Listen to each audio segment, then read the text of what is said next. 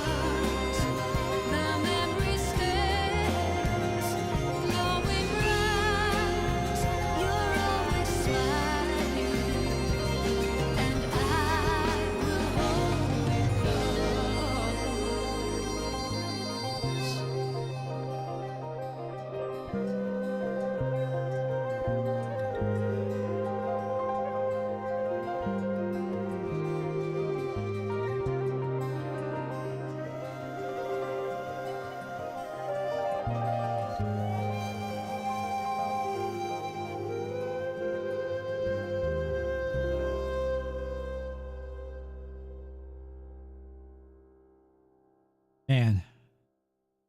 Man. Oh man. I don't know. I don't know what to think, man. I don't know how long today's stream is gonna be. Today could be like it could be a 4-hour stream. It could be a 12-hour stream. It could be another 20 hours. I feel like we're getting pretty close to the end of the story of Xenosaga episode 3, but I don't know. I don't remember what level we're at. What is the level? What is the average level you finish Xenosaga 3 at?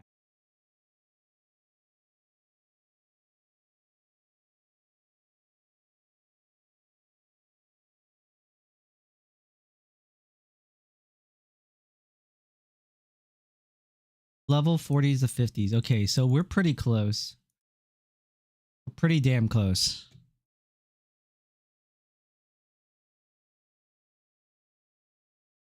Bro. I'm almost sad.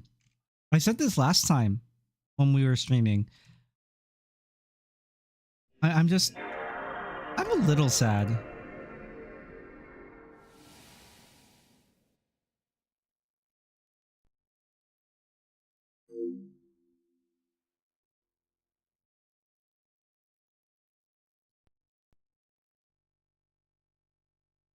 It's been a long time coming, man. I think I've been playing this series now for a month or something.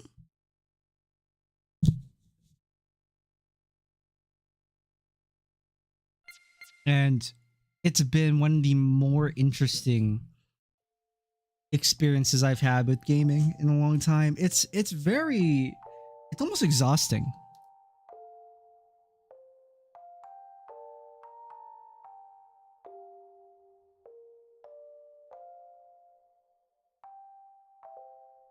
Lots of things I could also talk about frustrate me with the series, but I know that a lot of it became cut content because the game was reduced to 3 games from 6. So there's that. Also, like, the people who worked on 2 and 3 are not necessarily all the same people who worked on 1. 1 was insane.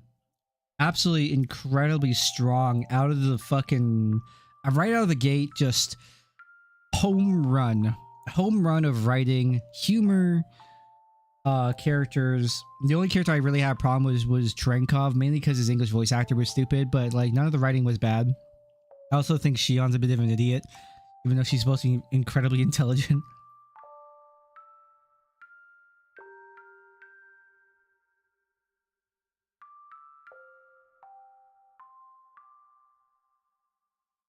But there are gripes here and there, and like the stronger key points of her character are important and they work.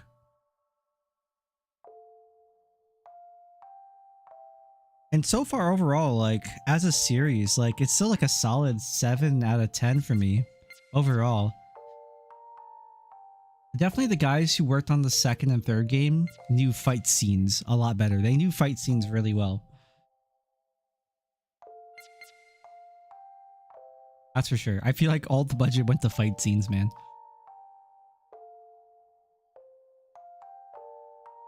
I wonder what the director of Xenosaga 2 and 3 went on to do.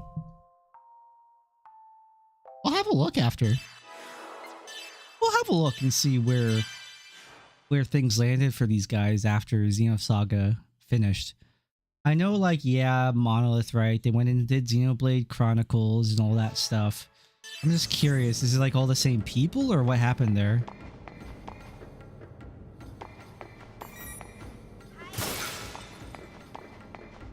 We saw some funny graphical glitches.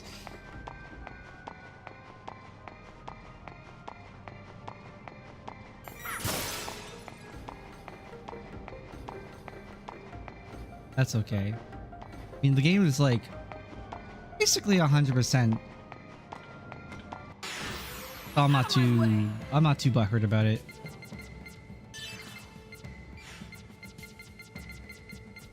And we also have a ton of really OP stuff that was really worth grinding for.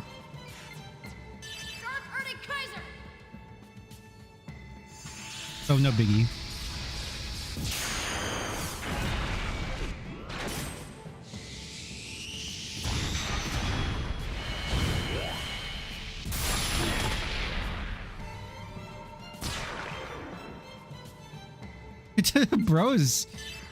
Bro is assuming the position. Yeah. Yeah, you. Is everyone alright? Oh yeah, I forgot. Cosmos also. She's now. Oh, well, her portrait updated too. She no longer has red eyes. She has blue eyes in her portrait too. That's cool. That's very cool. I'll draw the enemy away.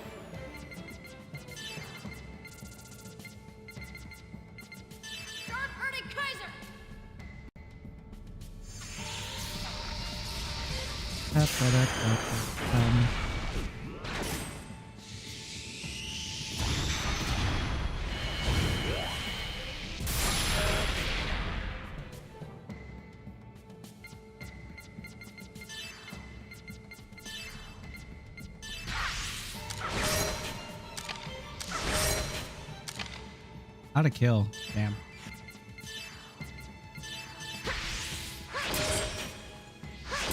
Oh. Damn. I mean, no, it's gonna die.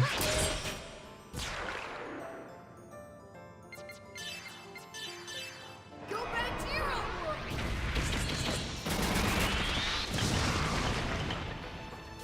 How much HP does this thing have? Oh my god, it's like 4k HP or something.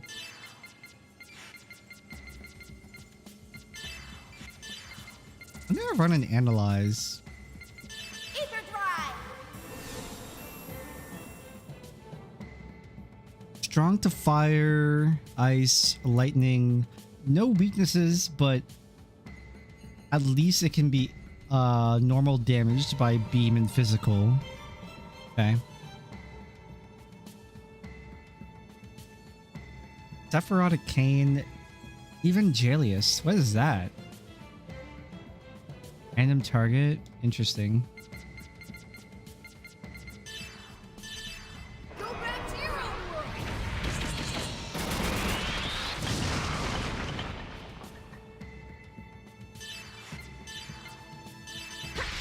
Attack. Oh, not dead. That's crazy. That's okay though. Ether drive. Can steal from it. Crystal of Spite. That's not what I wanted. Go back to your own world.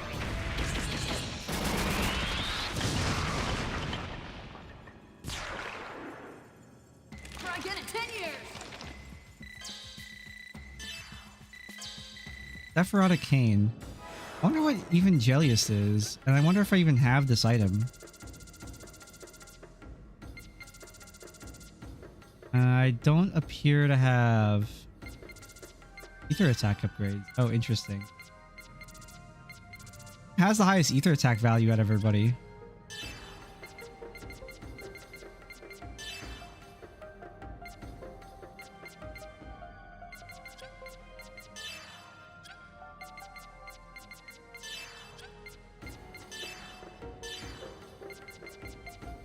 We could really grind out some SP here.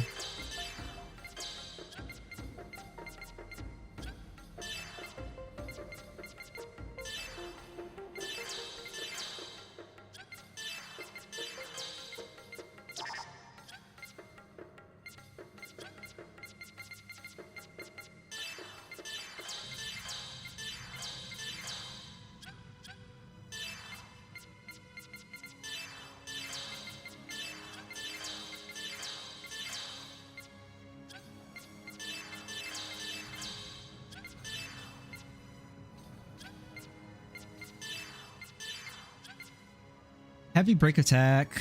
Oh yeah, absolutely. Or EP.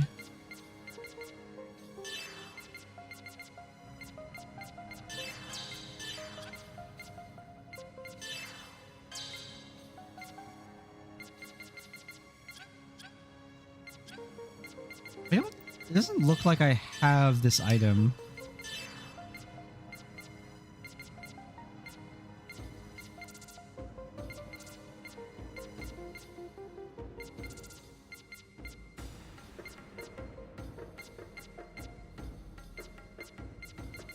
I think I'm going to lose the one.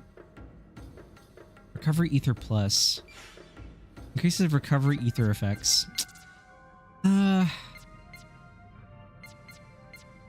No lie, I would have like the data display.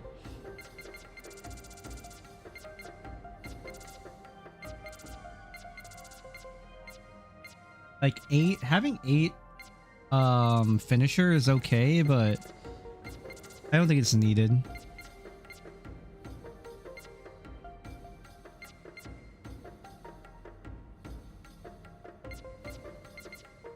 Wearing the universe right now? Cosmos.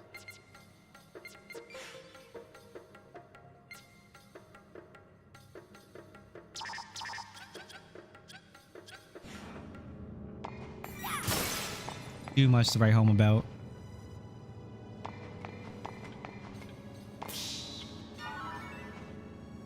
Emperor. What item is that? It's worse. It's worse than the Miyuki special. I think everything's worse than the Miyuki special, probably.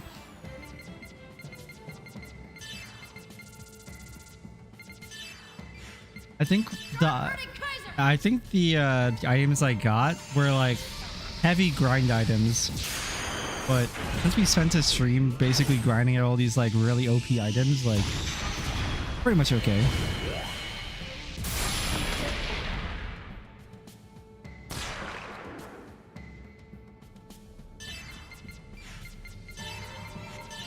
I wonder. Absorb. Oh, they all absorb beam. Oh, and they're all weak to fire. Interesting. I didn't even realize.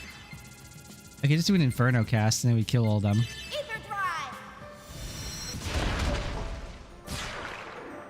Almost.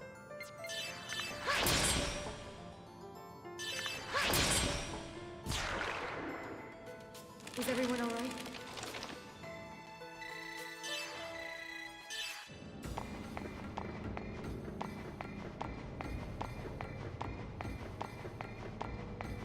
Blue Eyes Cosmos is killer. I can't explain it, man.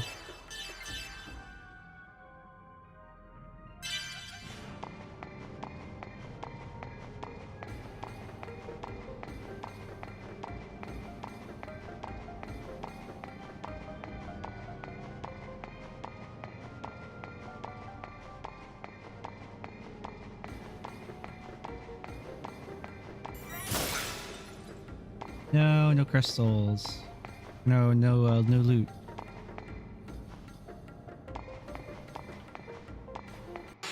Get in my way and you'll pay for it!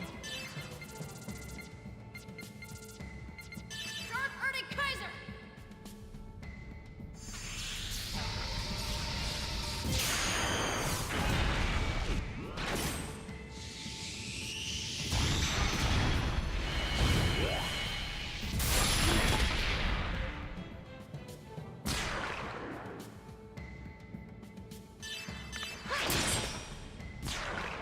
Open season.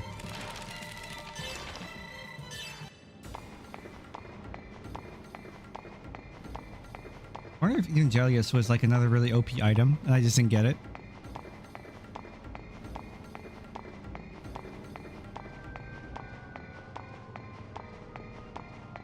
I don't know.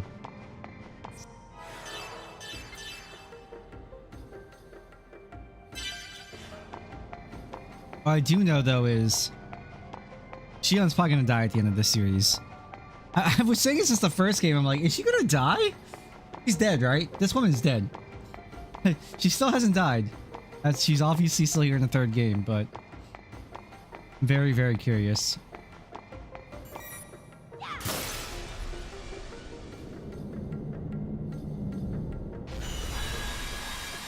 That's cool.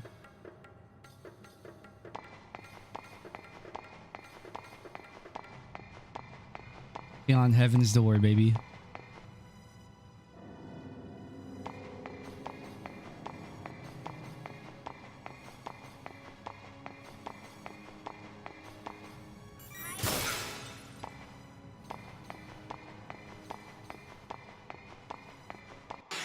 draw the enemy away. Start Ernie Kaiser! I should use... Wait, no, there is no physical or beam Kaiser. That doesn't matter. But I mainly just use Kaiser for the break, because it's just free. And we literally can't fight back.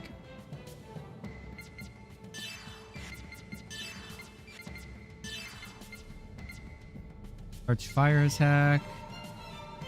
Beam steel boost. Be ready for this! Nice. Massive fire attack. I wonder if this still does good damage in this situation. No. No, it doesn't. It's pretty ass.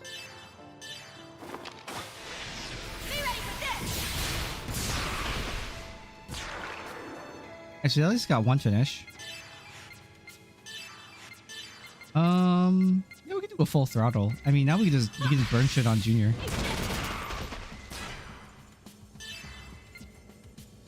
Oh, physicals.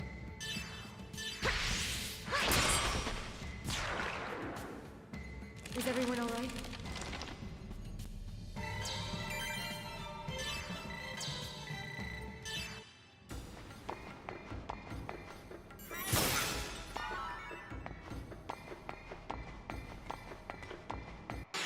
Here I go. Start Ernie Kaiser!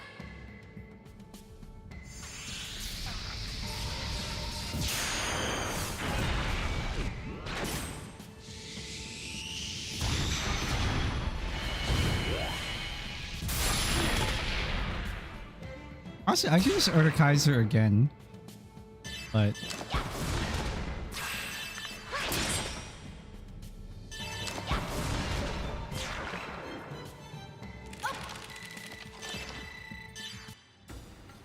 I just realized like the speed at which I'm kind of like doing these battles in at this point, like my menuing is kind of like my Persona 5 replay through I did a while back.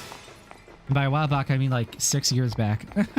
I replayed Persona 5, not Royal, obviously, the original Persona 5. I was doing a replay, like a New Game Plus or whatever. And I was just kind of like speedrunning everything because I just memorized all the enemies' like weaknesses. 5 stones. Half physical damage. Huh.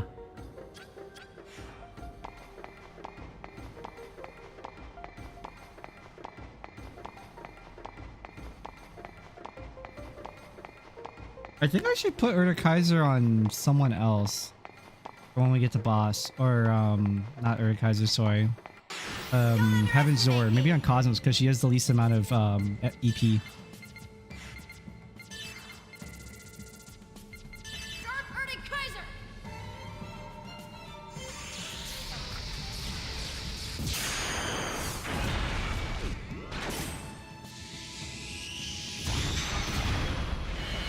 And just so that way she can continuously tech, because everyone else has really high EP stats in this roster I'm using.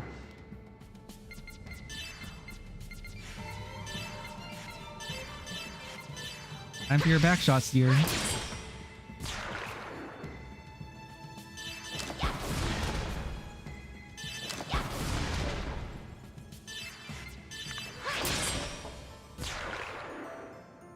Is everyone alright?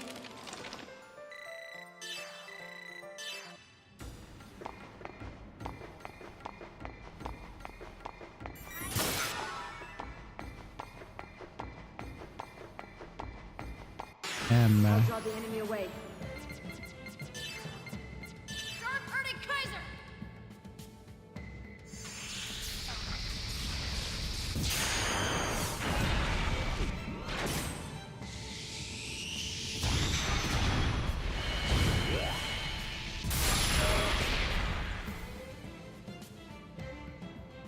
Broken.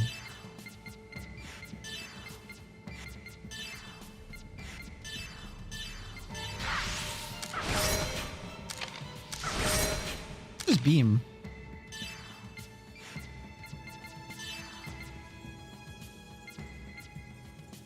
Single massive fire attack.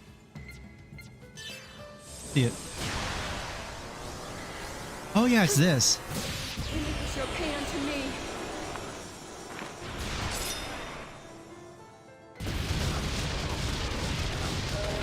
Sick.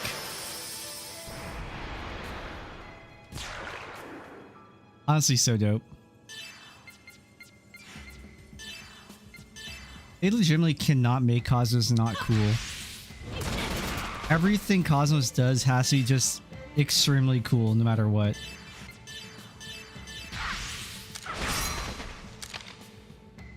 Pretty sure that's exactly what they said in like in the boardroom, the board meeting. So what do we do with Cosmos? I don't know. Make her hot and cool. No matter what you do, make her cool. Got it. Make awesome. Actually, it doesn't really matter.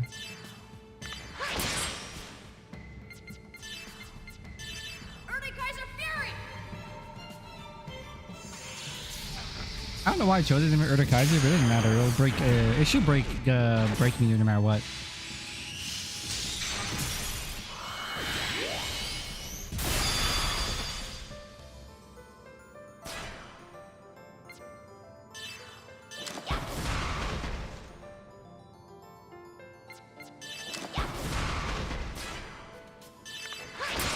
Hit the dummy until it dies.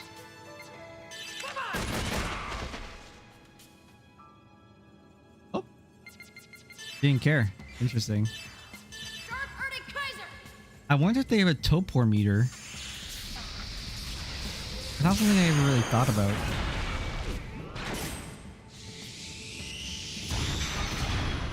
Doesn't matter. Broken literally forever. Does not get to play the game. Oh, you know what? I'm gonna try and steal again for the Evangelist. Rare Hunter. Let's do Rare Steal. Rare Hunter, dude. High chance of stealing an item from. Oh. High chance versus low chance. Crystal Spite. Damn.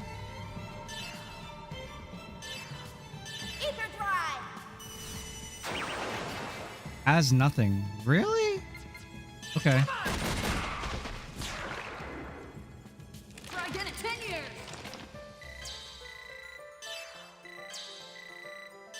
Evangelius must be a really rare item.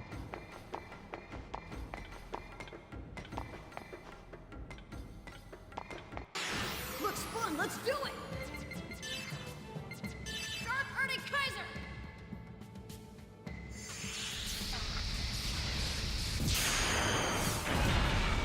I can't help myself, man. I need to clear every room.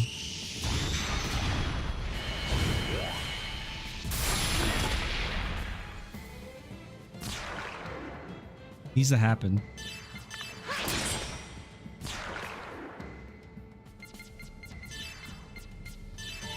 You won't get away!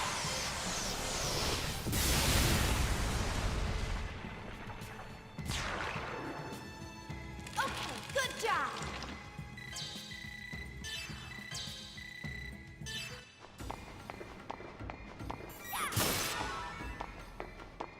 Hello. Get in my way and you'll pay for it! Dark Urda-Kaiser!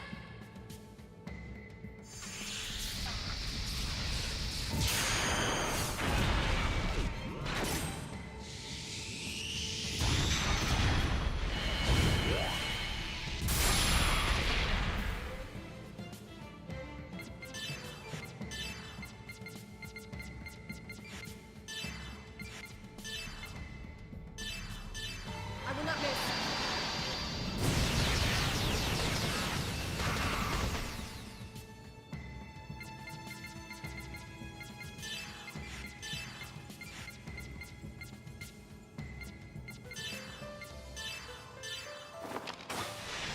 Be ready for this! Damage have they done to them now? Oh my god, like none. That's actually insane. You know what? We're gonna Urda-Kaiser them because, I mean, it costs one. Dark Urda-Kaiser! Everything costs one on Junior, so.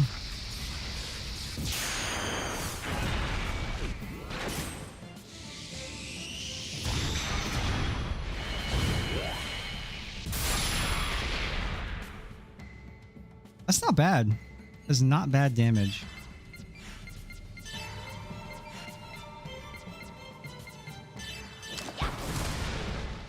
Oh wow, they guarded.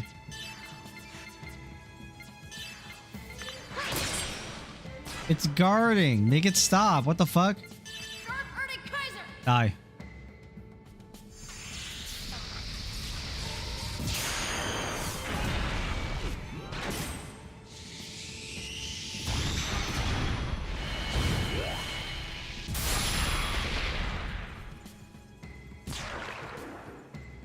Try again in 10 years.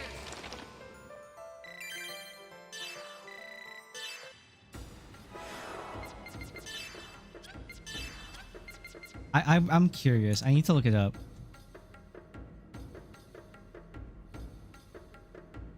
Item Evangelist. Xenosaga. A powerful rare item that is part of Xenosaga episode 3. It's a primary benefit that it increases the damage your characters deal to Gnosis by 100%, making it an invaluable item to equip to your party members. Oh. It's an item that gives double damage, essentially? That's crazy.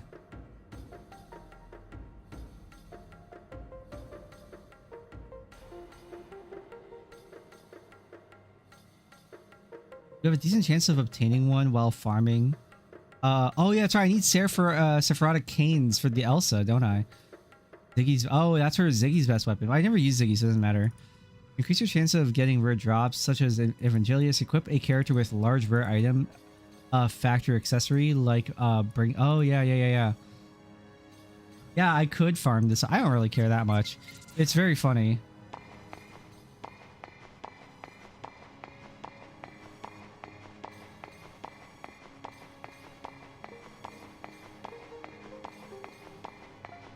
I say that and I could probably end up caring because this looks like the boss room up ahead.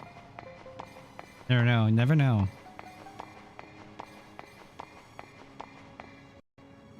We'll even be poggers and we'll hit the dank save state here. Be able to see the game here in a sec again.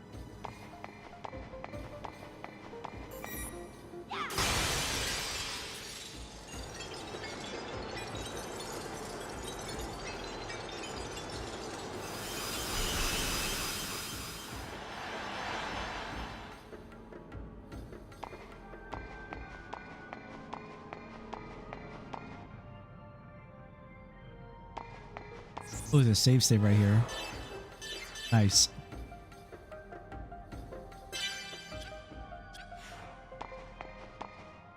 I don't think this is the end of the game because, like, we still know where Dr. Yuriev is, for example. We don't know if he's dead or not yet.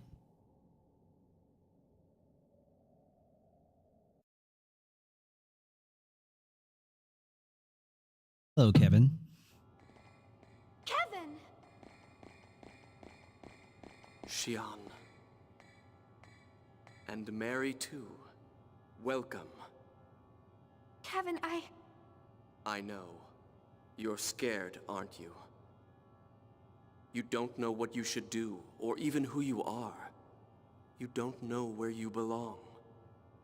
Bro, we really gonna let the guy who literally spawn camped you tell you what to do? You don't need to be afraid any longer. I'll give you those answers. Kevin. Oh my god, dude, come on. I once felt the same way as you do.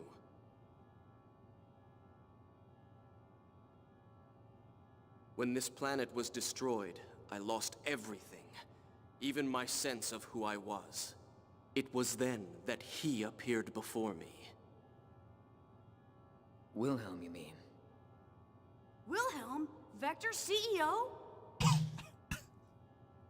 This is what he said to me.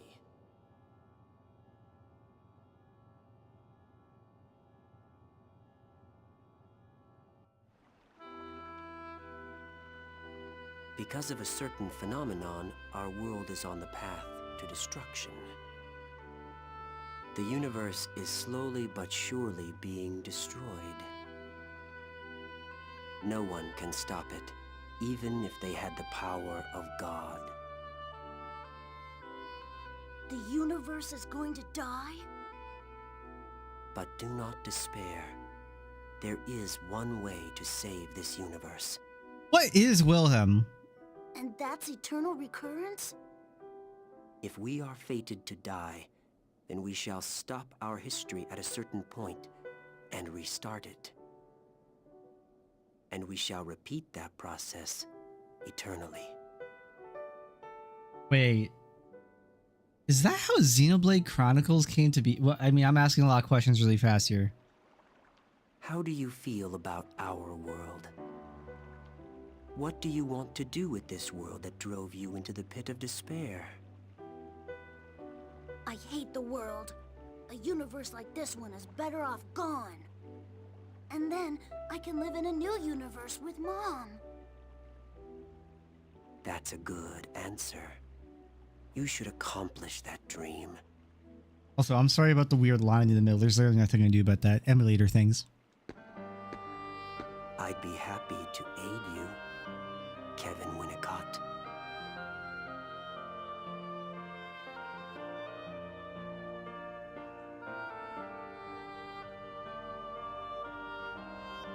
He'd been preparing for this since before the loss of Lost Jerusalem. Ormus, Vector, even the Federation all existed under his will. I fucking knew it! After Okay. that meeting, I joined the Zohar research team as Joachim Mizrahi's assistant to prepare for the day that would come. To awaken Mary Magdalene, I created Cosmos as her vessel. In it, I placed her consciousness, which had dissipated in the UMN, and entrusted her to you. So, everything went according to plan? I feel sick just hearing it. You heard him, Shion. He planned everything from the beginning. He was just using you as well. Yeah, no shit. Kevin, when you died, was that all just an act? No, it was real. I died on that day. In order to obtain power, it was necessary to cast aside my physical body. So he's basically like he's a Force Ghost, or he's like a nothing from Kingdom Hearts. I needed to deepen your bond with Cosmos for Mary's awakening by removing myself from your life. I can't believe it. You've got to be kidding me. Everything you've done has been a lie. You're the biggest con I've ever met.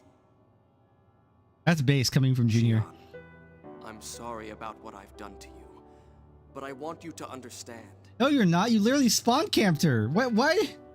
You were like 13, spawn camping an 8-year-old.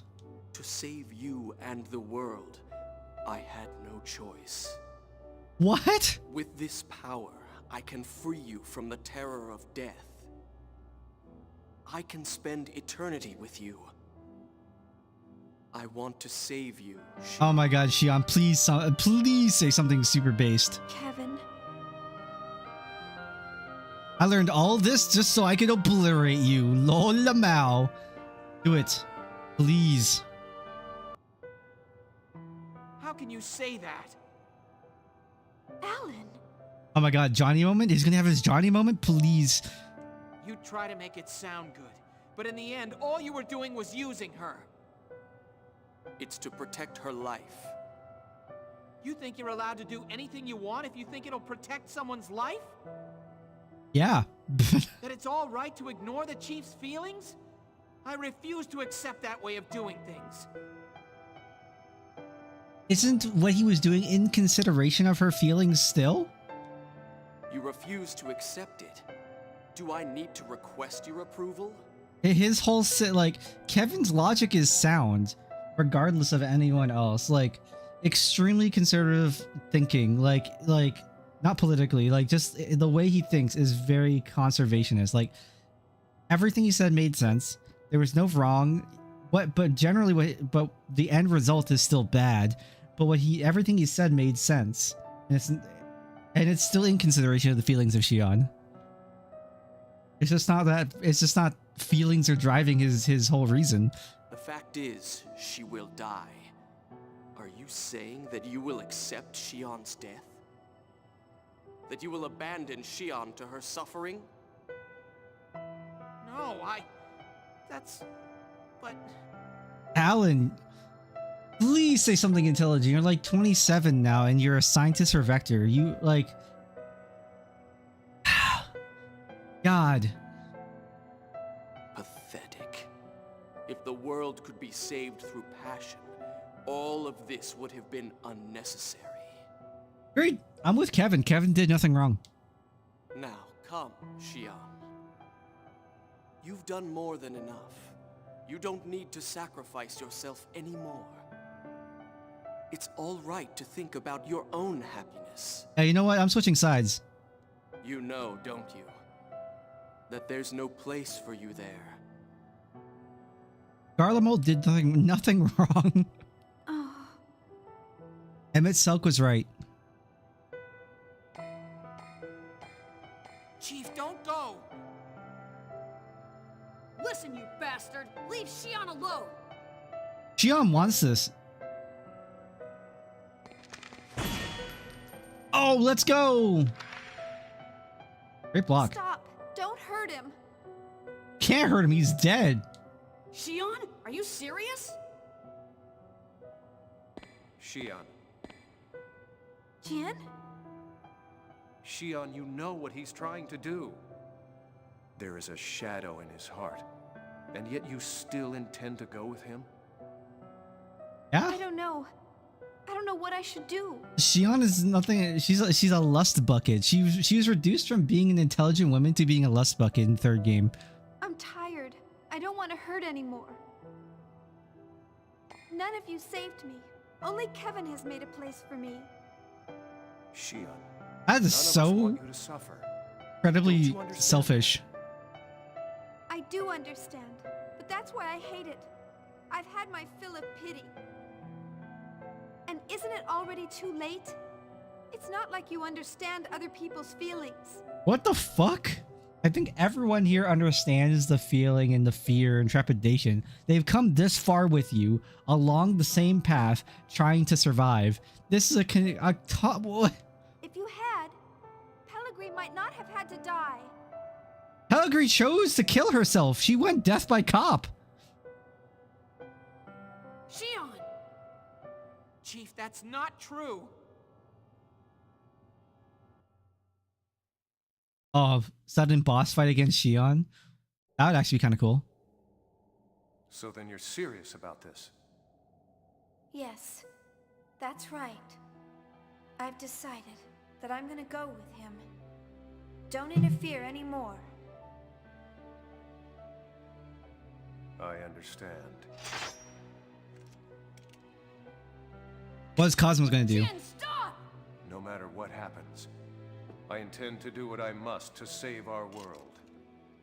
Make sure your decision reflects that. But, Jin... Xian, you've got to stop this! There's still time! I respect the fuck out of Jim for this decision. Please don't go.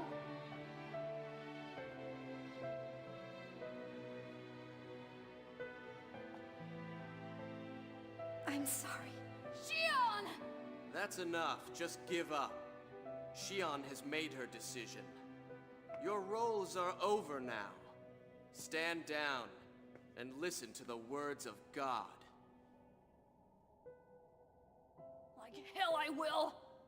Look, Xian, if that's what you're gonna do, I'm not holding back! I'm bringing you with us even if I have to beat you up! Whose side am I playing as though? Am I playing as Xian or am I playing as the rest of the crew? Oh shit, okay. Who do I choose here in this situation to fight? You know what? I'm beating up Xian. I'm so sick of her shit for the last 3 games. Oh, she has the items. Oh, this is gonna be scary because she has half EP.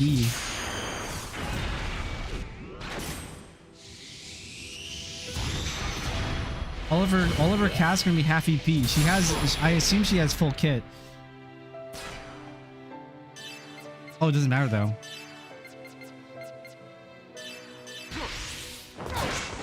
Yep. Oh, here's the question. Does she attack? I wonder.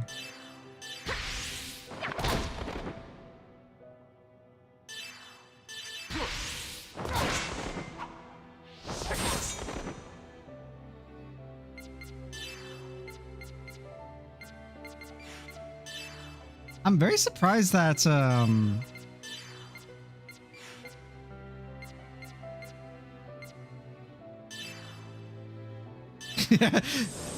very surprised that Cosmos attacks in this situation as well. It's your hand to me.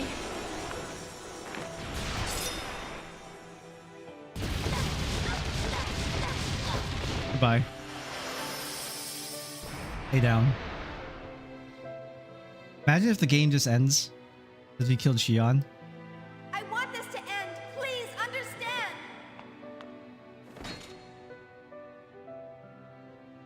Okay.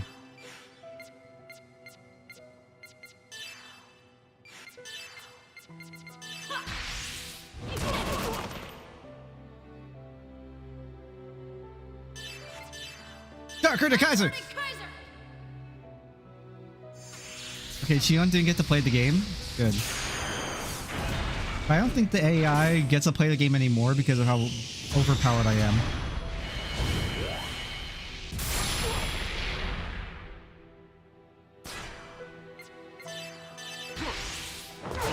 Kevin's squishy too.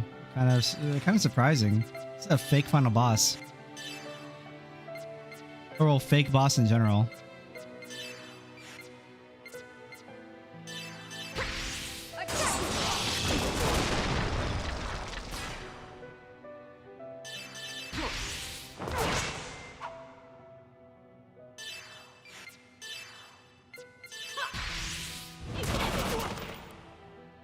I can run steel on them. Fuck.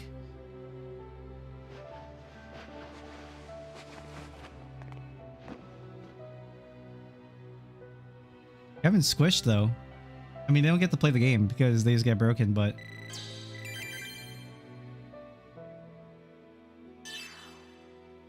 Union Ring.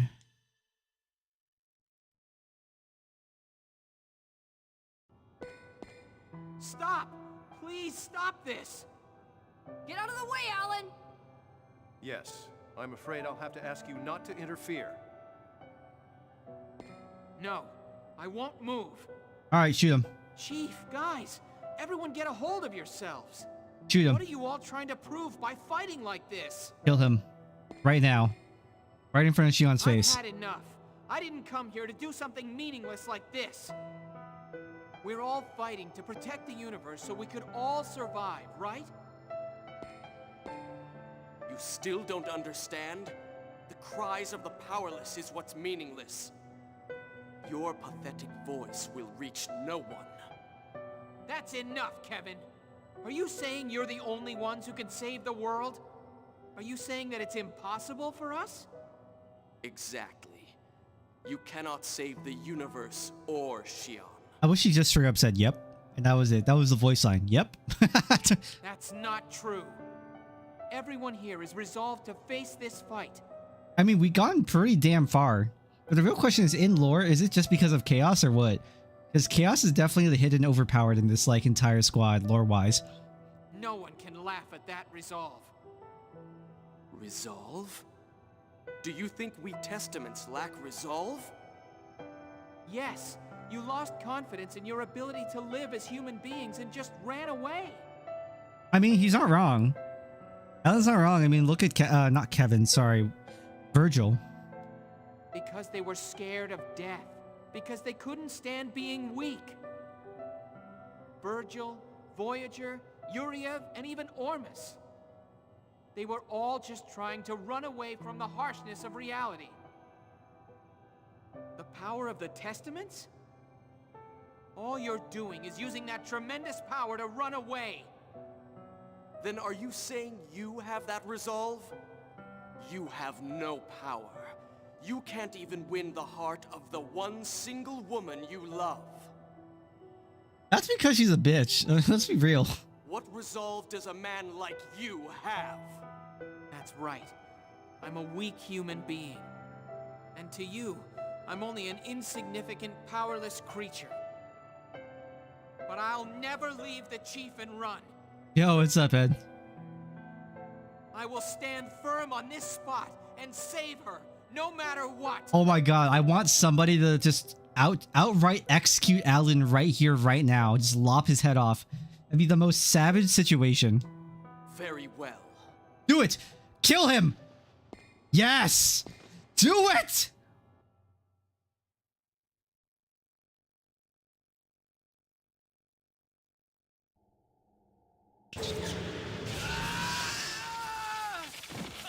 Yes! Oh my god, he's actually pretty strong if he survived that.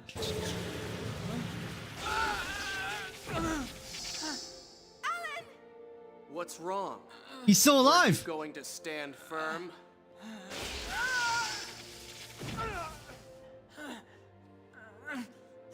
Alan's actually pretty strong if he can survive this. Dude, have your Johnny moment. Please have your Johnny moment. Look at you. You're pathetic. You think you can save Xion? Yeah, it really is Return of the Jedi.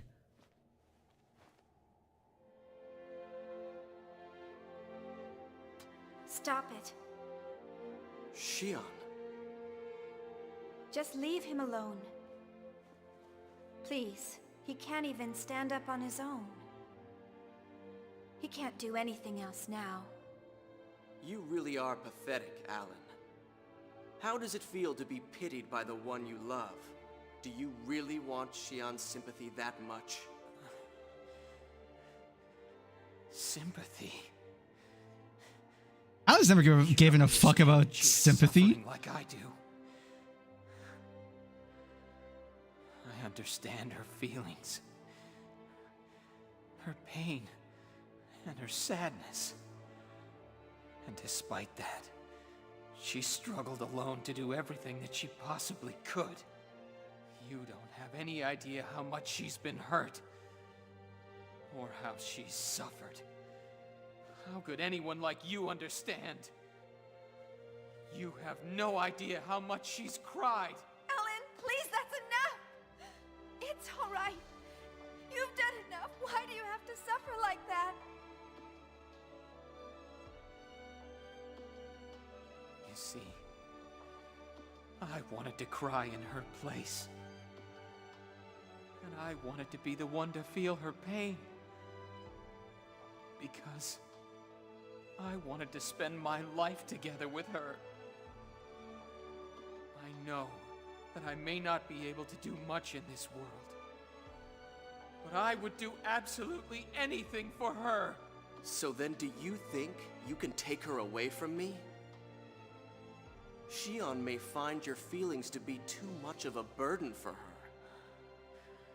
Even if that was the case, So what? the feelings I have won't ever change for her. Let's Like you go, said. Johnny moment. I'm a pathetic man. Johnny moment. All I could ever do was watch her from afar. But there's no way I would ever abandon her. I really want him to just pull out a Barrett 50 cal just out of nowhere and for dubs to fly from his back. I'm taking Xion back, no matter what happens. Let's go. All right then. I shall grant your wish.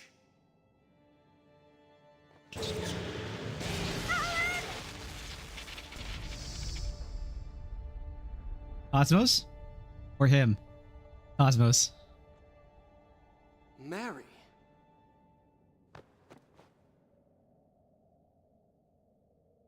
You're almost there, Alan. Cosmos. It's all right, Alan. I too understand your feelings. I can feel your pain. And I can also feel Xion's pain. Cosmos. But Let's go now, Alan. Let's go to Xion.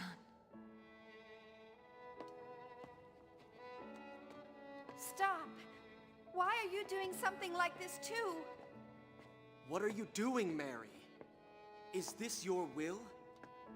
You know that will be defying Wilhelm. I Doesn't must give a protect fuck. Xion. No matter what, his will is irrelevant to me. Based. I see. Then you truly are a failure. Mary's consciousness changed inside you and awoke as something different. You're not the will of Mary as it should be. Xion, please tell me. Is this what you really want? Do you really want to betray everyone? Doesn't this make you sad?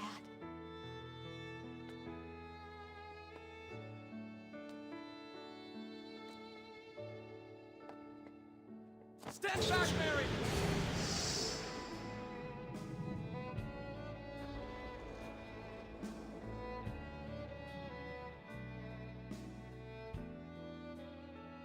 Kevin, all I ever wanted was to be with you, even if that meant that I was being used, even if I was being deceived. As long as I could be by your side, I thought it didn't matter. But now I know that's not true. It's wrong for me to sacrifice others for it. If I do that, if I run away into the past, all I'm doing is repeating the misery inside me. But Xion, what are you saying? I do love you. Dearly. I'm sure we would be happy together. There's nothing that I would want more. But I can't stand the idea of being the only one who finds happiness. If I can't share it with everyone, then there's no meaning to happiness. And I don't want to be alone anymore. Xion, no. Are you leaving me? You're a spawn camper, bro. And you're technically If dead. you force me to choose, I won't hesitate.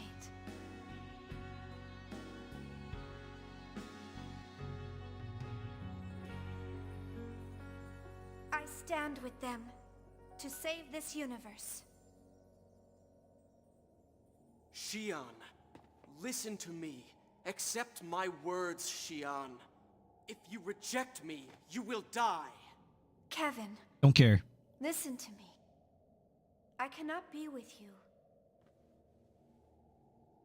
I am no longer your tool to play with. No! This is not haram! I see. But I will not hand you over voluntarily. Instead, I will eliminate those who confuse you. Oh, he's like fused with a Gnosis.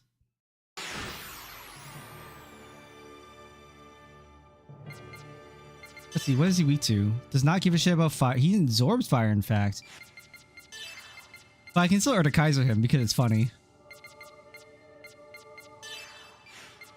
Urtikaiser! Yeah, it kind of does look like a Dark Knight. Black Knight, Dark Knight. I made that exact mistake in Final Fantasy XIV so many years ago. I used to call Dark Knight Black Knight. What's his break bar now? Xion, do my words not reach you? Kevin, I won't return to you anymore. Oh my god, his break meter is massive.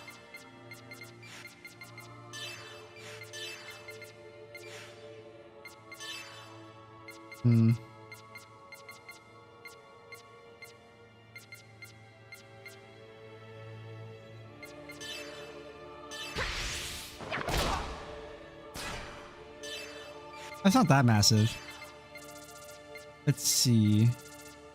Let's give an analyze. Paycheck ring, velvet pannier. 780 break. He has max EP. Okay, 52,000 HP. Okay.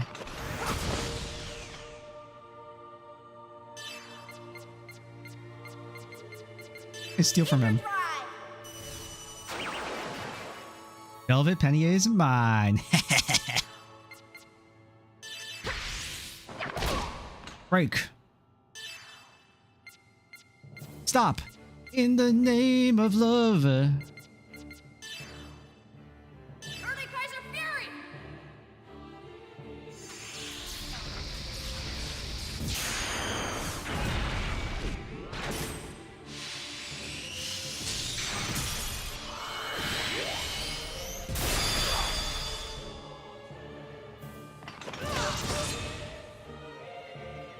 Dark Dignity, interesting name. Ba-da-bop, ba-da-ba-ba-ba.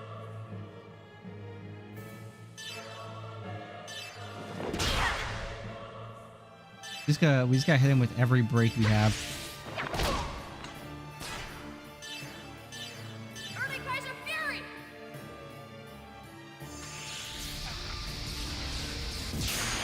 I think the game's probably gonna, well, it says random, but I imagine the game's probably gonna try and focus Junior because Junior is the only one who can really break him pretty quickly.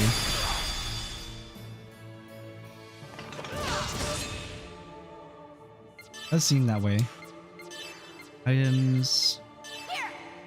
Team kit.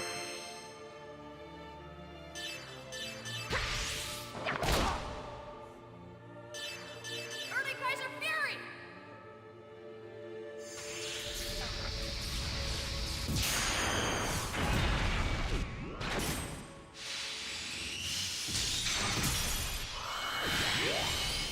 Yes, over. Impossible! Nandata!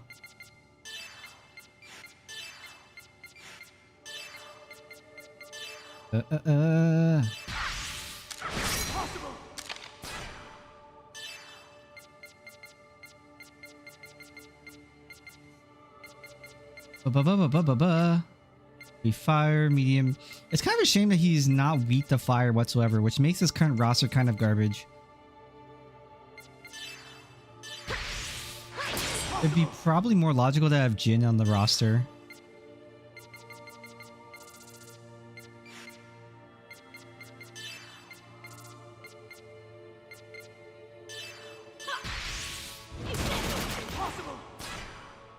No, you can definitely swap them out.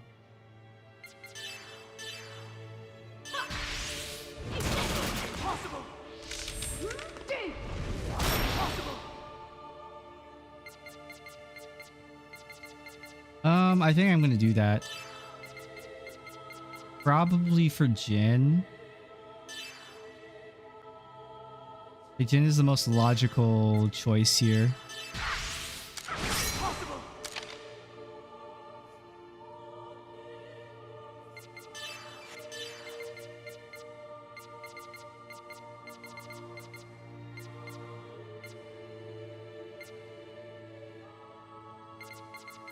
Problem is that he doesn't have really break attacks at all.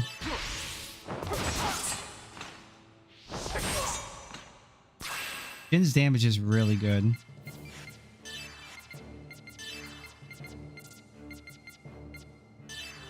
Early Kaiser Fury!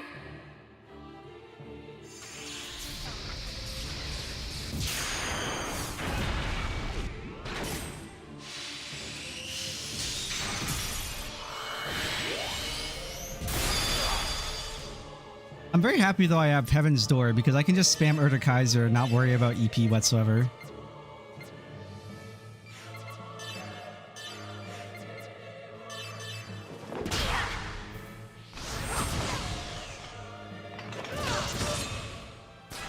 An empty life is more terrifying than death.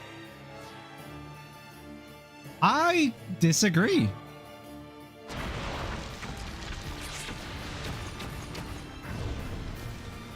He's preparing for a big hit too. I just guard here, I guess. Junior might still go down, even on guard. We'll see. Oh my god.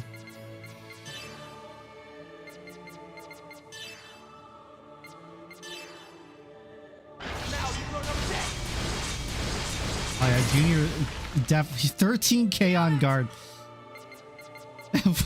Oh, okay, I guess.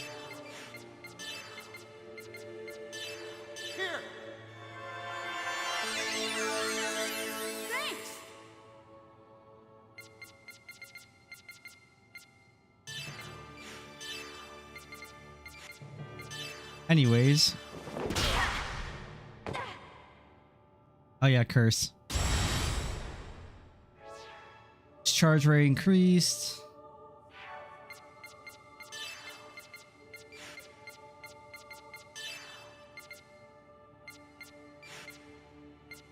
Need a heal. You have a million items, so it really doesn't matter. Like, I'm not worried at all about dying. Here!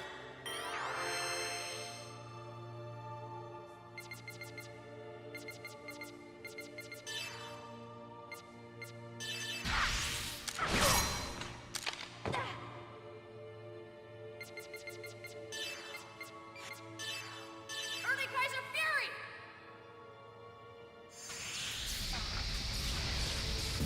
Yeah, there's a lot, like, a lot of the, like, Disc 2 bosses have, like, just an ability that will just kill your characters no matter what.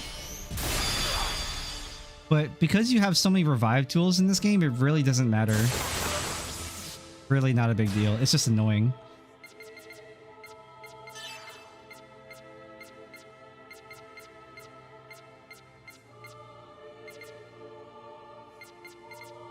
No, let's give him a bounce down.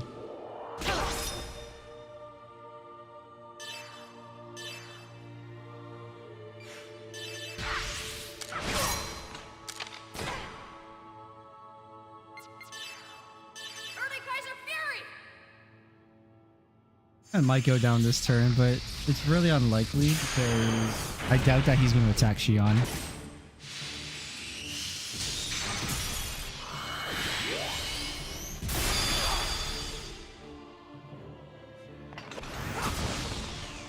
Lol.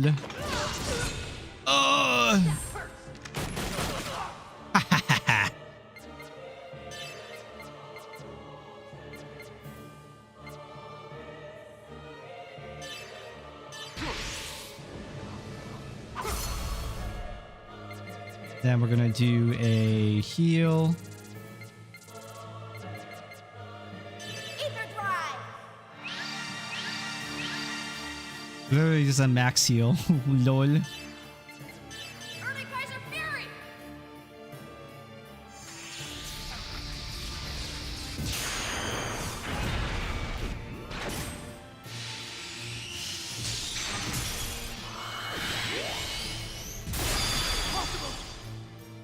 Easy.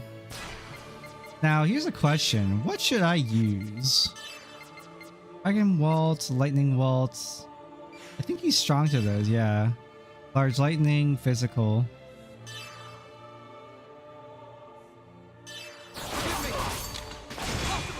Nice. Pretty solid damage.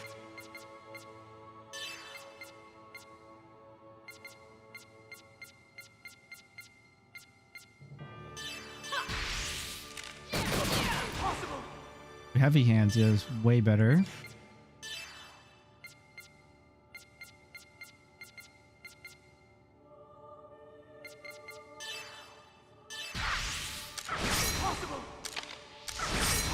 Nice.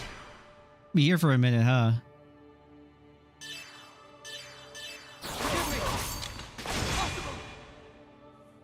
That's some pretty good damage, man.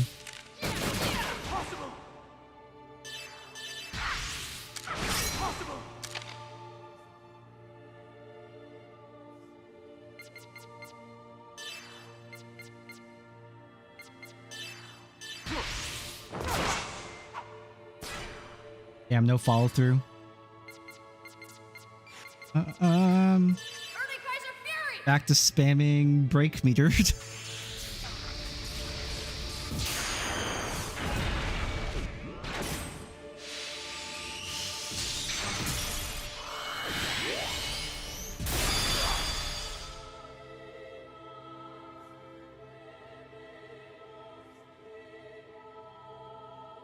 Ugh.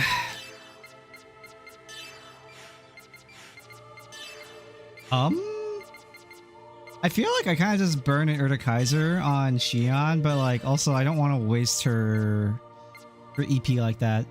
I just don't think it's worth it.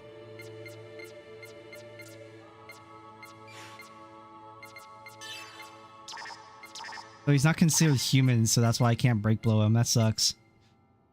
This would be really good to your Fallen Eagle.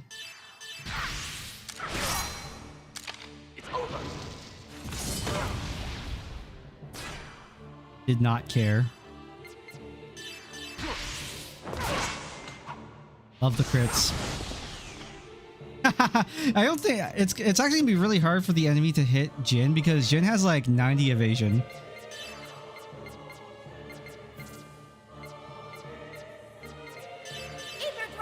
Yeah, it's like cool, I guess. Like my characters are pretty like pretty high spec right now because we did side content. Like if I played this game and did no side content, I would not be able to spam Kaiser this much.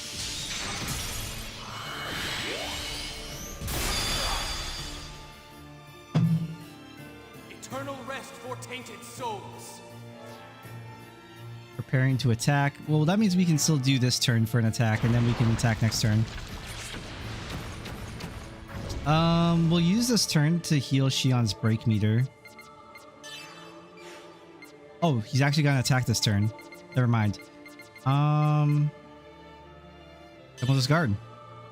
We'll just guard with everyone at full HP and see how it goes.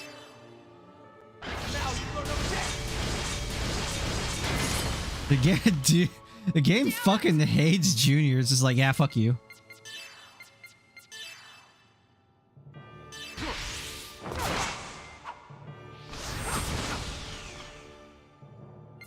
Here's this guy. Yeah, it looks like it says pure damage. Just do a revert. A big deal. Thanks. I should do a revert medium because it doesn't even matter. Heaven's Tracker. Critical hits now guaranteed. Oh, wow.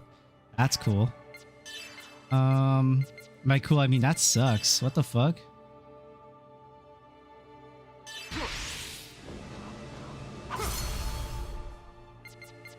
Ether. Do a break heal.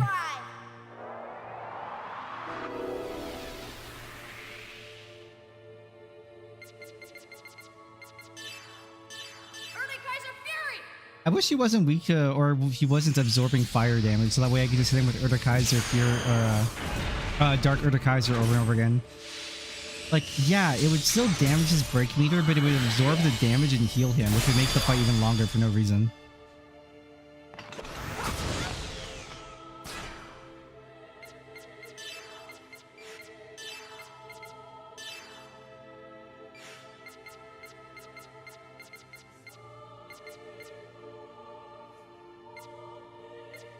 Is he considered? No, he's still biological. He's just not human. It'd be interesting if he was considered Gnosis at this point. Stop. Leave the woman alone. It doesn't even matter that you just stop her from casting.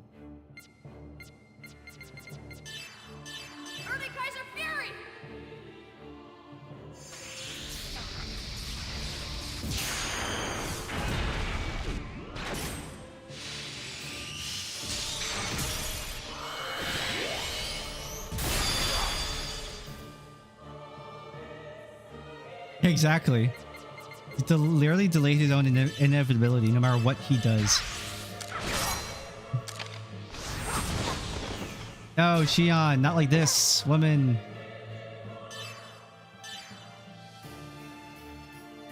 You know, we'll heal her because she's obviously going to get attacked again. We'll give her an item.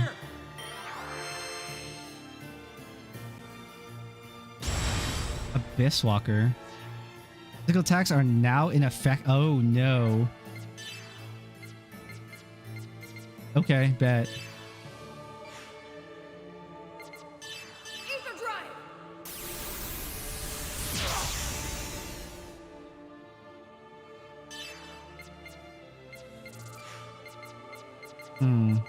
In that case, who do I bring out? I think I bring out Chaos or Momo. I think no, I think I bring out Momo because she's like a resident caster. Like the first time Momo's been in the fight the entire game.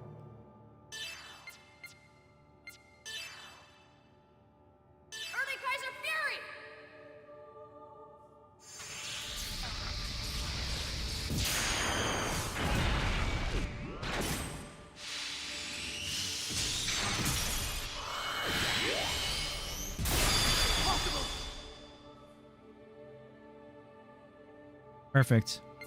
All according to Keikaku.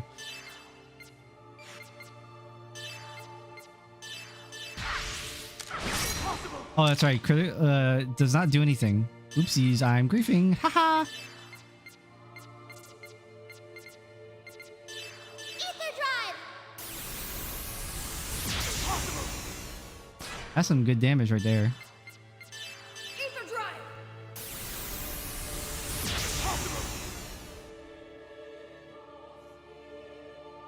Oh, he did not care though. Ether drive. That's fine. We will beam him to death. And he will like it. Ooh, but she can't use ether right now. I have a cleanse or something. Items that can cleanse. Disengage an enemy's status support. He doesn't have any right now. Cleansers.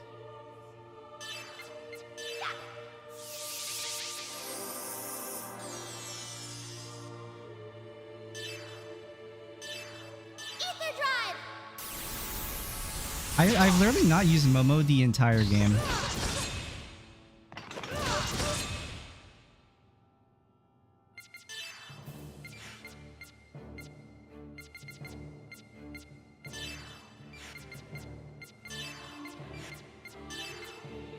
I mean, this will be enough. I feel like I just cast at this point. Like, he's low enough.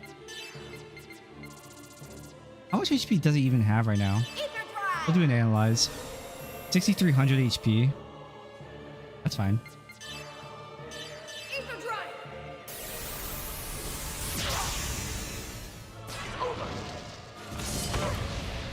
Damn. Almost a squad wipe. That's crazy.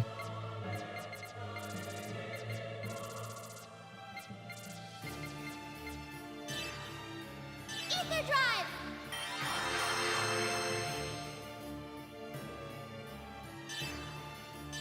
Ether drive.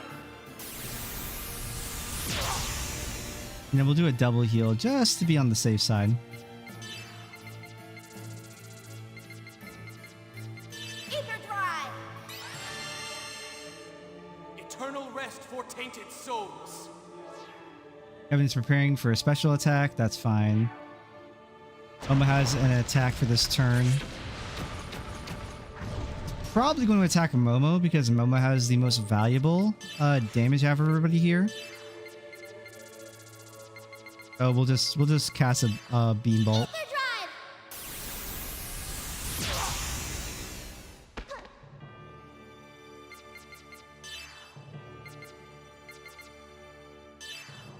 I feel like I still at least Erdekaiser just so that way we can like break neither him a bit.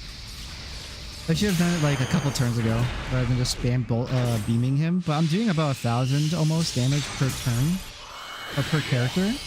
But he's almost down. Oh, that crit's really good. He's really low now. We've done about like another 3k to him, so too bad.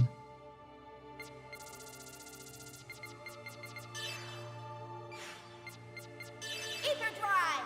And everyone in this guy current party are casters. Goodbye, Junior. Again. I thought he was gonna go for Momo. He went for fucking Junior. Increase abilities. Oh. Large Ice Ether attack. Lightning attack. That's cool. I didn't know she had that. That would have been really nice to use, huh? Oops. Why does he hate Junior so much? Use this.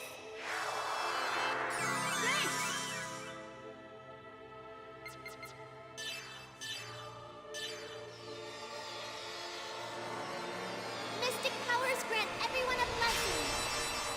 That's new. I was totally expecting to say Mystic Powers grant me a miracle as a harken back to the first game.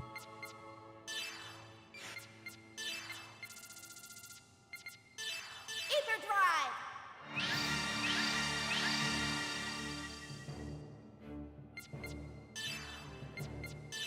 Erdekaiser Fury.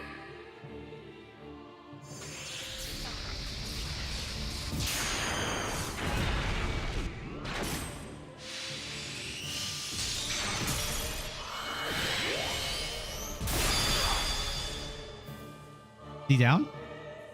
Oh, not yet. Almost though. What's his break meter at? It doesn't matter. It's not worth it. Beam him. GG. We should have hit him just for the extra little bonus, but it doesn't matter. Xion, come back to me!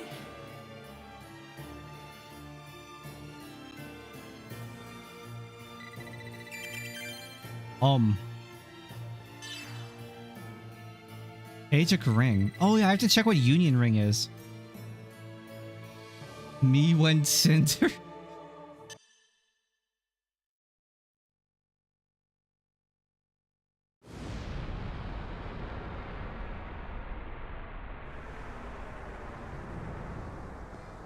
No, I swiped left when I meant to swipe right.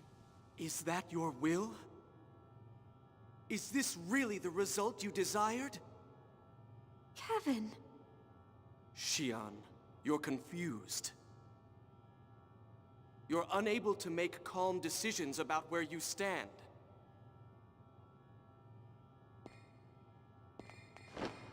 Please stop. I don't want to fight you. Xion, I don't want to hurt you either. Why can't you understand my feelings? Stand down, Kevin Winnicott. Time's up. Wilhelm. It seems I expected too much from you, Kevin. Oh, is he about to die in front of us?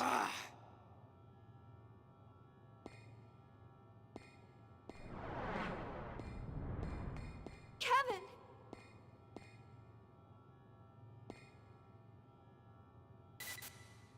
Also, you know what's funny is that Chaos has still not come into relevancy through 3 whole games. He's literally the most mysterious character in the entire game. We've, like, as the audience have heard his name a total of 2 times, Yeshua. One at the end of Xenosaga Episode 2, and then, like, once at some point in this game. I can't remember when.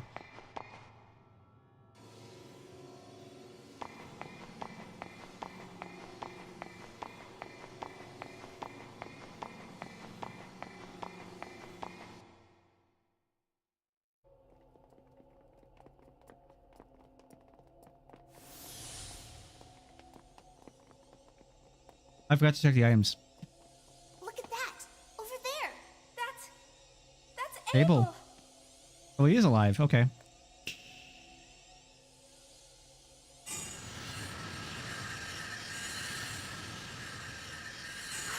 Our ESs! Impossible.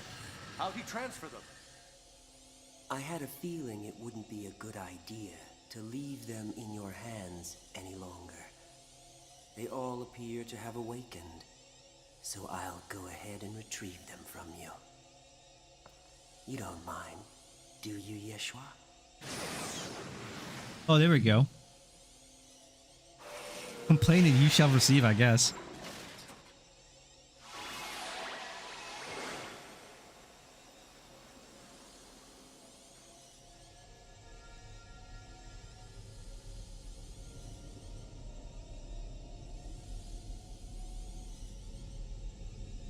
Well, I mean, is Yeshua slash Chaos irrelevant in the Xenoblade games? Or is it a completely different character?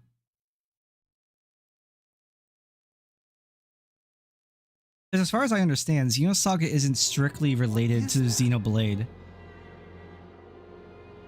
They just share the similar themes. I mean, I'll know for sure once I get to the end of this game, but... Does Xenoblade Chronicles even have any like real strong themes of religion in it? What the hell is that? Licensing? Yeah, that would make sense. But I mean, like the symbology of the Zohar, which is like a really core element of the Xeno game since Xenogears. The Zohar exists as an emblematic symbol on a lot of things in Xenoblade as well. For example, it's the crest on Pyra's chest. That thing. That's Zarathustra?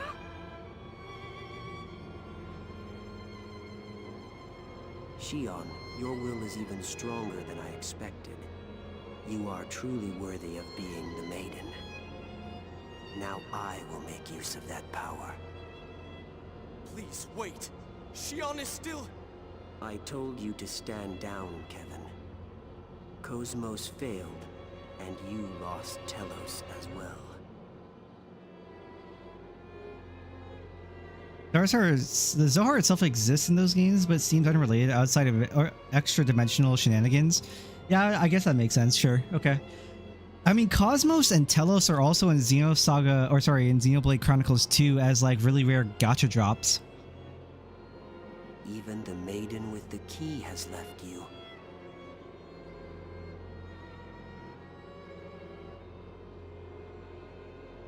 However, in recent times, all the games are linked according to Xenoblade Chronicles X Remastered, including Xenogears and Xenosaga, or only Xenoblade, only specifically Xenoblade and Xeno Chronicles X. It's not Sony Squeenix ones, so not Xenogears and not Xenosaga. Yeah.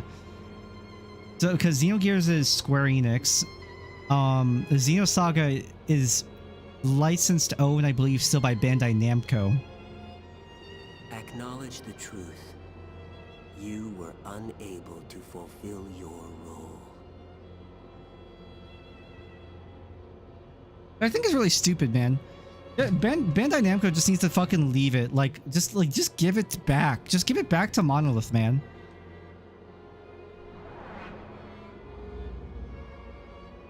You're Wilhelm? What is Vector's CEO doing here? Junior shows up in Tekken. That would be honestly pretty funny.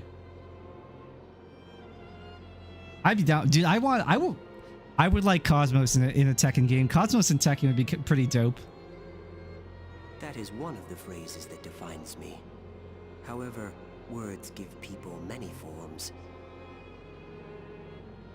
Vector's CEO, head of Hyams, Ormus Patriarch, the Federation Executive Committee Director. All of those are nothing more than phrases that define me.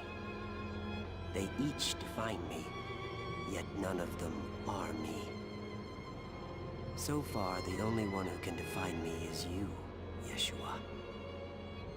Oh, is this Udu's physical form? Now, Xion, I'd like to start Zarathustra with the key you hold. I have no intention of doing that. I expected you to say that. You foolishly chose your death over restoring your time with Kevin. The preciousness of limited life, the beauty of death. You're intoxicated by that narcissism. He's not wrong. It's such an incredibly human choice. But unfortunately, your life doesn't matter to me at this point. All I need is your power as the Maiden, the Key, and Mary. Are you perhaps bewildered? Zarathustra is one of the systems created by people in ancient times. It was used to ascend to the realm of God. I'm also just sad that, like, Xenosaga really did get reduced to 6 games from 3. Or, sorry, got reduced to 3 games from 6. It was orchestrated by Mary, and its power source was you. Right, Yeshua? But it didn't turn out the way they expected. God did not permit mankind's actions. So in order to prevent the destruction of the universe, I bestowed upon it a certain role. That's right, Yeshua. The destruction you will bring. Is Wilhelm... Are they going to define Wilhelm as Judas? Chaos? Who are you? Everything that makes up this universe is connected by the collective subconscious. Redoing everything from nothing by acting upon that collective subconscious. And sending everything into the flow of imaginary time.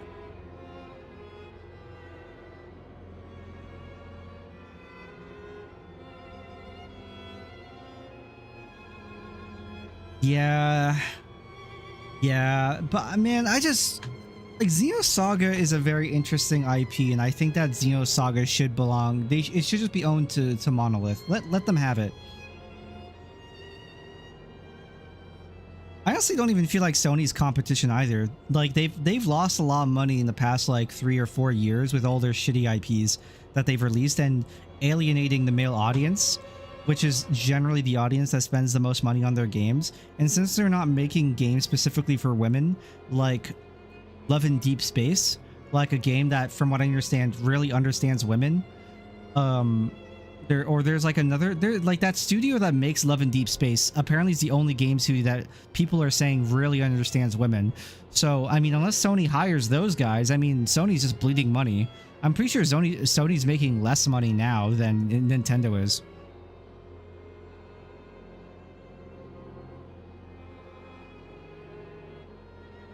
This is the role I gave to the Eternal Circle, Zarathustra. Udu is God himself. The two Ables exist as Udu's observational terminals for this lower domain. There's two Ables? Who's the second one? Is Wilhelm the second Abel? Like, it's just Cain and Abel kind of thing? In order to assure the continuation of our world, we must seal them away. Who's the other Abel? We will cover the eyes of God, remove his influence from this world, and effect the recurrence of wills through Zarathustra. And that is precisely the reason why I exist. Xion, you are the maiden. When you use your key, Mary can lead the wills from throughout the entire universe to Zarathustra. Okay, there's a few different options here for endings that this could happen, and one of them leads to Xenoblade and Xenoblade and Xenochronicles, or sorry, Xenoblade Chronicles and Xenoblade Chronicles X.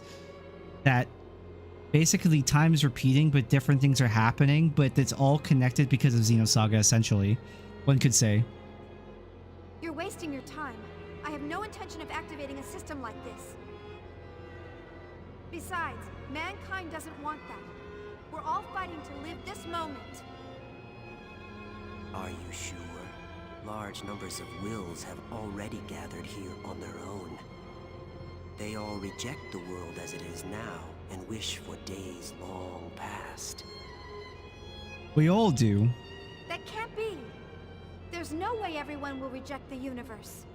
It's an extremely strong emotion, but to discount the continuation of it would be ridiculous. The Gnosis. The Gnosis, well, the Gnosis were once human.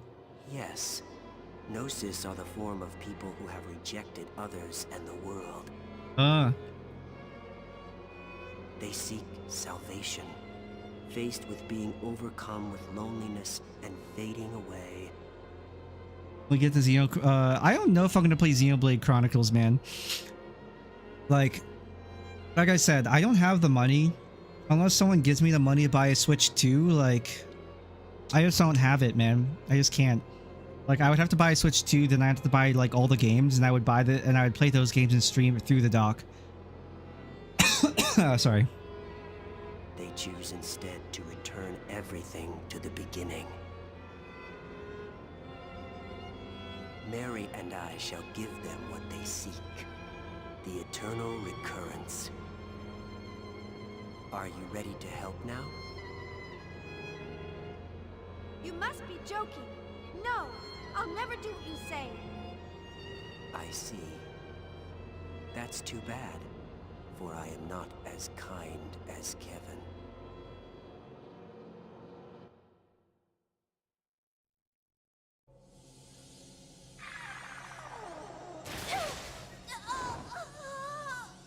Xion!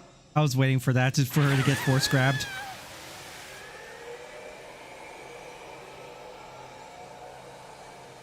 Stop it! What are you doing to her?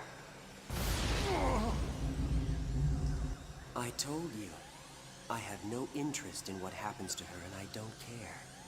Based. I only need her desire to use the key, even if I have to force her.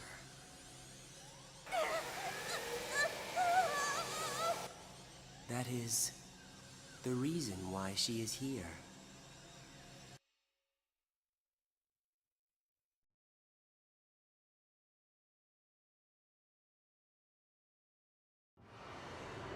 Stubborn, aren't we? How long can you stand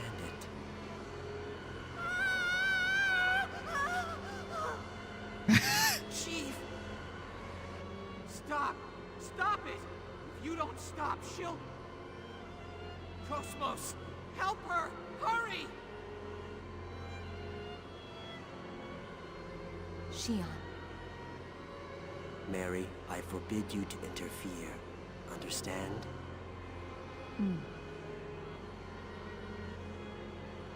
Cosmos! Aw. What's wrong? Hurry! I thought she said earlier that she doesn't care what Wilhelm says, so what's going on here? You're wasting your breath. Mary understands what must be done to save this universe.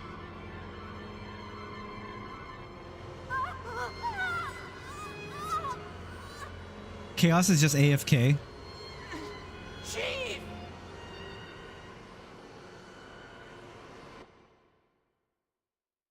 Like Chaos is just T-posing in the corner.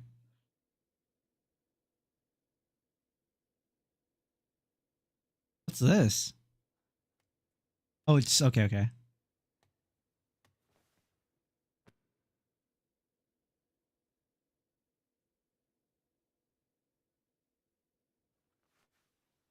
Hello, Kevin. It's all right, Xion. Kevin! Are you there? Help me. Please. Kevin. Is it gonna grab him and jump into the abyss with him? It's literally just gonna be episode 6 of Star Wars.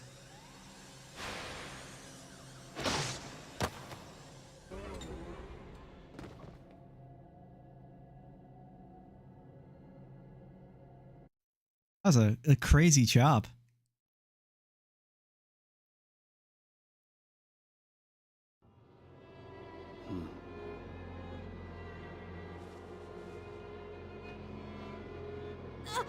What's up, Chapin? Kevin! Kevin, are you satisfied now? Yeah, I was expecting him to grab him and just jump into the abyss with him or something. Why act surprised? Everything has occurred as expected, including your act of betrayal. I knew you were going to do that! You knew? Of course. What you seek is not order for the universe, but only for your own personal desire. An eternal world for the two people in love. That's right. I have no attachment to this world. But I cannot lose Xion. What about his mom? For love? Ridiculous. That has no value. Spoken like a true Redditor.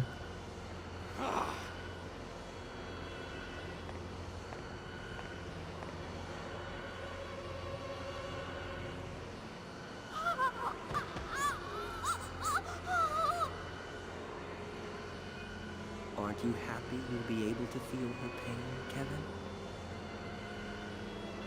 Now, Xion, have you changed your mind? No! Honestly. Stubborn, aren't you? Then how about this? Mary, bring Xion here. What's wrong? Xion will continue to suffer eternally, not permitted to die. You're the only one who can release her from her pain. No, Cosmos! Don't do what he says! Are you sure, Mary? You don't want to lose Xion, do you?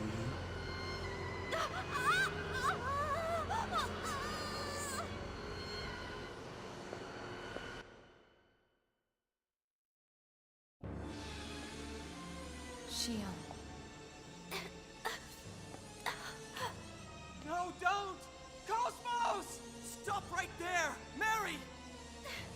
No, stop!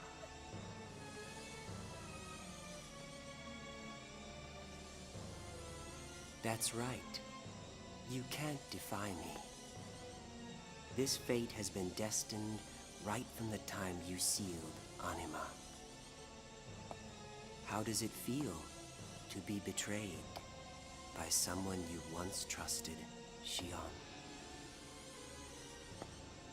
In order to save you, Mary intends to ignore your will and activate Zarathustra. They literally can't do that to Cosmos. Cosmos is just too badass. She's gonna do something incredibly stupid.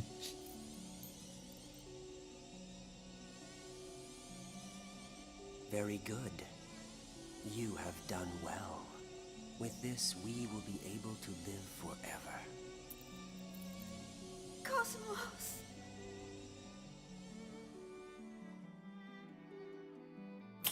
Yes! What are you doing? I knew it! Mary.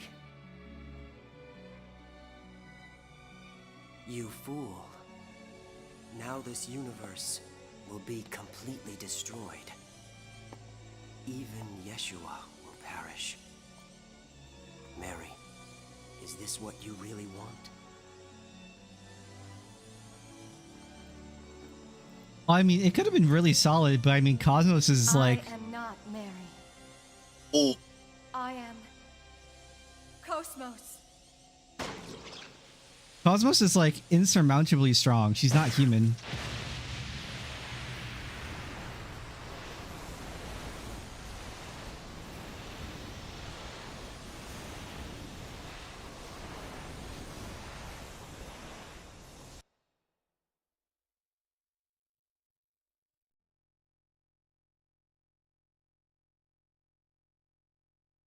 Yeah, old school MK. Like MK3. Let's end this, Wilhelm. Oh? Are you going to use yourself as a shield to protect her? Kevin! We've been rejected by this world and by them. Humans. Mere humans are rejecting me? Impossible.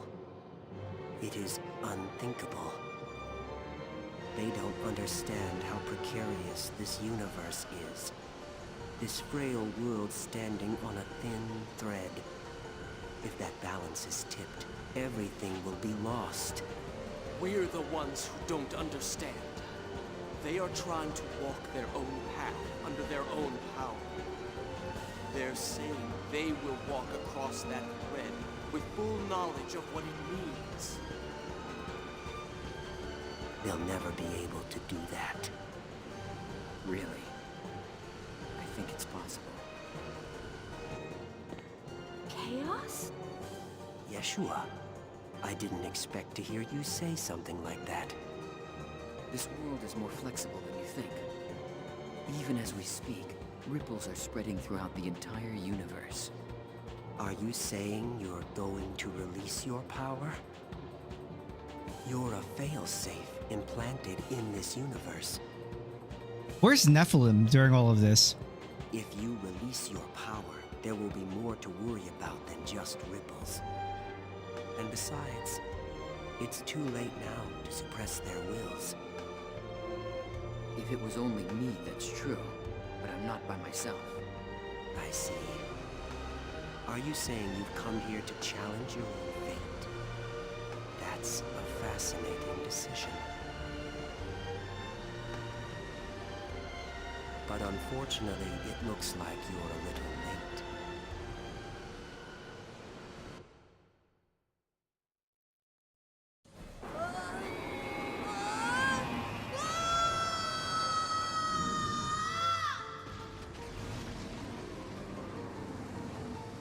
What's happening?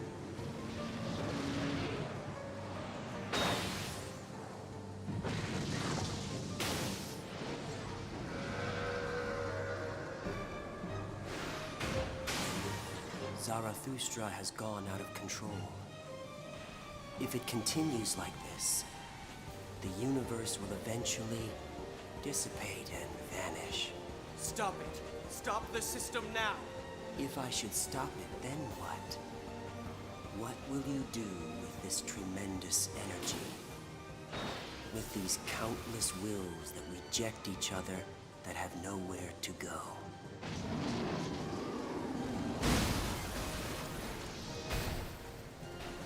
Are you implying that you know how to heal them? The world can only be returned to the beginning. Come, Mary. Help us guide them into the past. There is no other way for us to save this world.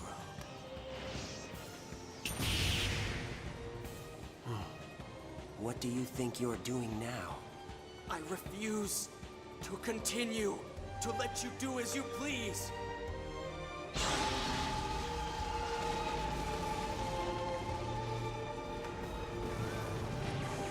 How foolish of you. Kevin, don't you know that your body will perish from this world if you continue to do that? I won't be the only one. You will perish as well, Wilhelm. So, you do this with full knowledge. No, Kevin! Xion! I'm suppressing the system's energy. Hurry! You must destroy Zarathustra! But Kevin, you... Don't worry about me. Concentrate on the system. This won't mean anything if you don't stop it. Xion. It's true, he's right. The future isn't set in stone. With the power of your wills, you can shape it into the future you desire.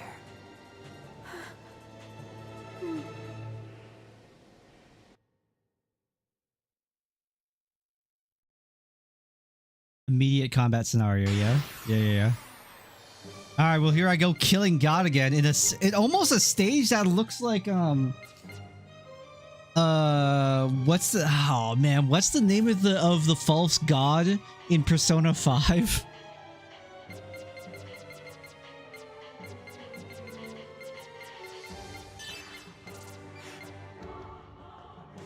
I believe that was also a god of entropy, no?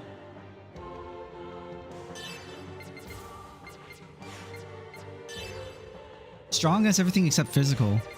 Damn.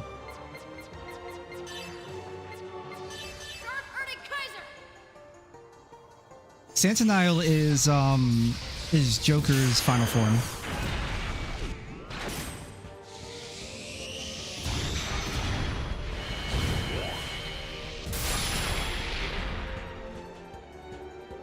With a really fucking badass Smith & Wesson 5000 or 500, whatever the fucking long boy barrel is.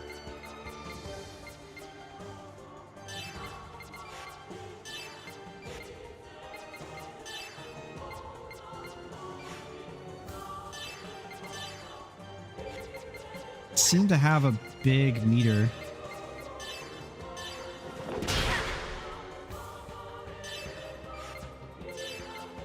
I think I'm gonna keep this kind of roster for healing.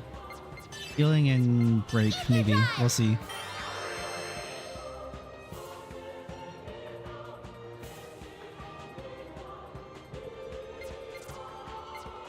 Yeah, I can't remember it either. I think it starts with a P. I don't know if Jess remembers or not. We streamed and played Persona 5 together like 4 years ago now, or 3 years ago. Unfortunately, all of our Persona 5 and 4 playthroughs got deleted because I saved them on Twitch and I never brought them over to YouTube.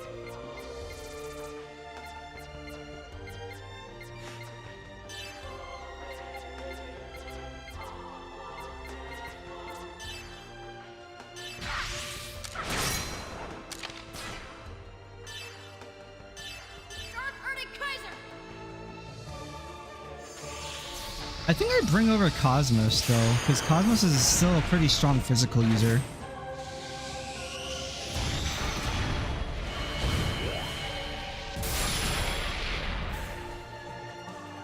I can't remember much of Persona 4. I remember the music well. Like I remember hearing Heartbreak constantly, because that was like almost like the idol song essentially throughout the entire game whenever you're going from place to place. The world music.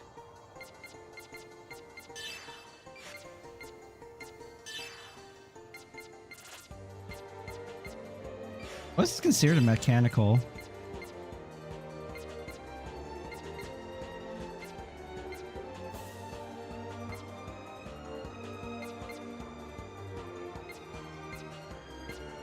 I don't really have a...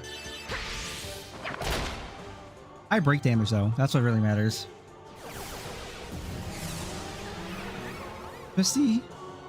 S-guard. Okay, can't guard, I guess. Whatever. Not a big deal.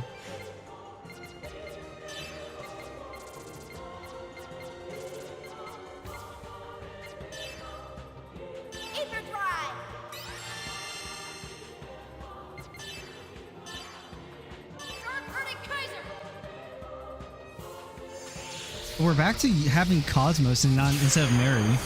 So no more blue eyes.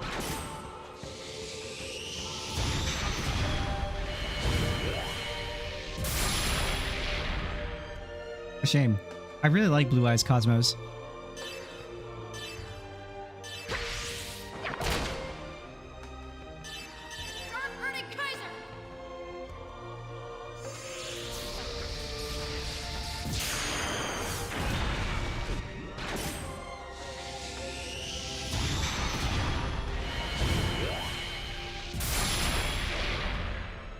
Massive.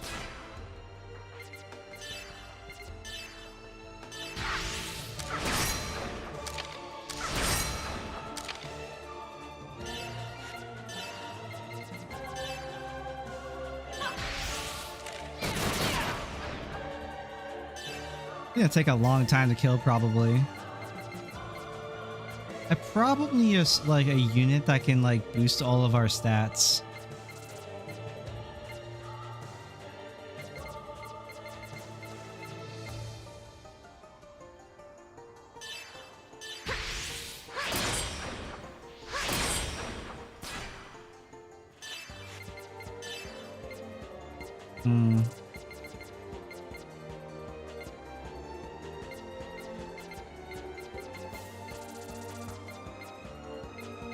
Well, since we should just disable like beyond break meter.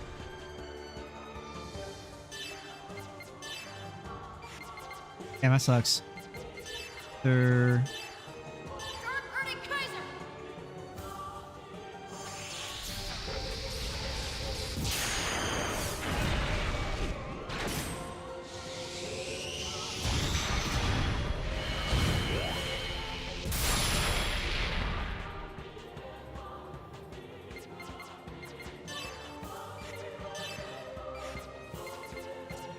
items. Here.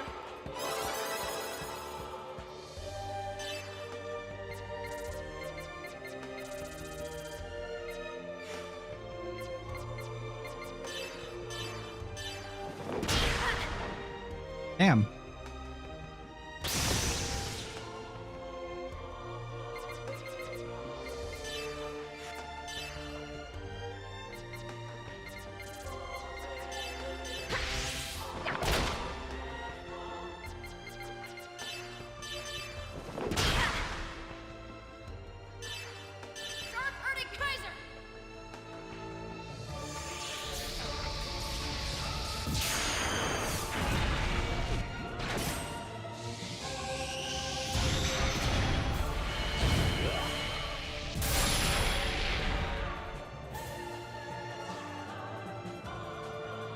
Essential core.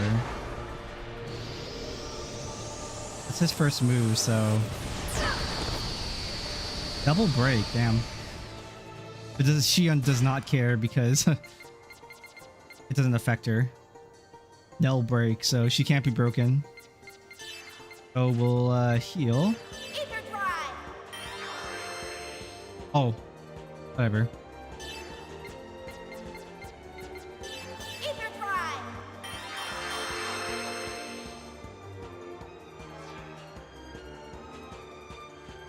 Xenosaga Shusha has begun.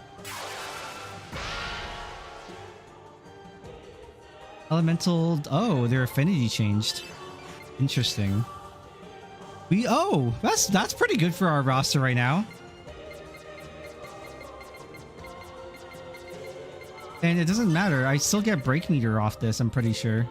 Even if I do 0 damage, it doesn't matter. Break meter is break meter.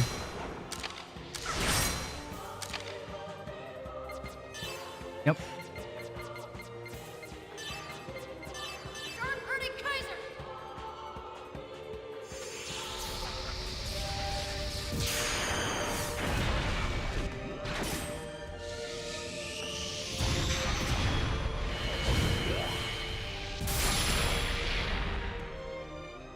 Big.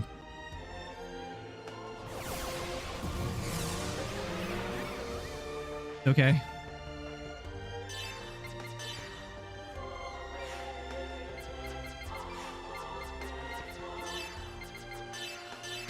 Break his break.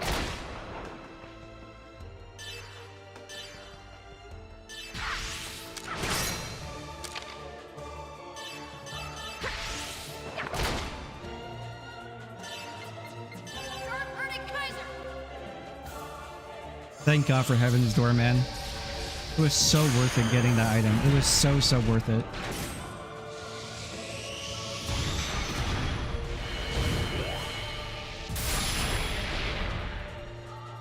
Massive, huge, gigantic. He's weak to fire and beam right now, so... Bolt.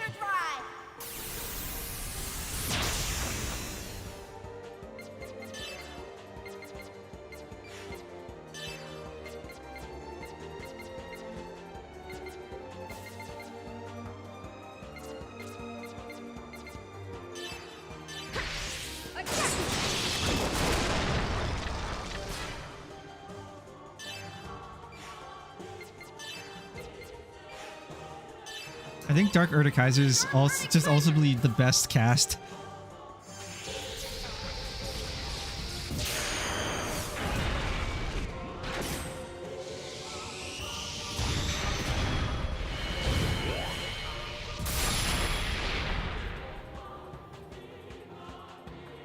Perfect.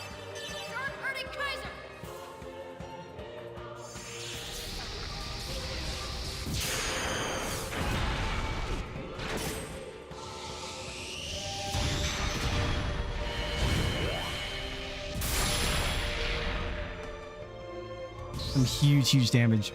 Zarathustra's arms regenerate. Issue.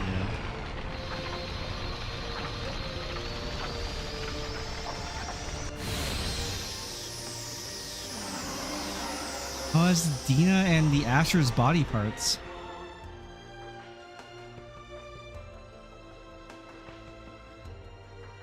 Oh, it has like a bunch of different body parts. Zarathustra center, it has the Asher left, it has the Dina right, it has the Zeberlin right leg, and the Reuben's left leg.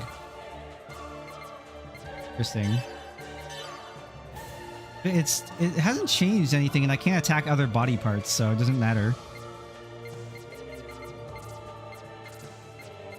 It's a Kit Bash god.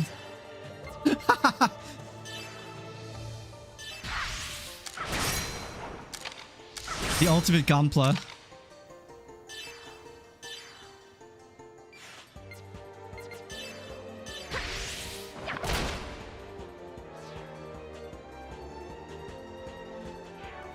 Order grew. Okay, Zarathustra order new grow. Fences elemental shift. Okay. What did it shift to? Physical, ice, lightning. That's still good.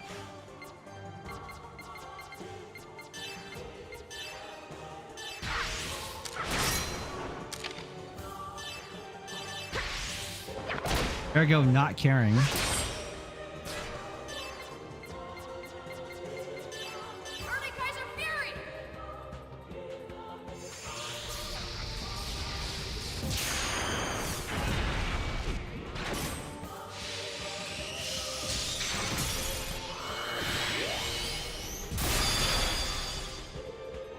Urtikaiser is the closest thing to a Persona cast we have in this game.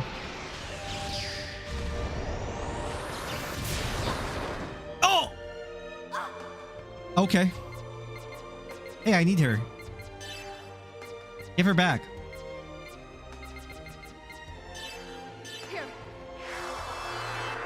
I'm just getting started. Urtikaiser Fury!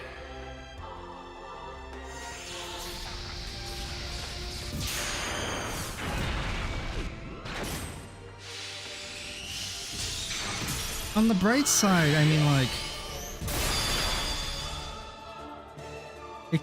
all these enemies only have one-shots of one unit, not multiple. Oh, that's bad.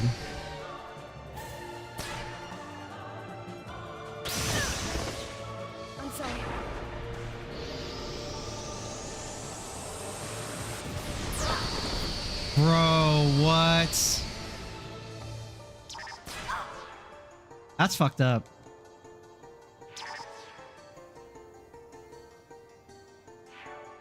Okay, that's fine. Items.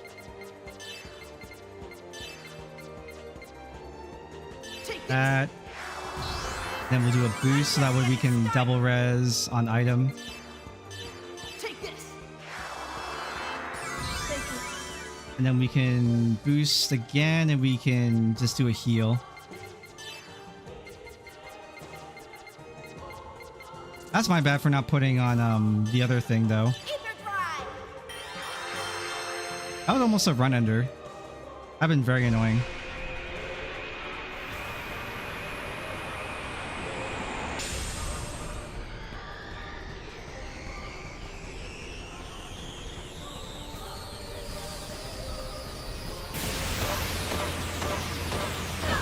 What?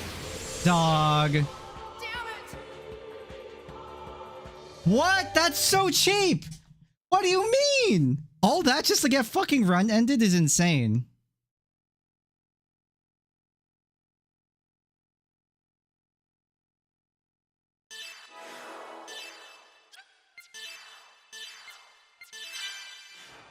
Okay, at least we saved in like a good spot. Wait, did I boss? I don't remember when I saved, to be honest. Oh my god, it was so long ago. Wait, that's actually so cursed.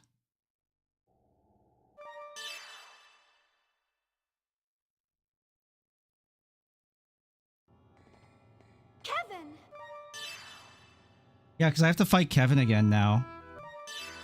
I have to do all of this. This is so fucked.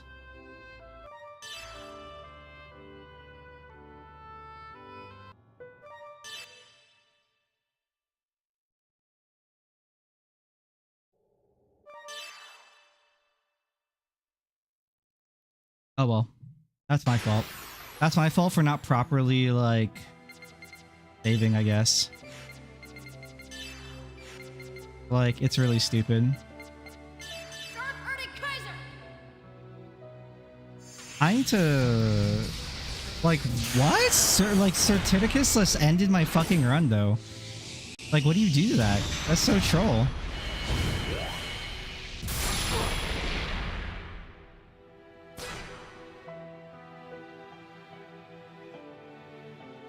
Yeah, I mean, we should have save stated. I just didn't.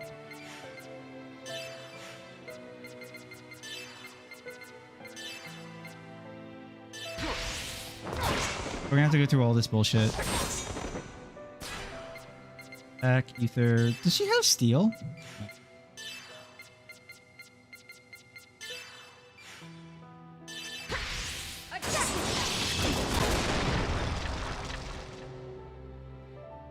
Massive damage to all enemies. Upon reaching 3/4 of health, KSSR2 starts using Embryon. While it doesn't do much damage, it instantly breaks the party. At half of its health, it will begin Order of Zarathustra and will start using Lumen Nebula. Extremely heavy-hitting single attack, potentially KOing a party member in one hit. At 1/4 of it, it will use Order of Chaos. Will continue into the begins to turn into... Here we go. We were at 1/4. Circuitus. An extremely devastating attack that can potentially fatal if safety is not applied to the party. At a sliver of health, a Terran space-time will begin to form, and in 3 turns, Zarathustra will reverse time to Resurrectio, healing to half of its health and removing any buffs that have been applied to the party, but it will use all of its power and become vulnerable to all attributes. Okay, so we are almost near the end. If I had safety on, which I didn't realize that was what the ability was going to use. That's really shitty. Because it 100%ed us. Like, we got 100-0. Like, what do you do?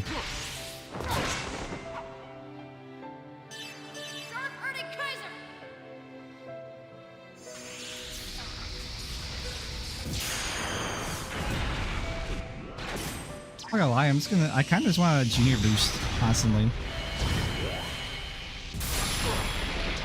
Does Junior boost them into Erdekaiser's death? I want this to end. Please understand. Here. Shut up, woman.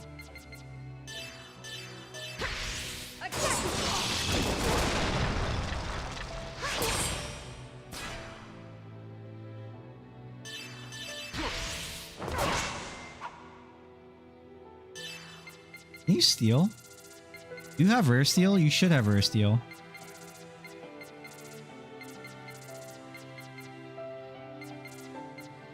Junior doesn't have rare steal in this game. That's crazy. I mean, you'd think he would because in the very first game he had Psycho Pocket.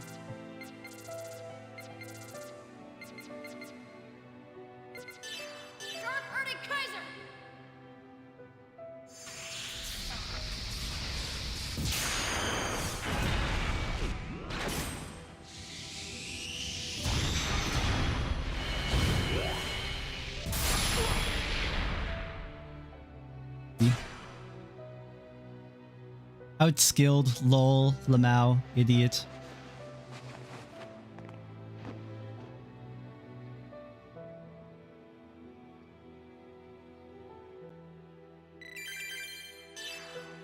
You still get Union Ring. Okay.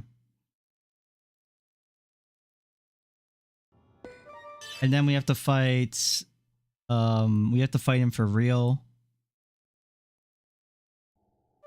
Luckily, we can do a bunch of cutscene skipping, but it's like... It's just obnoxious, the way this is, like, it's designed.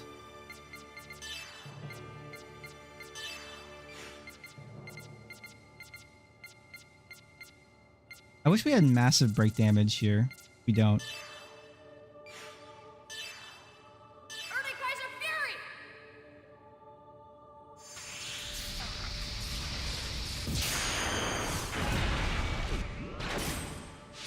Yeah, no, as long as we don't go through the doorway, we'll be okay.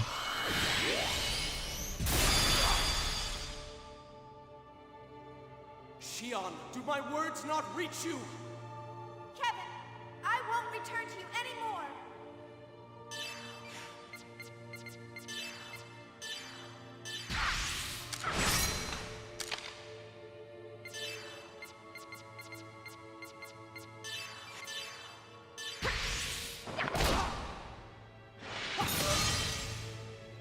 I need break meter.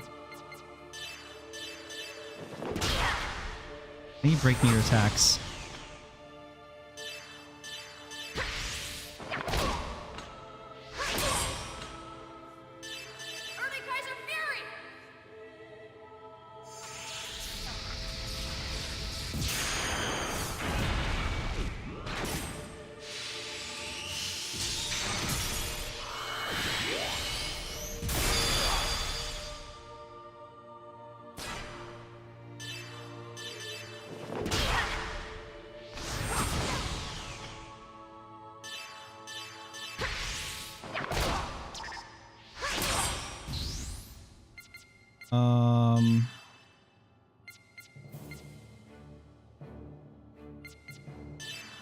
Ether drive.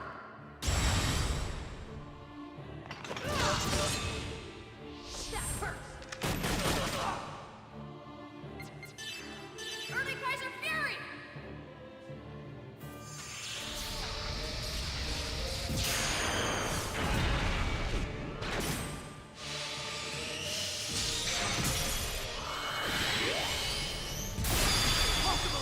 Impossible!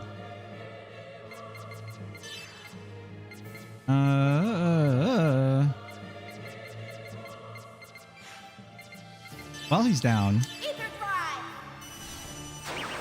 Be that. Unable to steal. Really? That's crazy.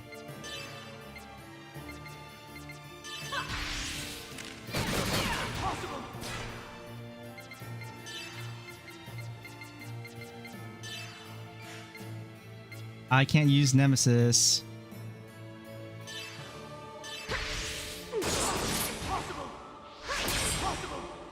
Massive.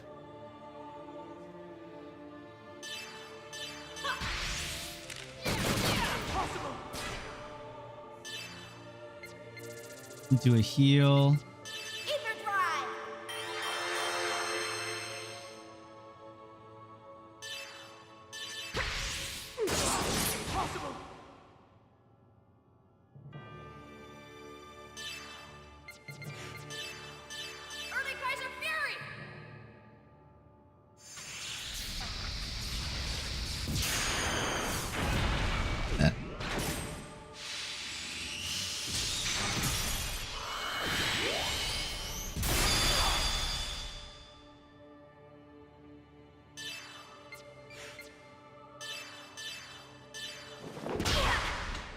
Huge crit. That's a heal. No. Good. I mean, good break. XD. I hate that. I hate that he heals fire, man. So shitty. Literally like Cosmo's best move.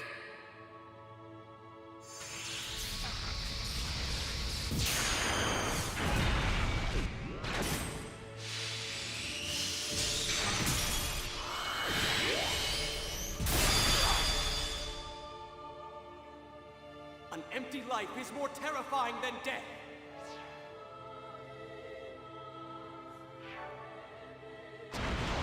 We already know it doesn't matter because it's gonna one-shot one person regardless.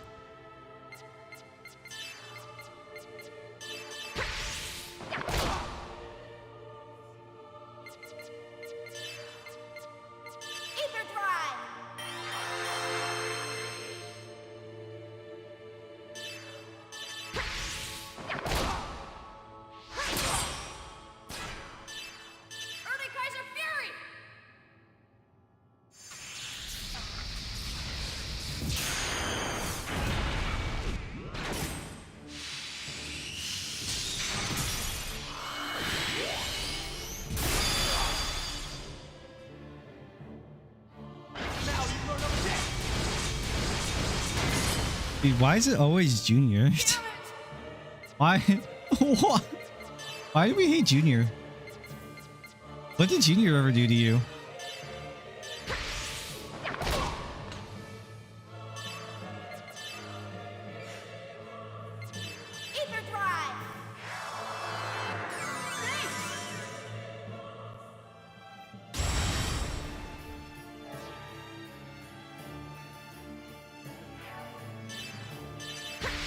Get on the ground.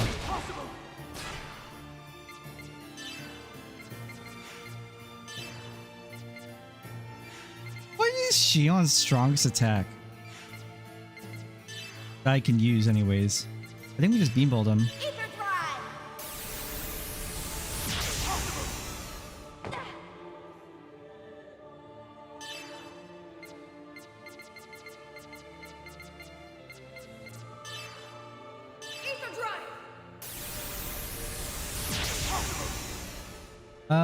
Doesn't my heavy hands do more damage than that?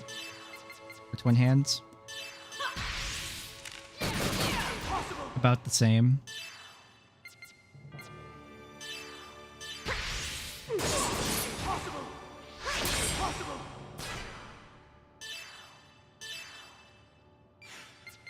It's about to get back up anyways. Give me your item, fool.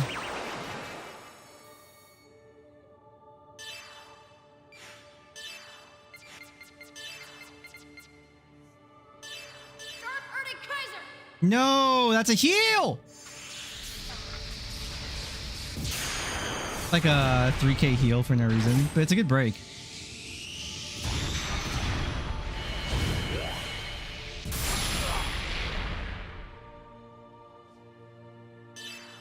So cringe.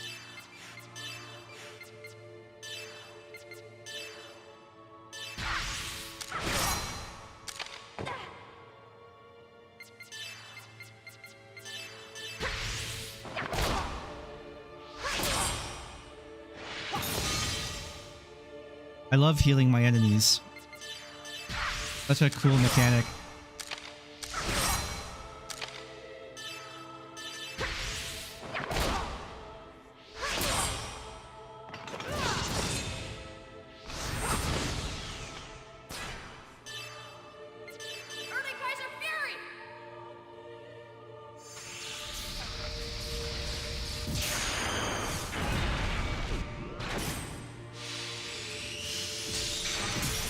Imagine how terrible this would be if I was playing it on PlayStation 2 instead of just like on emulator. I think the number one thing I like about emulator is that I don't have to deal with, like, generally speaking, when I don't forget. I don't have to worry about like using something and then having to repeat.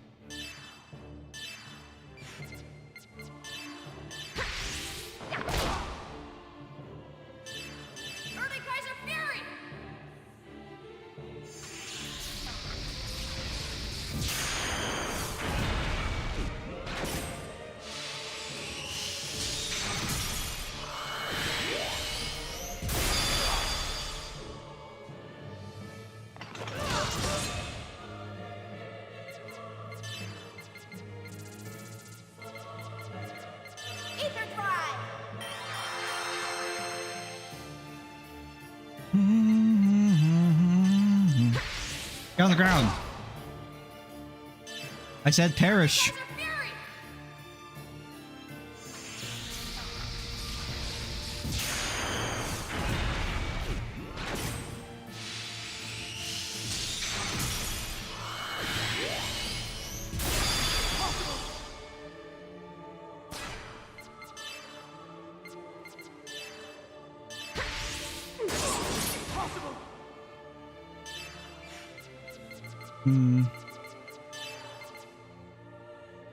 Large fire ether. Everything does fire, man. Dicks. Dick balls ass. Ether drive.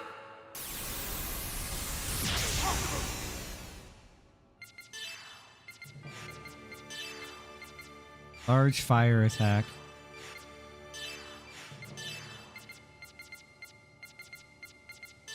Ether drive.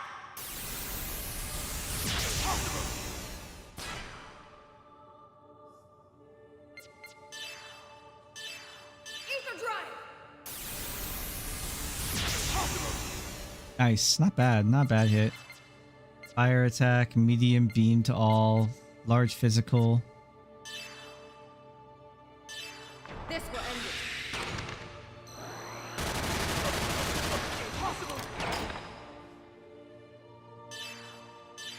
Ether drive. I used to get my blue eyes Cosmos back. Ah, 2k damage. What's this? What is he at? Early Kaiser Fury.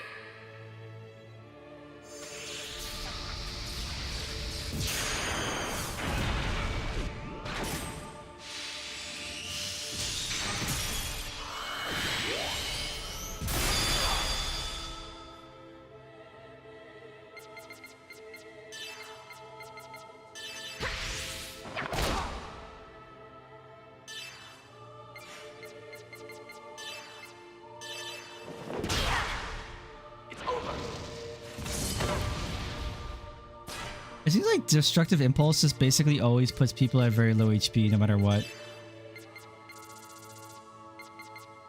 Ether drive.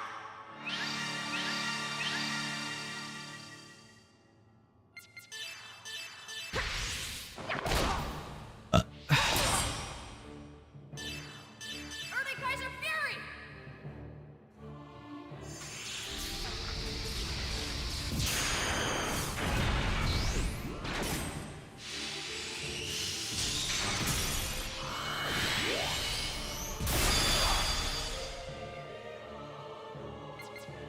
Items, ether. Ether, right? Stand keeper, yeah. Ether drive. Make sure she doesn't go down randomly. Eternal rest for tainted souls.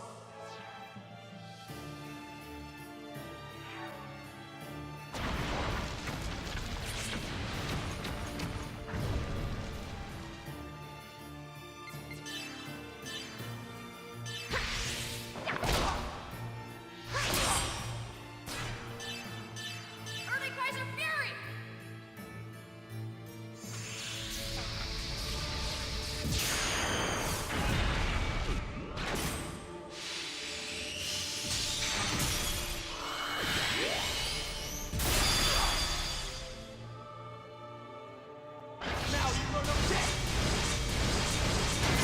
Why is it literally always Junior's literally in the ground, man? Why is it literally always Junior? Ether drive.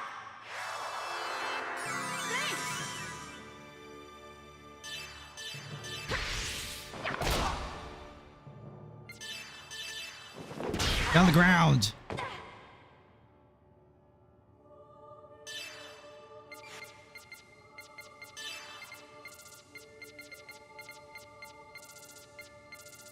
Where is Beambolt?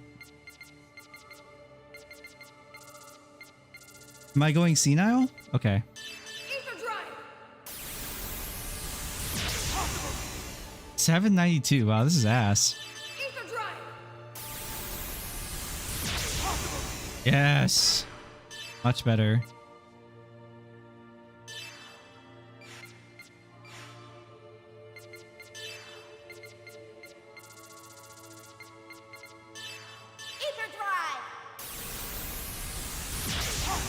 2k damage, let's go.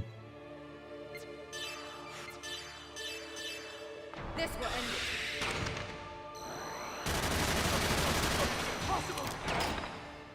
Massive.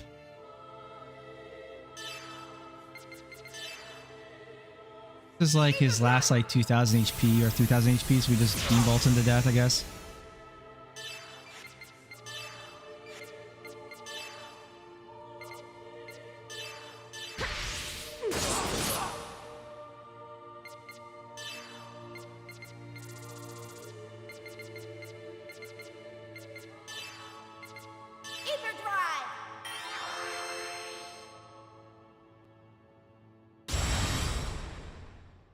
Guaranteed crits. Oh. Oh, did we just skip his guaranteed crit phase? That's funny.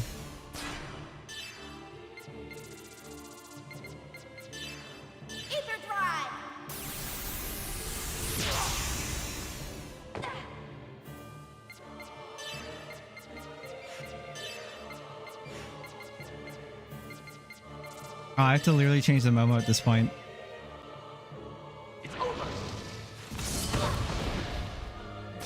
Oh, Shion's actually down. No!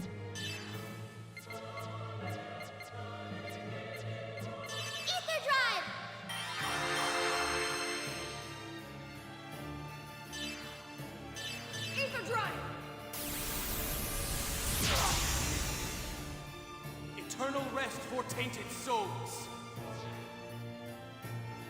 It's gonna be Junior again because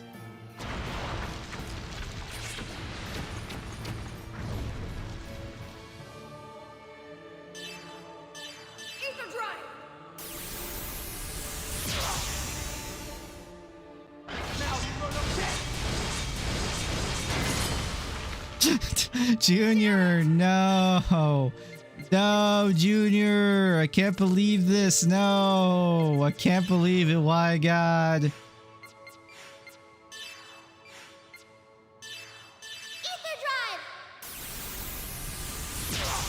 Oh my God, you have 1 HP. Go down, you fool.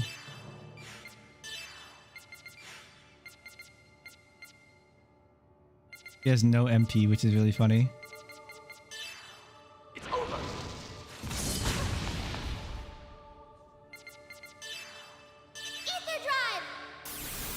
Go down. Thank you.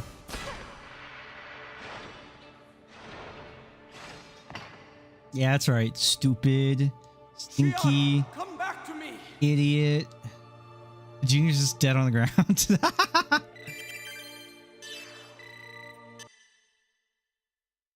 I didn't get the other ring this time.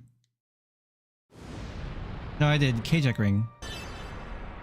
Kajek ring? Okay. Now we just walk backwards. And we save, which I should have done the first time.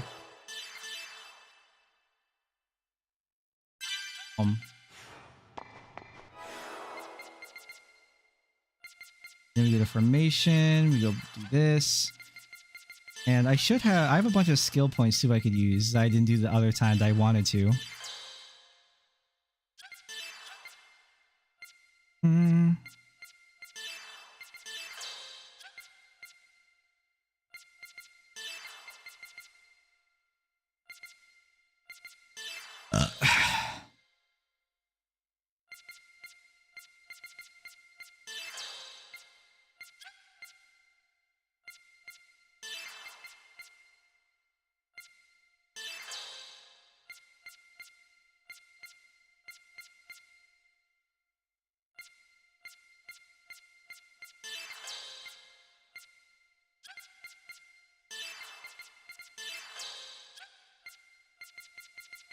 Oh. Also, now we get to look at the items. Velvet planar. Interesting. Just a flat 300 EP. Null guard, null evade.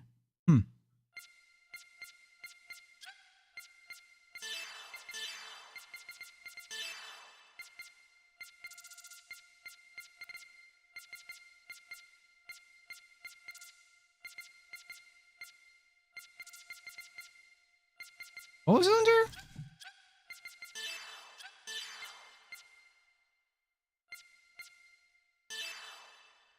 I already have this item. I already have a velvet beignet. Where did I get the velvet beignet?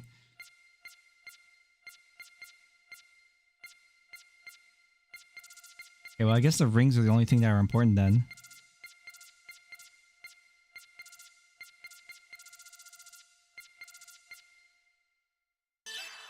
Oops. Oh, whoa, whoa, whoa. What did I just replace that with?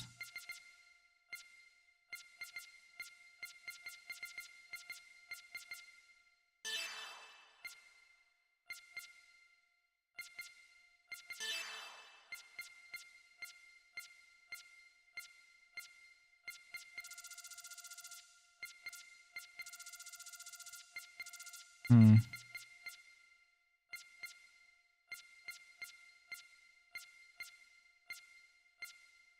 Not gonna lie, putting Sage's ring back on Xion would probably be really nice. Sage's ring was kind of like my go-to item for Xion for most of this playthrough.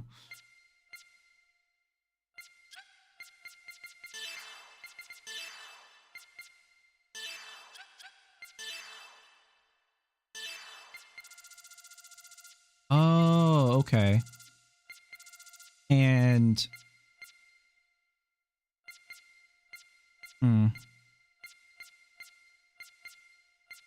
Osmos is the one with the half mana cost.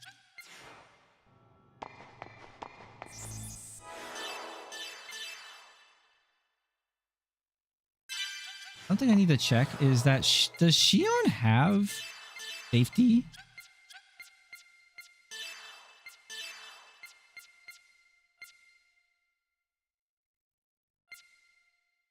He does. Auto revive with 50% of HP.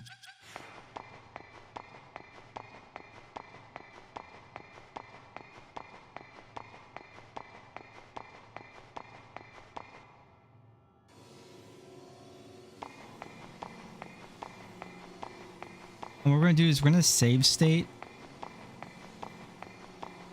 at, like, once we get into combat, and we're gonna do double save stating. So once he gets to like half or whatever, we'll save state again.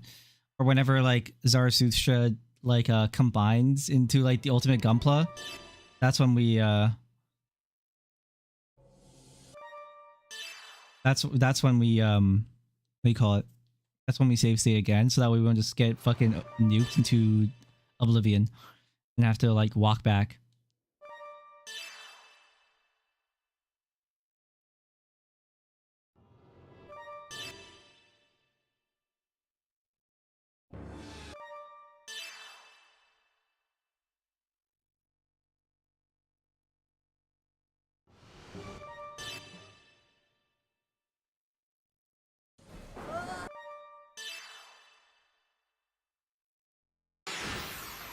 Okay.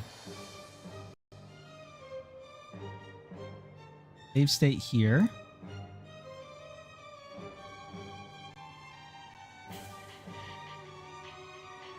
We're good. Perfect. And now we just need to do this BS again.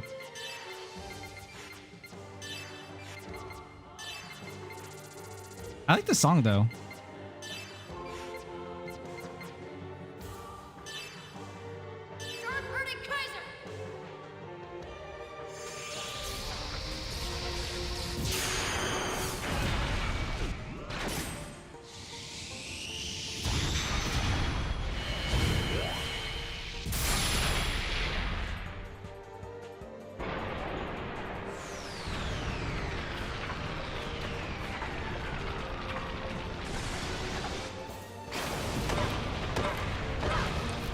That's a new one.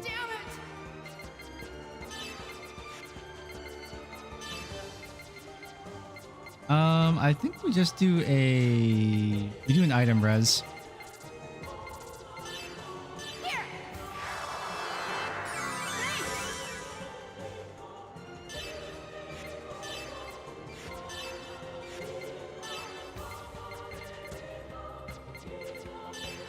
And then do a medkit on Xion just in case. That way she can full heal everyone. Oh, we're good.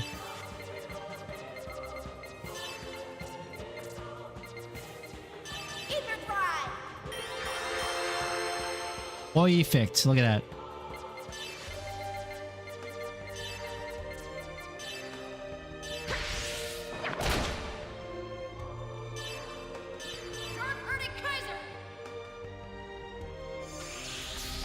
I should put Overtaker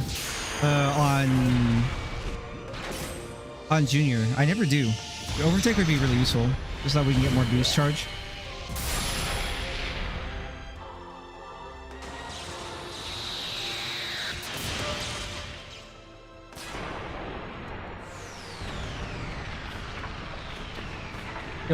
Why is the AI so much more aggressive this time around? Oh my god! This has not happened before. You're getting owned.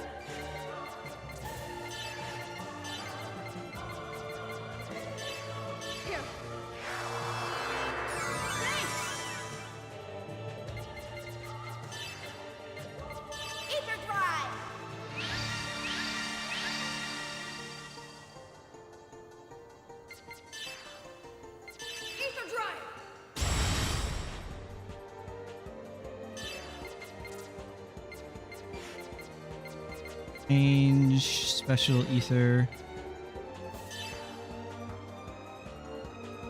I kind of think we put Blood Dancer on. Ether drive. I think we do it.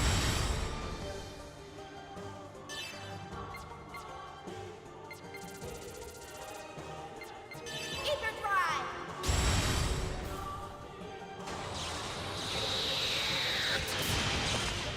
Nice.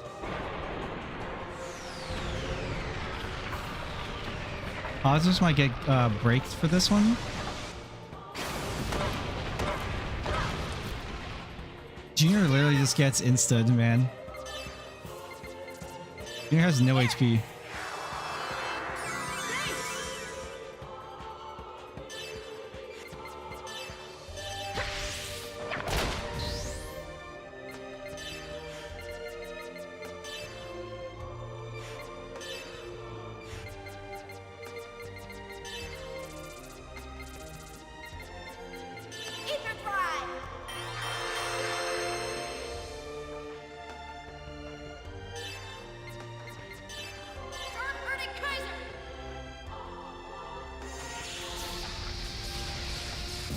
I have to just Dark Ritter Kaiser because otherwise I'll never get my break.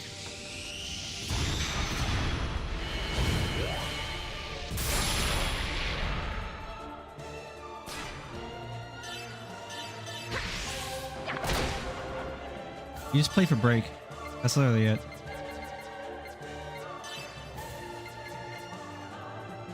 Ooh, we can slow it. That.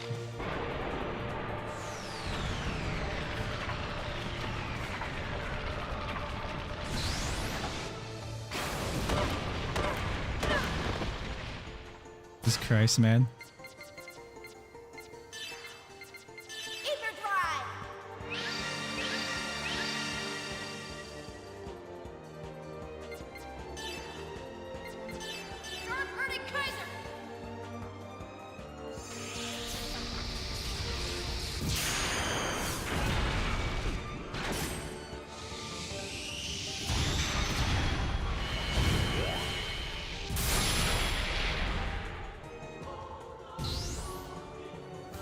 Oh my god, it boosted.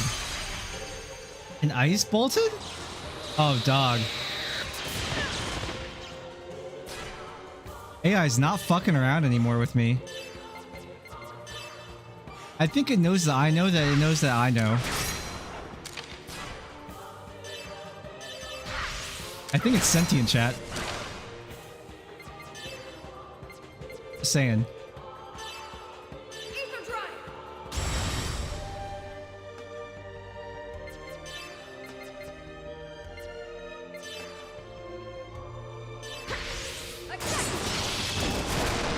And that's not great damage on breaks.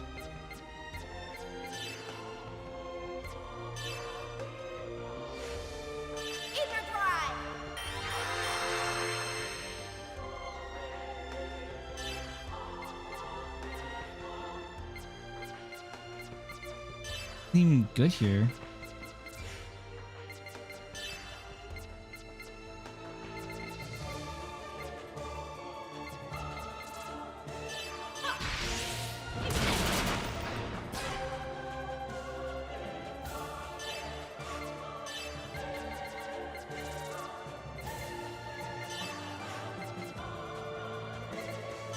Start hurting Kaiser!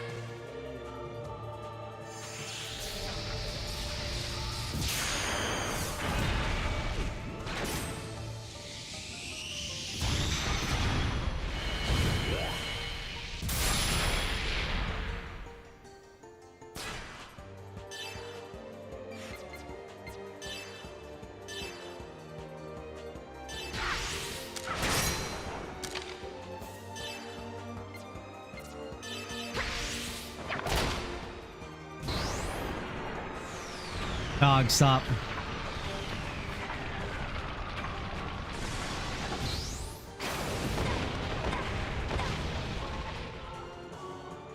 Junior got a really big walk out of that.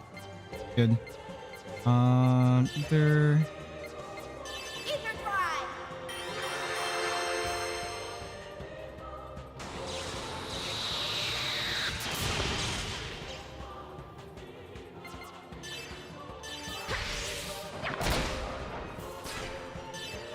Start hurting Kaiser!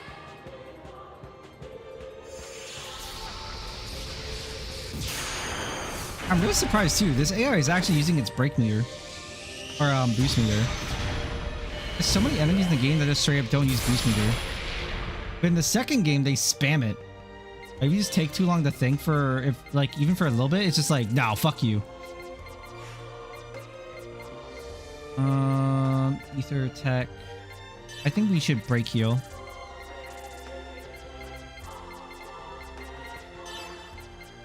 Ether drive! Then we also stand keeper. Drive!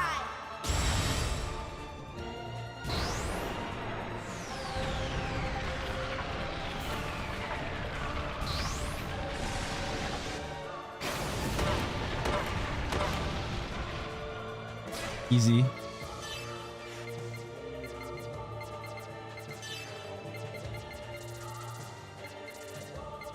Ether drive!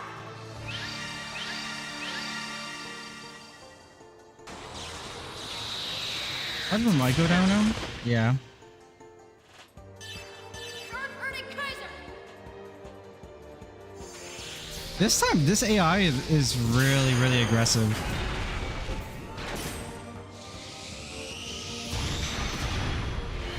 I don't know what I did differently last time. I forgot.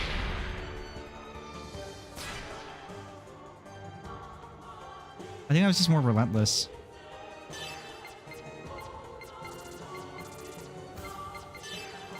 Ether drive!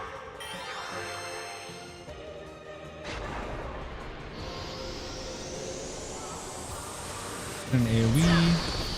It's a break AoE. Doesn't matter though, because Xion literally is unbreakable.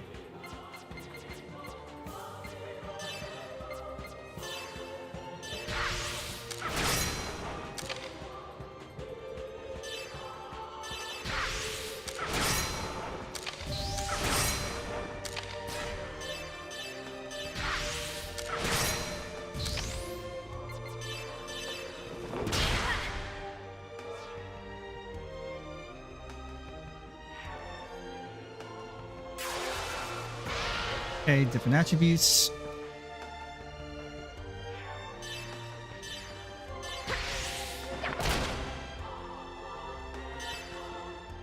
What is he weak to right now? Okay, it's fire. Okay, so it's the same as before. Start hurting Kaiser! And this is when my roster actually starts to like actually be effective.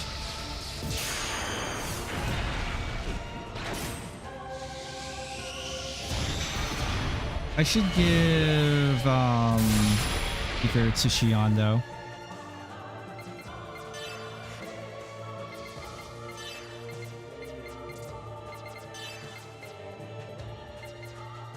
Here.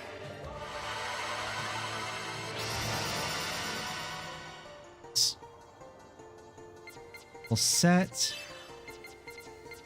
What do we do now? Double shot.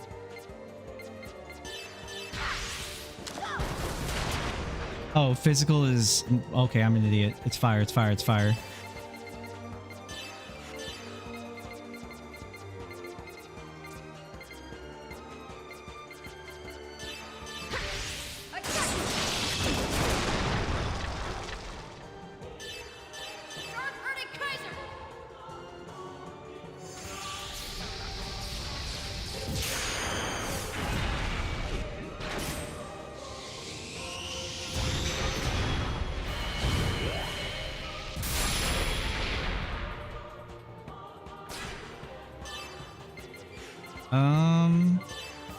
I don't think she really has anything major here.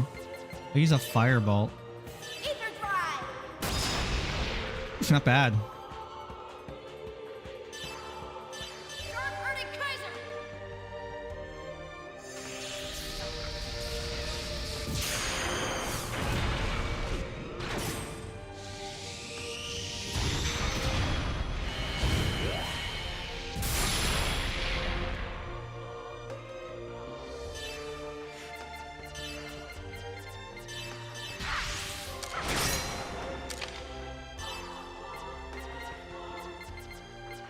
Do I have a fire attack that also has break on it? That'd be kind of dope. I don't think so though. It's not up here. Plasma attack cancels the flow of chaos. What? Interesting.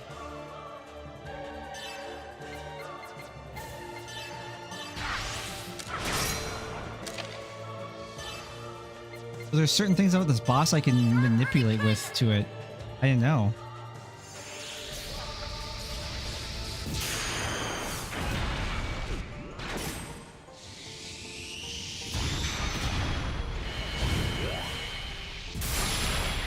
That's some interesting information though. Arms regenerate. Okay, here we go.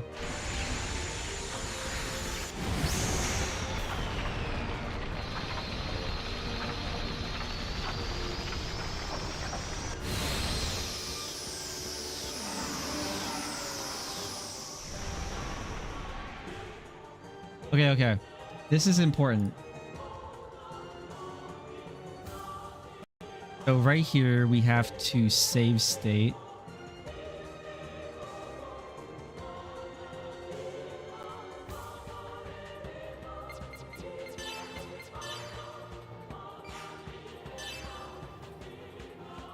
We keep the same play. We're gonna keep breaking. And we're gonna cast, actually we're gonna do one round of healing, I think. Hopefully it doesn't just immediately blow us up.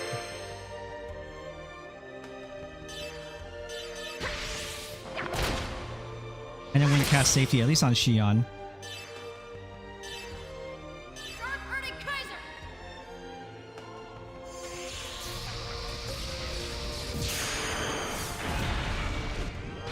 Actually, we can just boost to make sure the boss doesn't do it. And since Xion has the highest break, we'll do the safety because it's better. And stand keeper. Order a new active. New active. Okay, that's fine. Different element changes. There. Safety.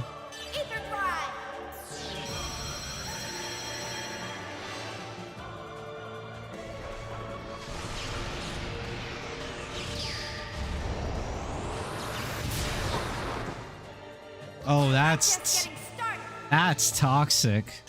The game did that on purpose. Okay, bro. Physical ice. Yeah, okay.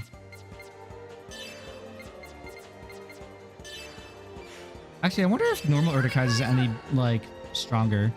I think it's just light. I think it says light lightning damage, so I think this is a grief. I mean, it's still break damage, so.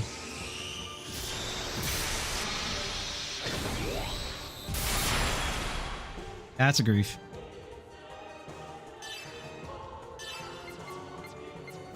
I'll cast it on Cosmos to see what's up.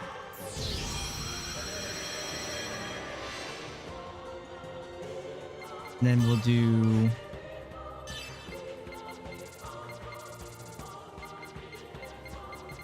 Surely the AI doesn't just keep spamming, like, safety kill.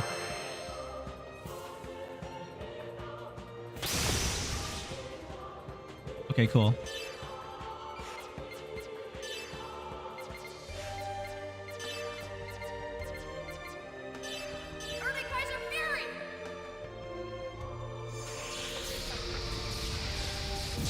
This will break, and then we can do an overtake next turn for Junior.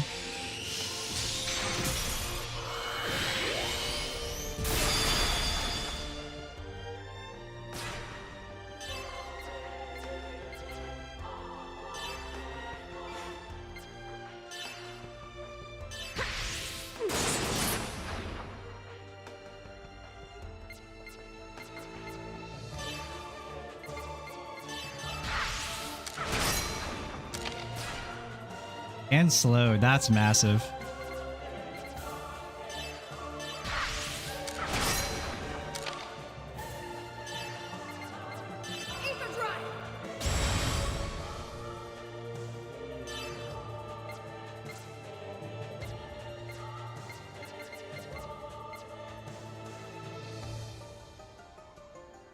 Wait, she has a heavy break attack here? Oh, I'm stupid. Whatever. W Fang.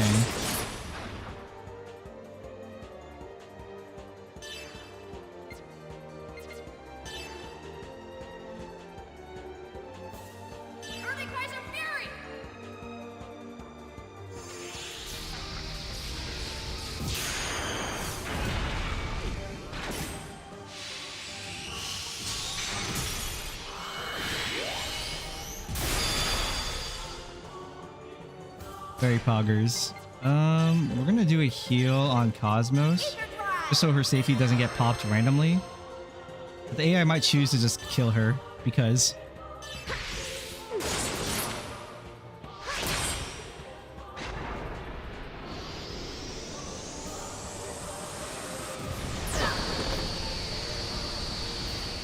That's toxic.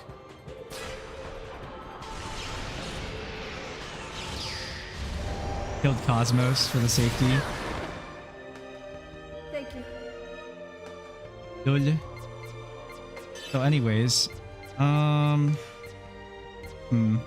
it's entirely possible the AI might just kill us all anyways, and there's nothing we can do about it. Unless there's a safety item, but I don't think there is a safety item.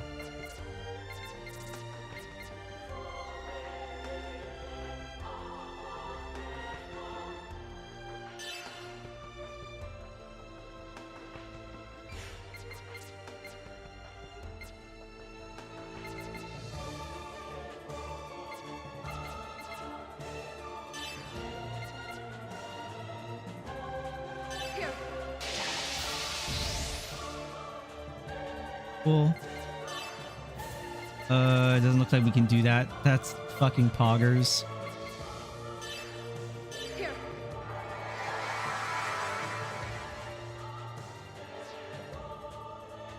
Well, okay. Is there any way to stop it? That's the question. Any way to stop it?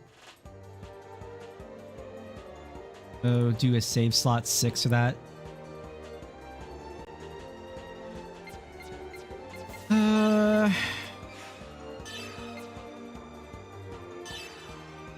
Ether drive.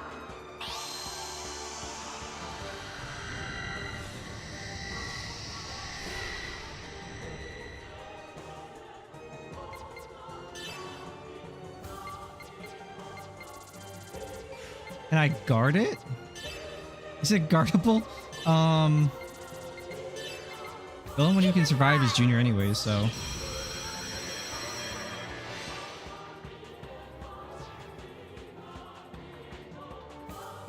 If case has become 1.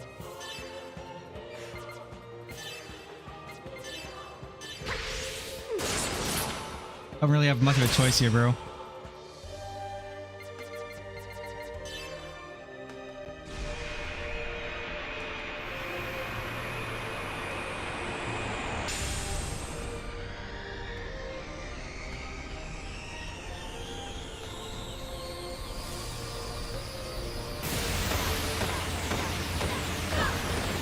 Okay, yeah, so it's basically a one-shot no matter what.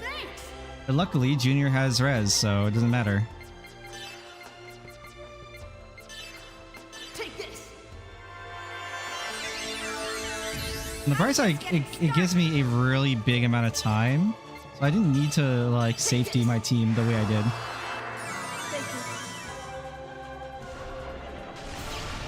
Oh no, it's another break. Oh, no, that's an insta kill. It's fine. Oh, wait, she lived. I thought it was an insta. Okay. What is current? Ice. Okay, ice physical.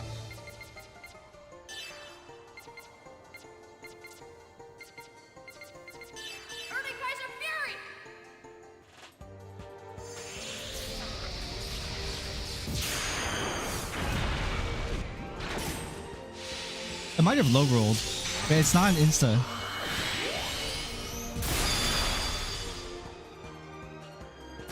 That we know for sure, at least.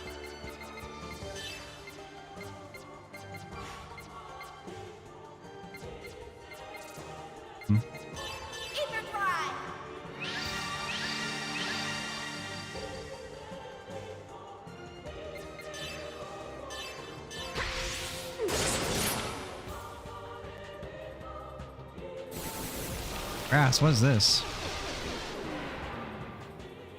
Is it a bind? Oh, no text. Okay.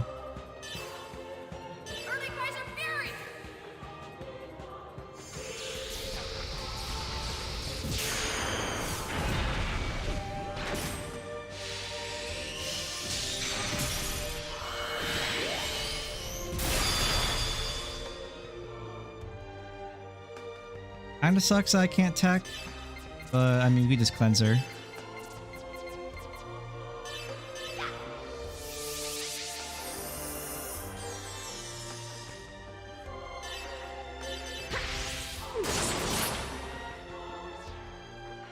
They're gonna resonate. Has become one. Okay. That's not good. There's literally nothing I can do here. We're kind of fucked.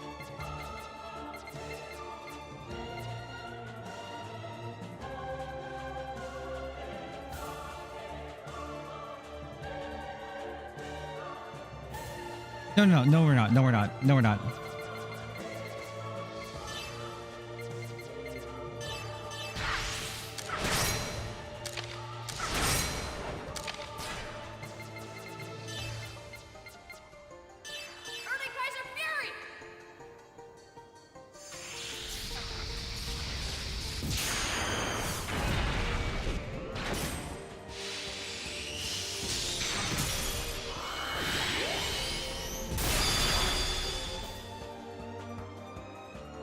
I just want to make sure I don't fuck this up, so I'm going to save state this.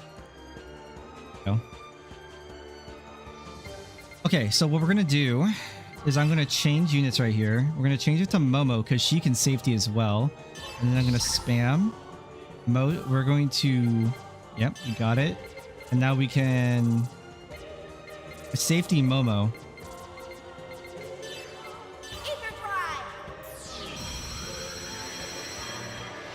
Almost decently tanky, which is funny.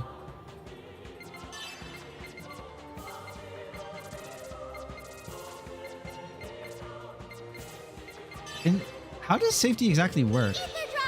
Nice safety because like it says once per battle, but I don't know if that's like if the unit itself or is it like one person, like that caster can only use safety once per turn or per combatant. But can I just safety like them together like this? Momo gets back up at least. I'll do my best. Oh, okay, they both got up. Look at that. Okay. Here. Thanks.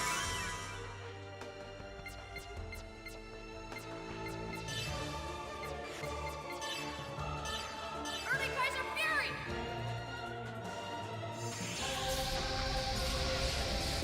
Caster Gaming.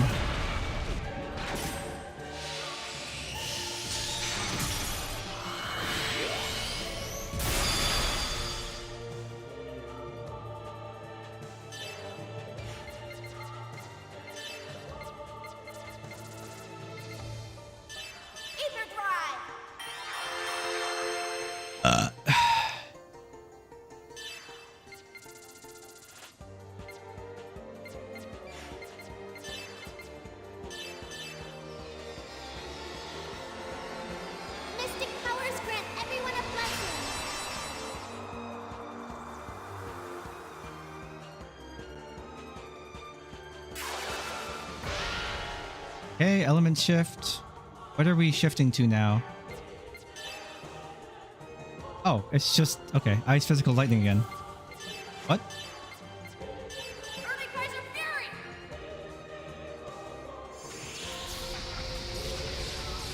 We just have to cast our Goon Squad out now.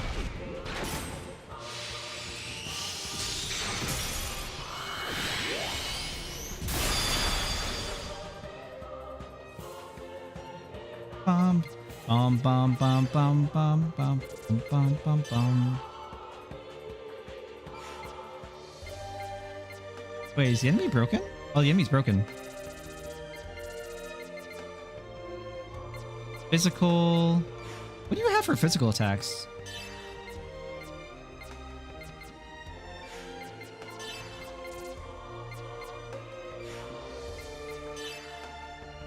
Ice lightning physical, ice lightning physical, ice lightning physical.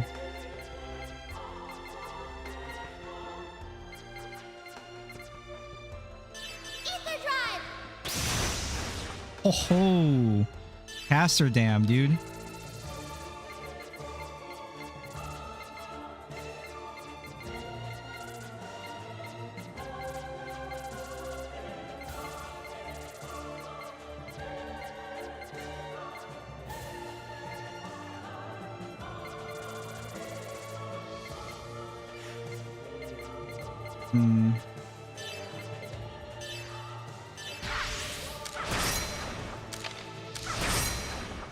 Nice. Good double.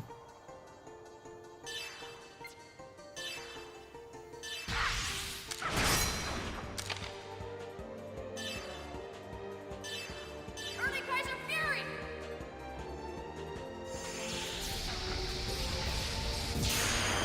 I think we're going to just boost Momo. I think that's probably the play.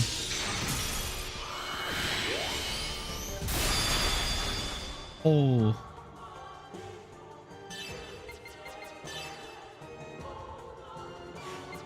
This might kill.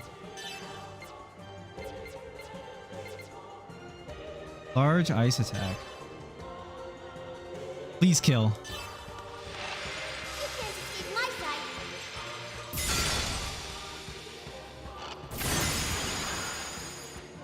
sight. Not a kill. That's a shame.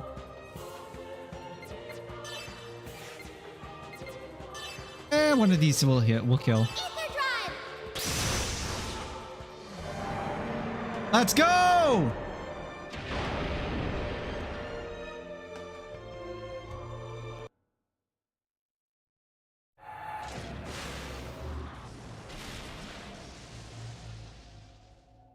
Do you understand what you're doing, Yeshua? Abel's controlled by the system and I'm the operator. If I should somehow suddenly vanish, this world and the universe will... You may be right, but I want to believe in the light of human beings' will. Very well then. Is that your answer? That does sound like you, Yeshua.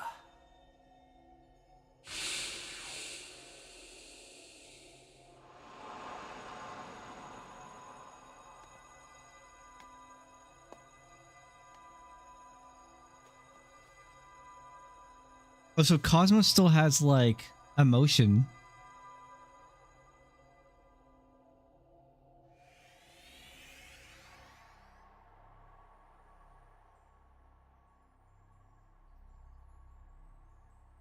Kevin. Perhaps I wanted this from the very beginning. Since the day when I first met you, I may have been waiting for this day to come. Literal spawn camping, dude.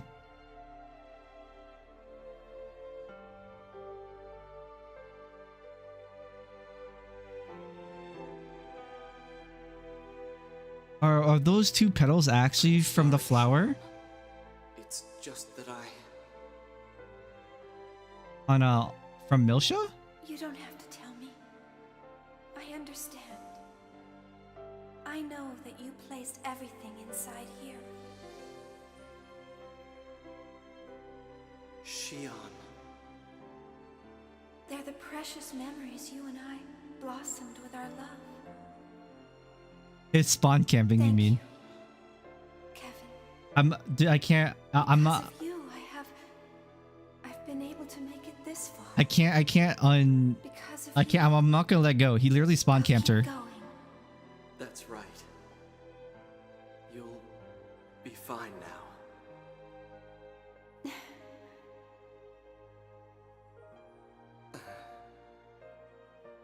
I'm glad I was able to see you smile again. Hang in there. The world is waiting for you. We haven't even killed God yet. We got places to be.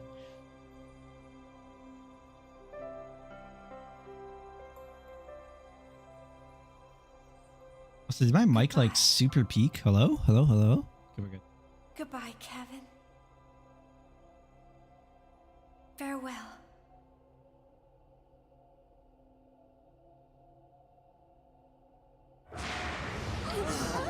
Phase 2. What's going on? The system is still out of control. Damn it! Isn't there any way to somehow stop it? Don't worry. Yeshua's turn. Oh, Niflheim. Yeah, I was complaining about her. Where the fuck was she the last 10 hours? That is your wish?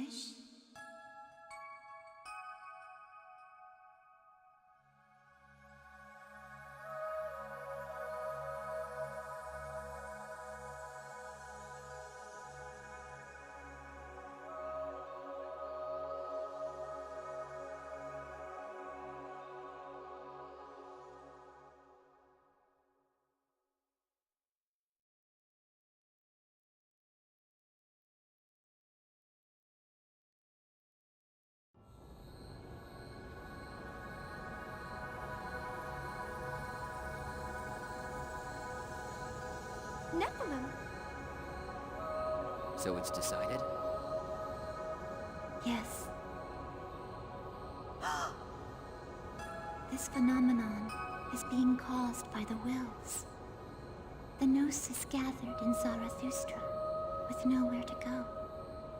Together with Abel, I will gather all those wills into me and dimensionally shift this entire region of space to the land of origin. The Lost Jerusalem. Let's go. Lost Jerusalem. A planet Yes. called Earth. Yes, I knew it. Lost Jerusalem was Earth the entire time. Okay. Earth. Our homeland. We cannot stop the universe's accelerating dissipation. The true destruction of the universe. But the potential brought by the light of your will is unlimited. If mankind has enough time to build upon your feelings, then perhaps... And you will provide us with that time? Yes, I, Abel, and...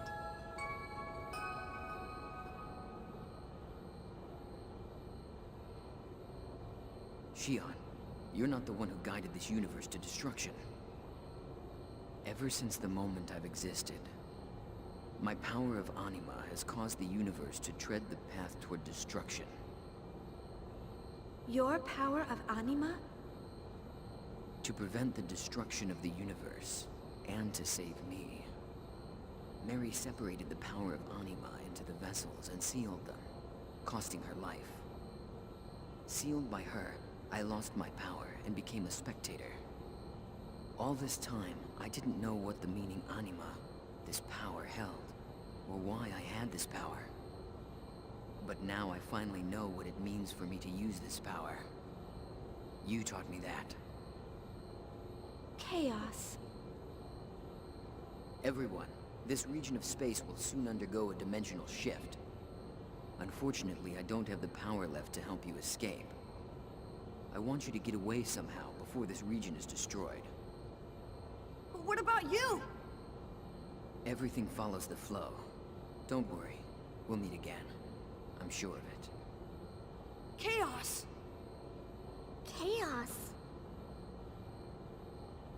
What's gonna happen to this universe? Don't worry. When we disappear, the speed of this universe's destruction will slow down. But we can't stop the destruction itself. Oh, so Cosmos is going At with. best, this universe will last another few tens of thousands of years before it perishes. Listen to me, Xion. The key to saving all lies in the land of origin, Lost Jerusalem. I and the Gnosis, the wills of countless people, will all return there. For mankind to survive, you must do what must be done in this universe. And then come find Lost Jerusalem. Xion, I know you and the others can do that.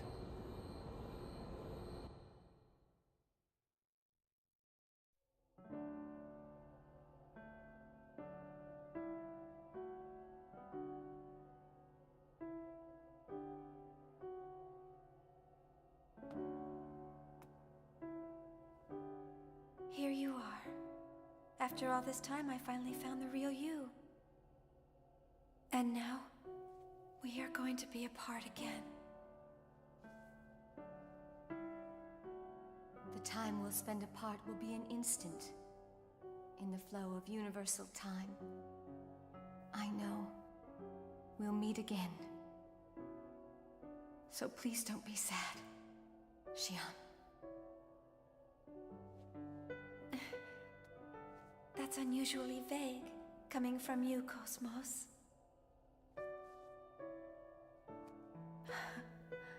I think it is the most natural thing for me to say.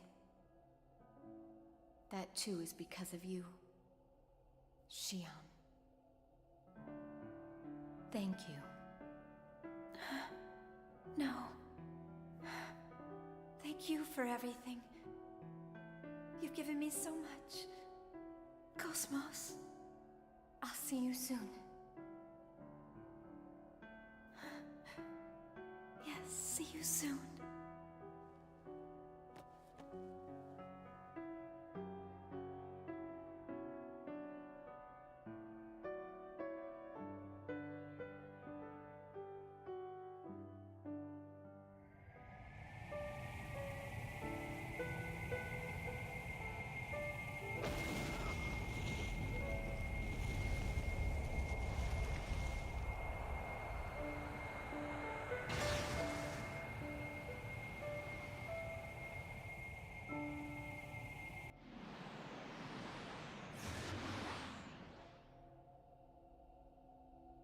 Let's begin.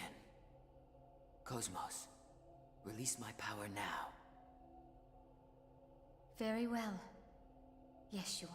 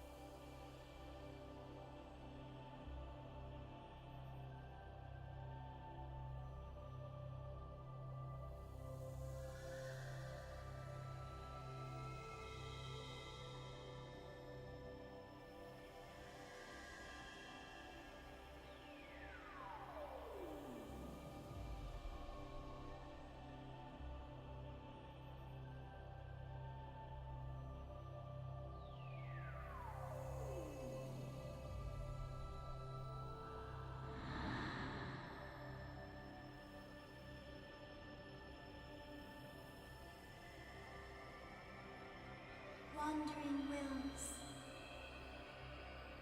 come to the cradle within you.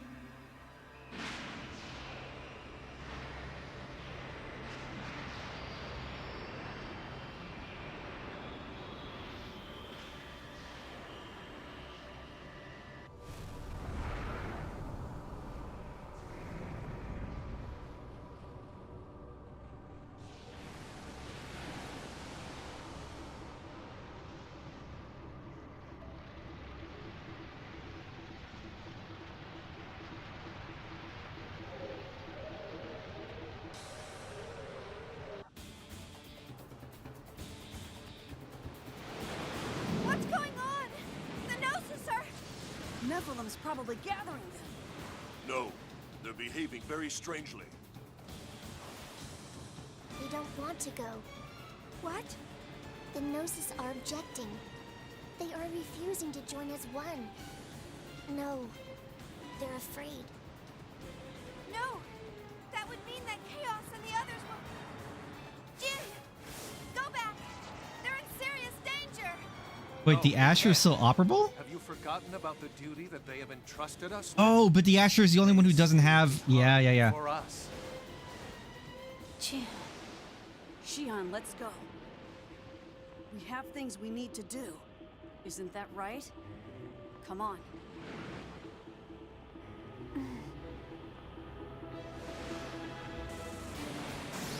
Yeah, the Asher is the only one that could be operable because it's the only one without its I guess it isn't possible for me to guide all encephalon. Whatever. More Spine. time is needed to complete the dimensional shift. Cosmos, please protect this place until then. Understood.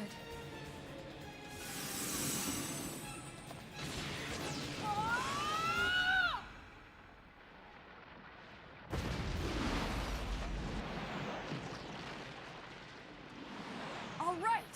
The Elsa's not too far from there. I forgot this is where we came in. Jesus. Jin!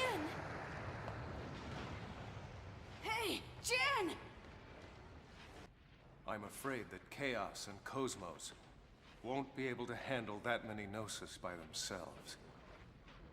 If I go in Asher, I'll be able to help them out a little. No, Jin! You can't go alone! We're going to go with you! Xion, She was. you know that you already have other things that you must do. What are you saying? I don't want you to go, Jin. I need you. I can't do anything alone. Listen to what you're saying.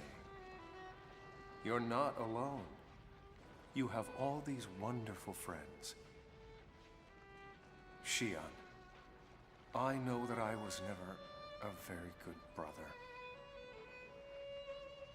I did nothing but cause you pain most of the time. I always regretted not spending more time with you. So please, let me be your brother one last time.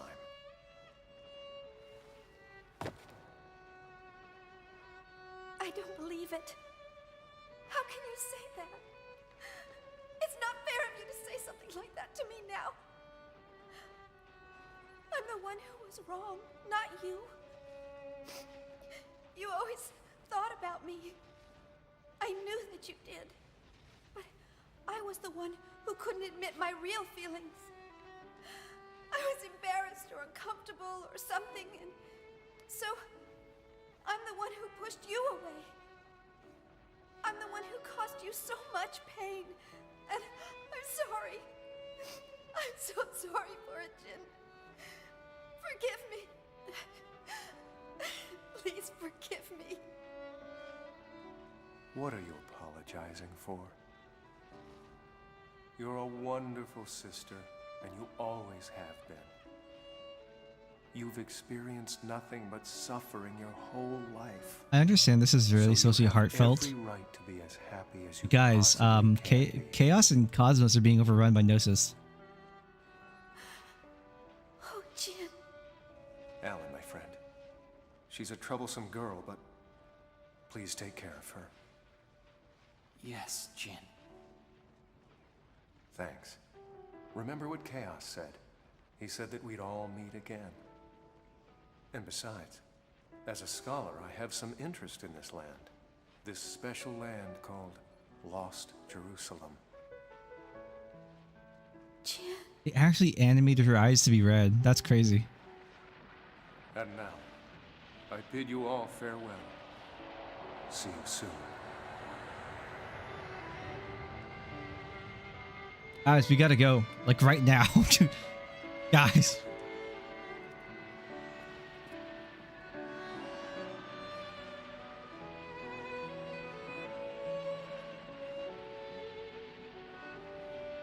Jin, I know I never said it, but I was happy. In my heart, I was so happy to be your sister. So thank you. Thank you, Jin.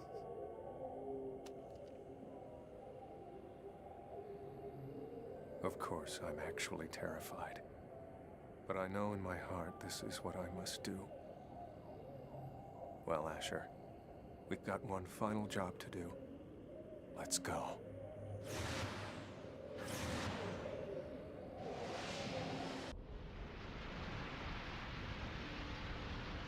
Starting from Mectum, the UMN columns throughout all regions of space are disappearing!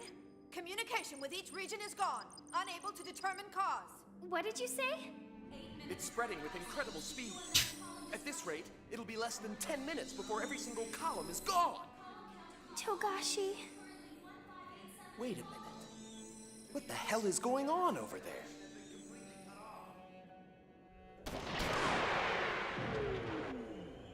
Damn it! They keep coming at us, one after another! Don't you know you're supposed to accept people's kindness? Momo, are you alright? Yes, I can keep going. The Elsa is just ahead. Hang in there, everyone. Oh, random rifle. Let's go, Johnny. I'll show you! I'm gonna protect Xion! Oh, Alan. Are you all right? Can you stand up? Yeah. Let's go, Johnny moment. Let's go.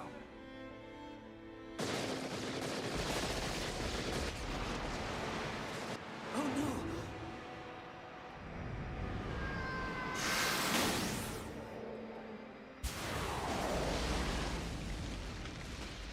Only took like 110 hours for him to have his Johnny moment. Jin! Oh, the Ruben sword's still here. Do not worry. I'm sorry. Thank you, Jin.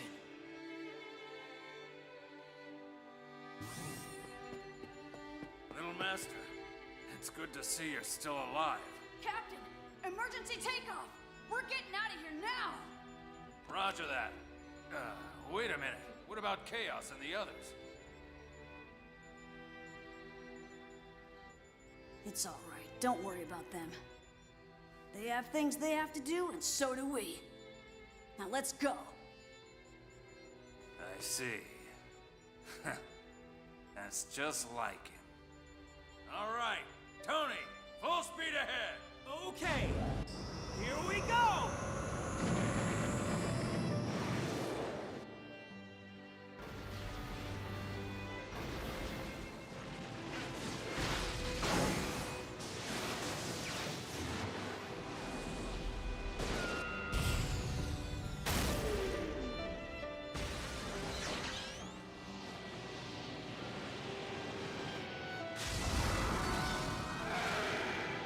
Oh, what is that?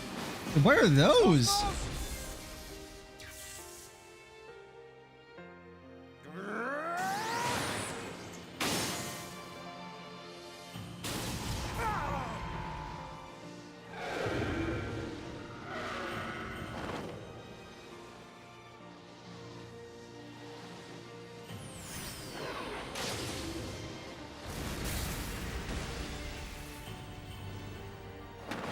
Oh, those might be secret bosses that I never fought in the second game.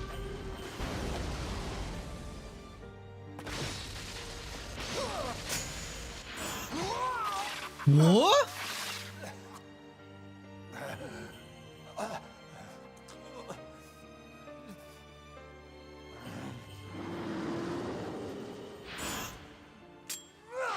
It'll take more than that. Oh man, what a badass. So stupid. Jin!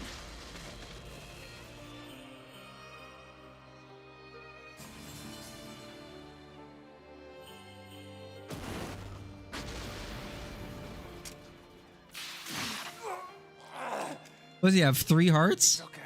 I'm all right. Keep going. Hurry. Right.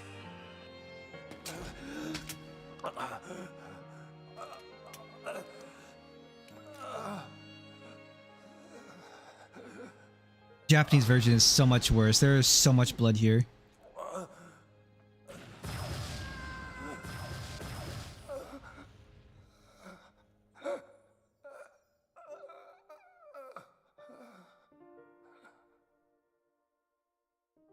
It's quiet now.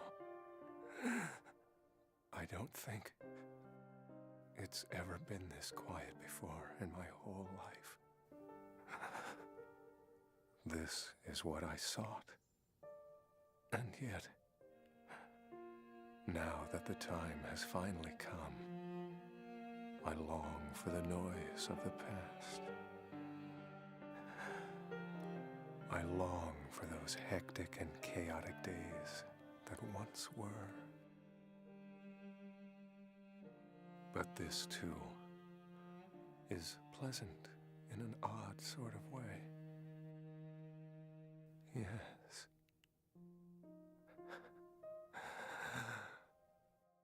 The time has come for me to move on. Xian. Jian!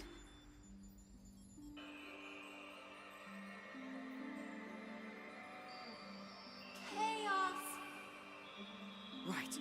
Anytime, Nephilim. Jin, it's time.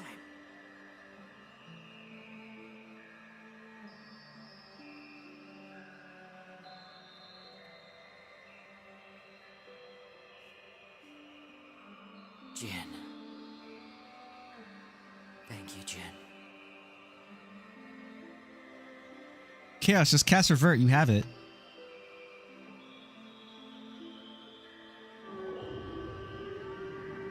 Not now. We're almost there.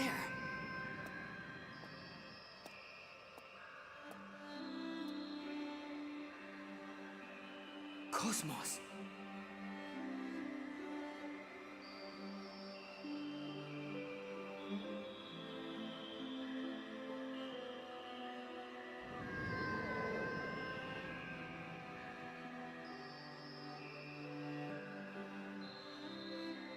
Xian, thank you. I know that I failed to protect you back then, but this time, I will.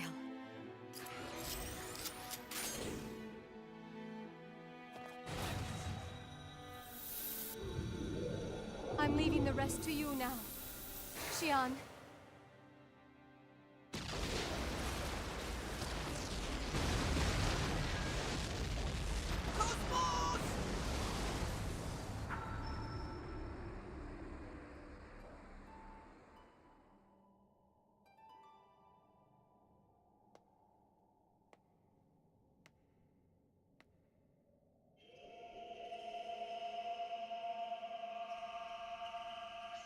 Wills that gather into my cradle, the time has come.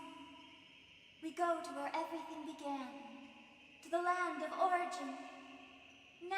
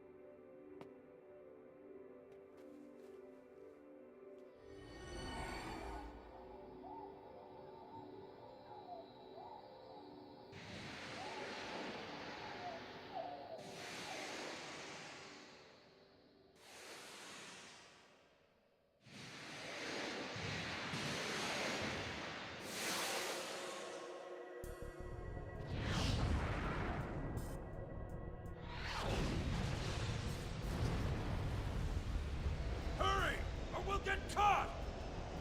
How are we supposed Oh, the Damrung is over?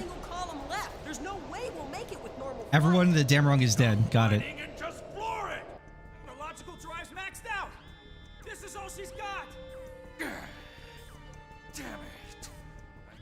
just have to use that then. But we still have things that we need to do. The future they entrusted to us is...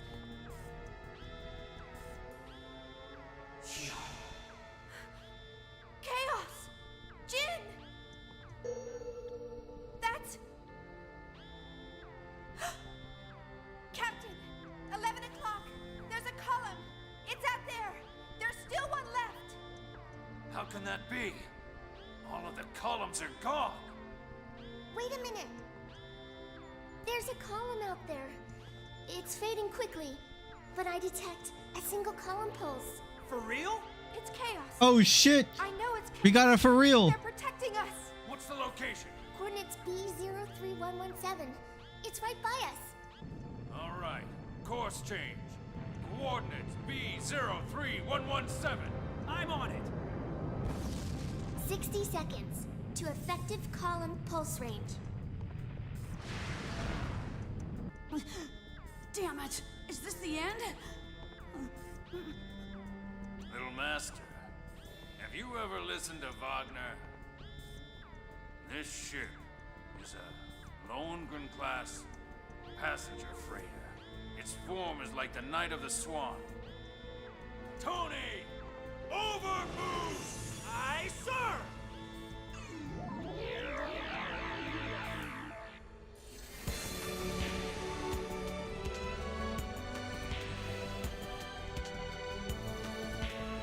What? 20 seconds to effective range. Captain! What are the transfer destination coordinates? We have no idea where we'll come out! Who cares? Anywhere's better than here! Effective range in 10, 9, 8, 7, 6, 5, 4, 3, 2, 1. Tony!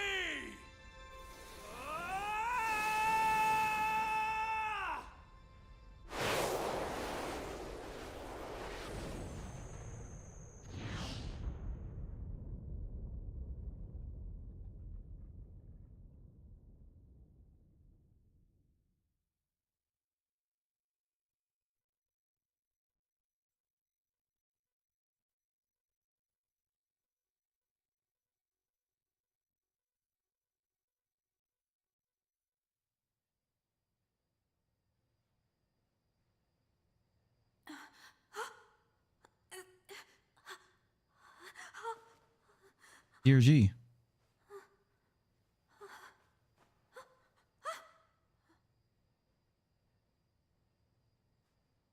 Hey, everyone's okay. Where are we? There is no EPR radar and no data from the UMN. I'm unable to determine our position. Are we in the far reaches of the universe?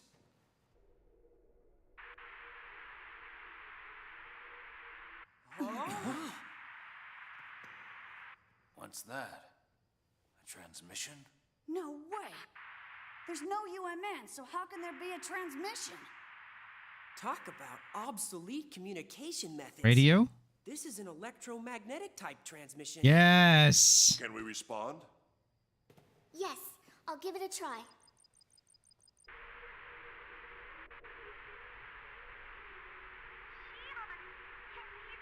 That's the Damarung. They made it.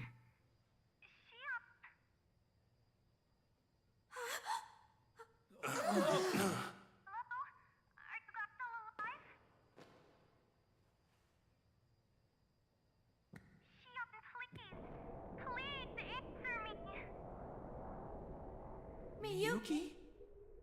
Yes, that's right. It's me, Miyuki.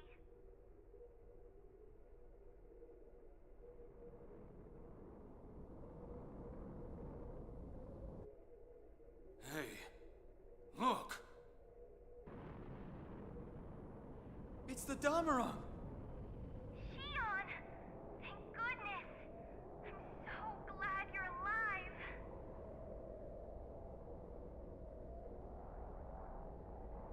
Honestly, that girl.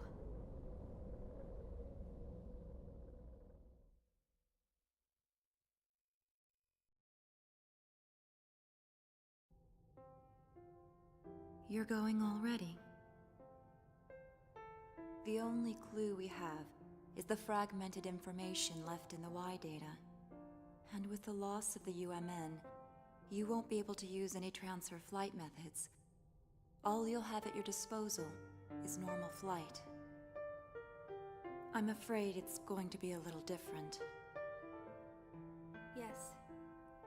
I know I made a promise to Chaos. I know that somehow I'll reach Lost Jerusalem. Xion, I want to go with you, Xion.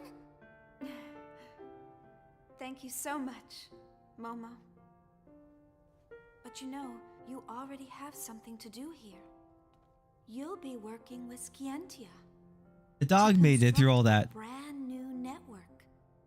Make sure you do your very best. I wonder if the dog's not here in the cutscene if you don't save him in the side quest. I will. Xion. Junior. Yeah. Momo? Probably, right? We'll be gone for a little while. So take care of this place. Okay. What is it? Will you be sure to say hello to Albedo for me? Yeah. I'll pass him the message when he wakes up.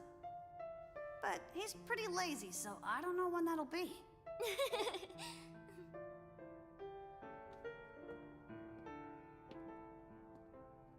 Ziggy, take care of Momo and Yuli for us, okay? Yes, of course. Don't worry. Concentrate on your mission.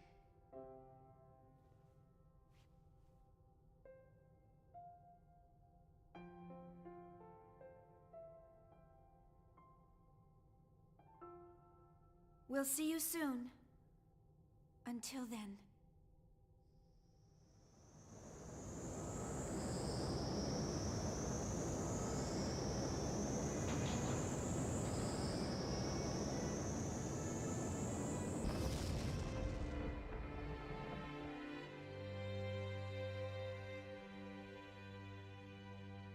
I'll be waiting for you. I'll keep waiting until you finally come back. Good luck. See you soon. I forgot about the dog, man. I'd be kind of sad if the dog wasn't in this cutscene, to be honest. I'm glad I saved him. So that's it. Wait, that's it. Wait, what's gonna happen now? Zarathustra was the final boss.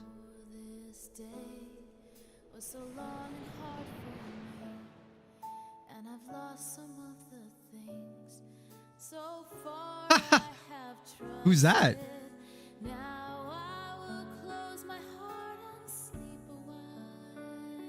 Helmer? Helmer's dead, right? Yeah.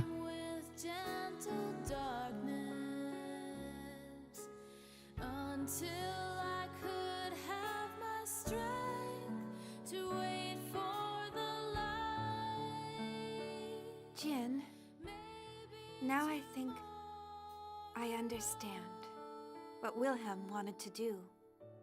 Just a little bit better.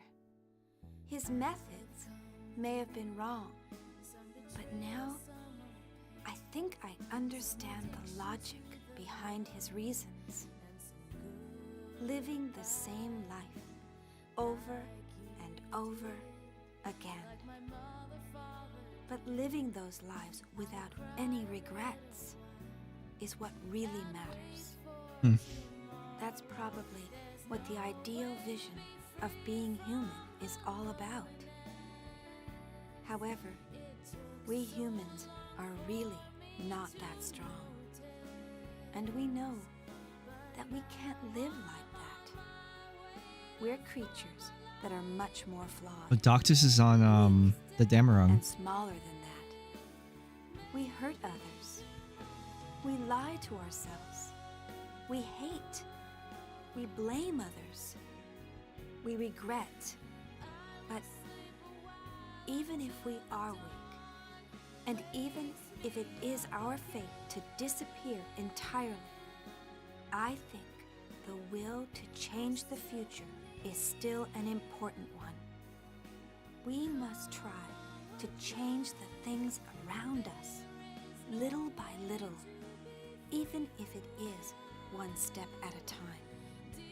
And even if everything is already predetermined, it's not something for us to be sad about. No, on the contrary, the future is overflowing with hope, and we have infinite paths to choose from. Man. Isn't that right? Chaos. Cosmos.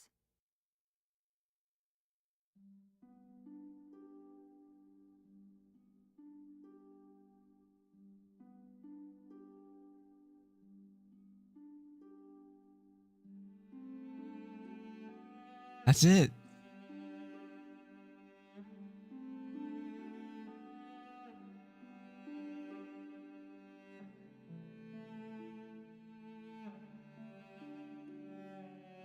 That's it. Xenosaga's over.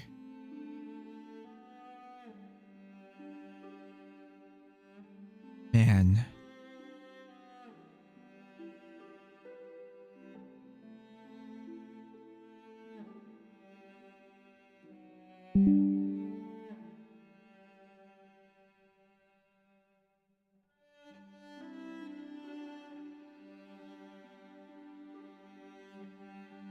Hey Eli, what's going on, man?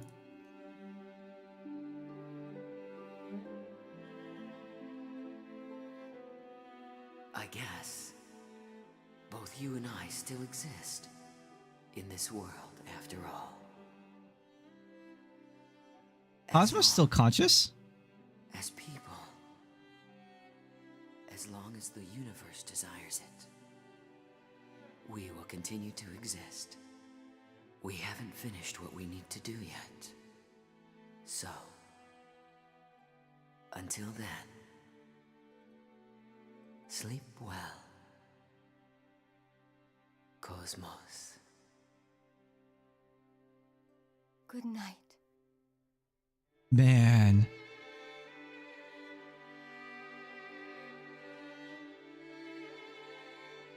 No way. Uju. But Uju is still some sort of threat, and now the world is ending, essentially. The universe is ending. It's not a finish line.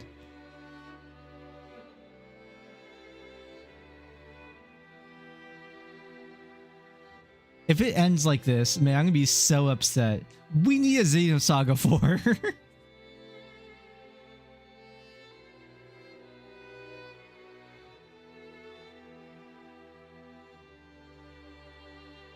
A Xenosaga 4 would go so crazy if it were to ever happen.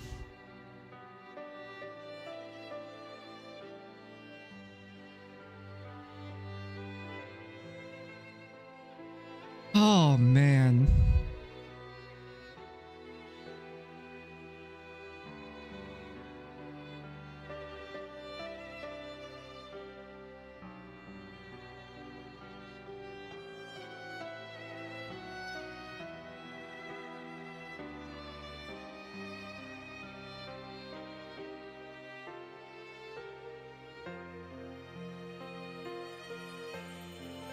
Yeah, if it had 4 episodes, or sorry, 6 episodes like it was planned originally, man.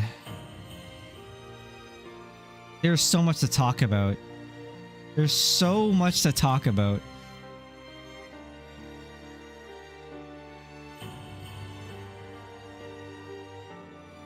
But I'm gonna let the credits play because we don't know if there's more. I don't know if there's more. Like at the end of every Xenosaga game, there's always like a little bit more happening in like some side cutscenes, like movies, for example, right? Little squares, little picture-in-pictures. But I don't know. That was very final, so I don't know. Man.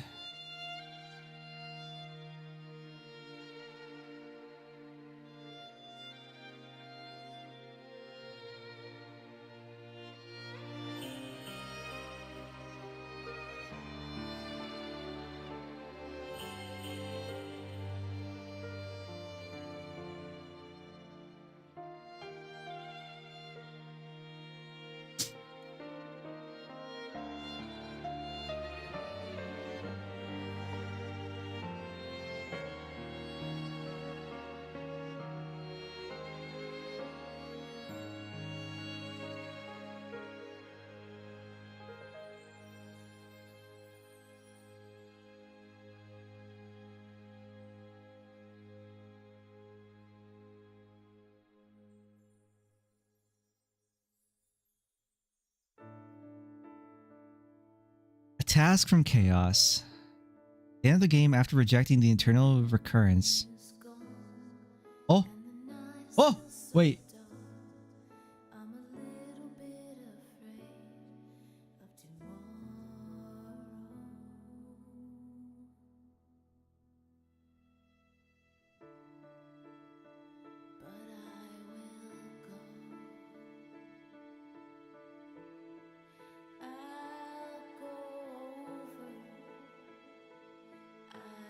This looks like our section of the Milky Way.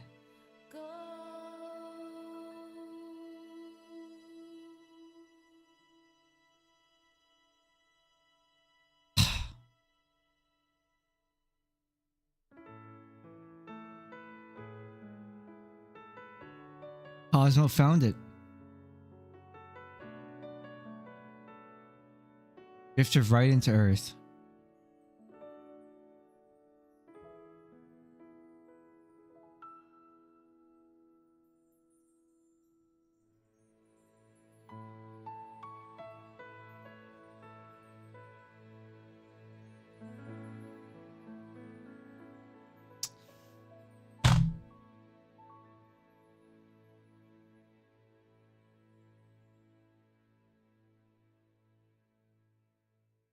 Man.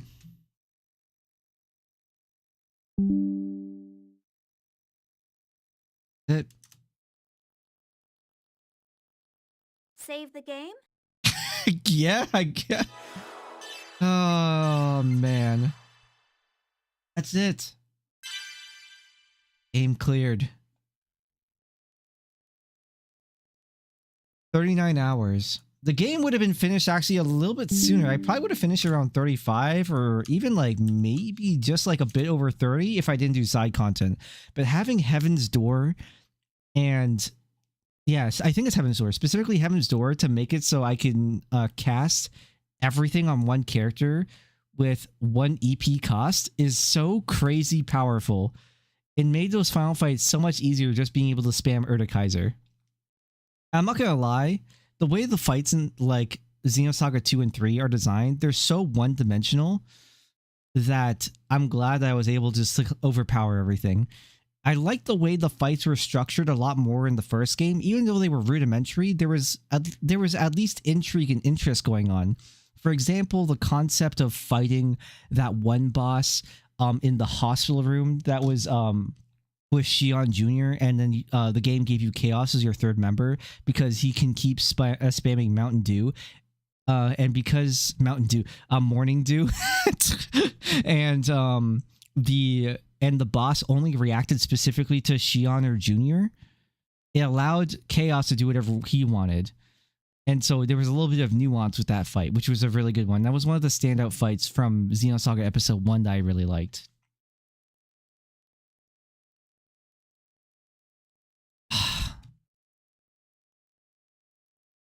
I'm sad, man. I'm so sad.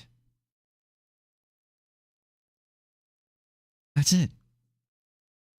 It's over.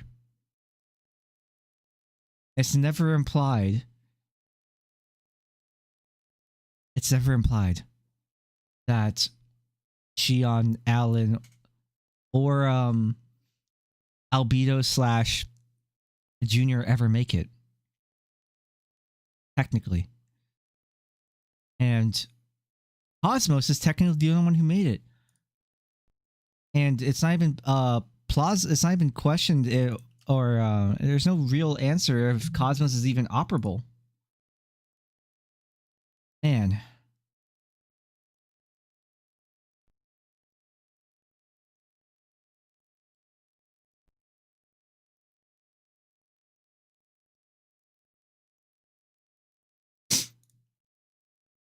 Yeah.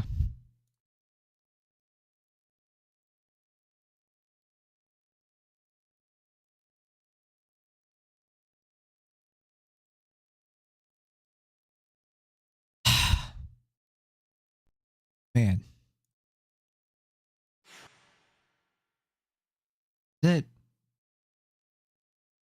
Can you do anything with this clear data? Do anything for you? Oh, look at that. It's all the swimsuits. Is it like Xenosaga 2 where you restart back at a certain spot? Congratulations on game clear bonus. Or congratulations, game clear bonus. Acquired Alan's swimsuit and flawless. Alan's swimsuit? And flawless. Where does it put us in the game, story-wise? Where are we?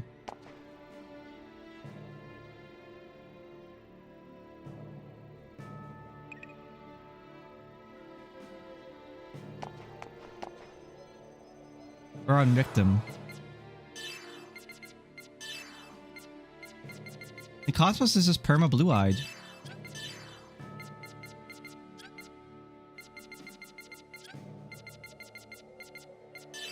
Alan's swimsuit. How do you, like, what? Special armor that changes the character model. Interesting.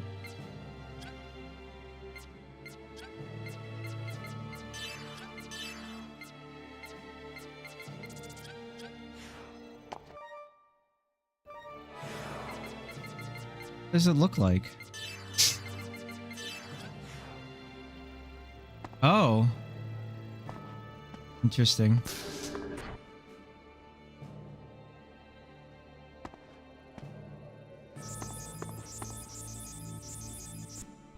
Guess I can just make this a funny save.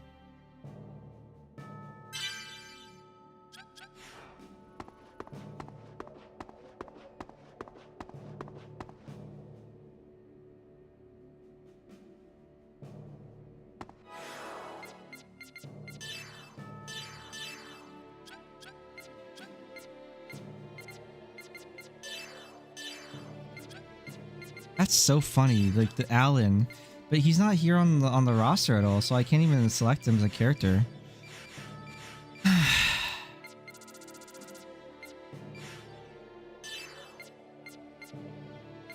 There's some spaces that we haven't even found.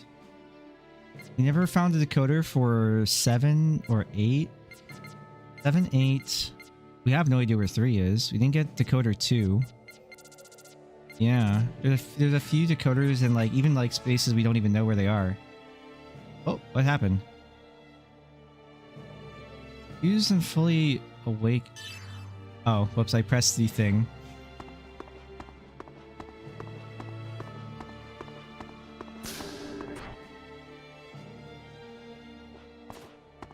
I never really got to like observe like what they did to Shion's outfit in this game. Because we do have the Vector outfit for having a save.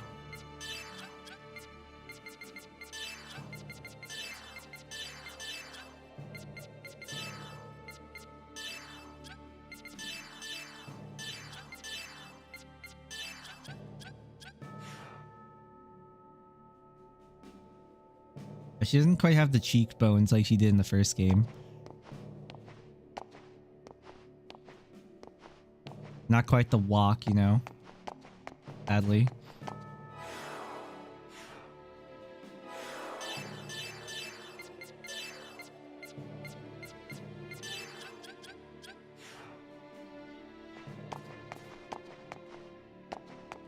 That's it. Wow. I'm curious. So let's see. Looking at the stuff online. A task from Chaos. At the end of the game, after rejecting the eternal resonant or recurrence, Chaos instructs Xion and her friends to lead humankind back to Lost Jerusalem, as it holds key to saving the universe. In an open-ended conclusion, the ending of Xenosaga Episode 3 does not show Xion finding Lost Jerusalem. Instead, it sets up a future journey for the characters to find it, suggesting the ending is a form of hope for the future endeavor. While the game ends with Xion and the crew on her journey in the ship, or in their ship, the conclusion leaves the future open, implying that their quest to find Lost Jerusalem will be a long one.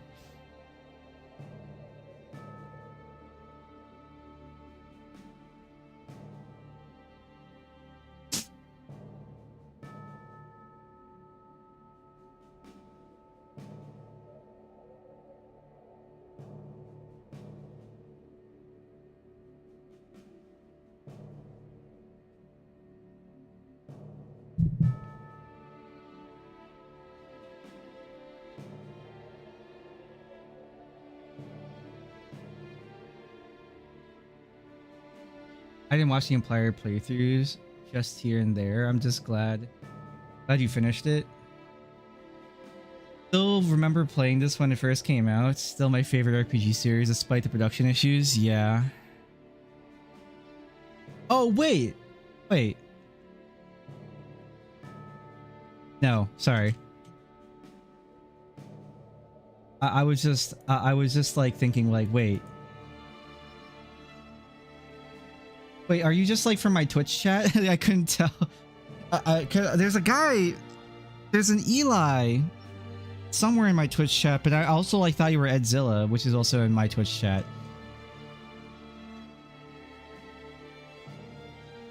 Am I going crazy? Or maybe like you were here from VODs. But if you were watching the VODs, I hope that you enjoyed all the stuff that you were watching. I just, I was recommended to play Xenosaga from some other viewers in my Twitch chat because I was talking about emulation gaming on one of my streams. We were playing... I'm not on Twitch. YouTube just recommended the VODs. Oh, well, welcome. That's crazy. Welcome. Up and downs, like, in my energy on those VODs. Because, like, honestly, Xenosaga 2 kind of dragged on. And Xenosaga 3 was a little bit frustrating to kind of take seriously. Xenosaga Episode 1, though, is absolutely fantastic, and I have, like, zero complaints with the game. I think my biggest complaint with Xenosaga Episode 1 specifically was menuing, because the menus took a long time to navigate. And then, the moment I got to Episode 2, I was like, oh, wow, they really fixed the, like, the menuing issue.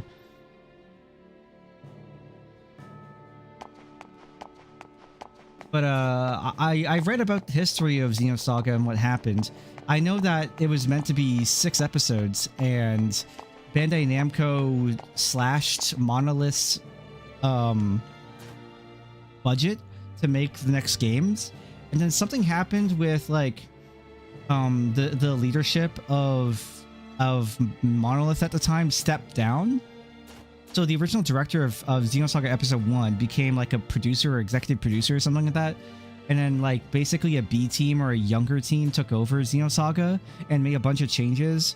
And I didn't like Xenosaga 2's like kind of mechanics that much. I thought it was annoying. I never played the Forbidden Encephalon bosses, but like which was the end game stuff. And maybe there's a little bit more context and lore in that, but I never played those. Because I just didn't care about Xenosaga 2 that much, honestly. Xenosaga 2 is overall really weak, and the game, what was it like? I don't know. It just wasn't great. A lot of Xenosaga 2 specifically could have never happened, or was like never told to us essentially, and Xenosaga 3 would still be basically fine. Like Sakura is like the whole storyline of Sakura and the URTVs and their creation by Dmitry Yuriev is honestly such a side quest, like in the grand scheme of things.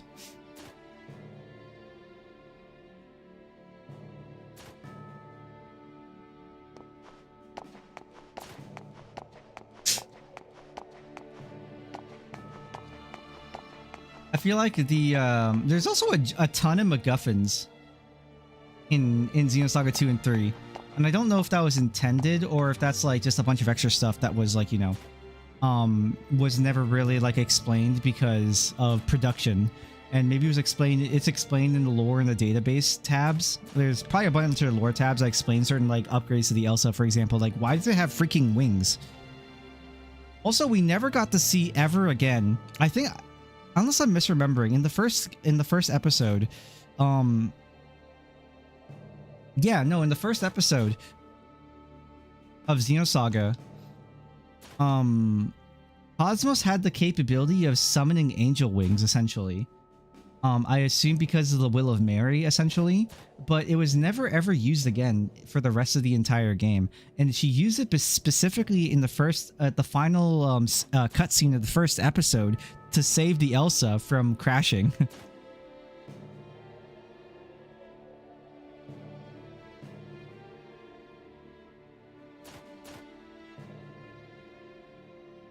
There was a lot of drama back in the day on Monolith I recall correctly, I think they wanted to appeal more to a Western audience with the character model changes, which is bewildering. Yeah, I find it offensive, honestly, that the Japanese would even like change what they're creating for an American audience. I really don't understand why Japanese people continue to do it.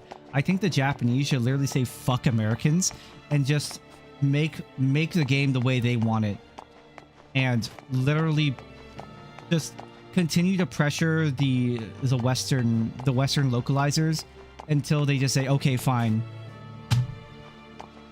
Just send it, you know?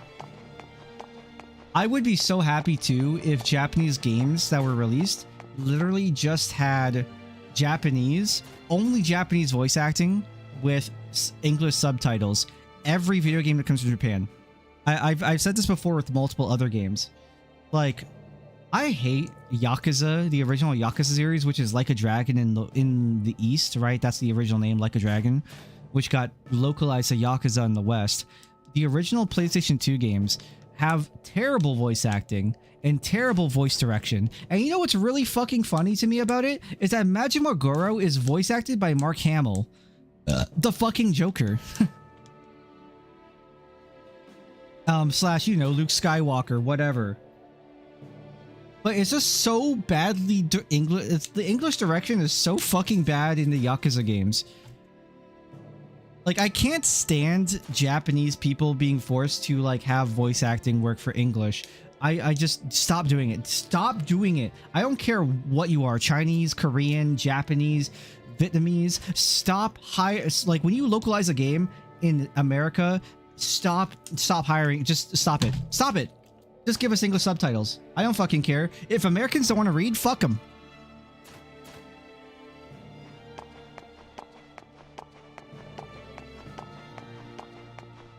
There's nothing that bothers me more than bad English voice acting.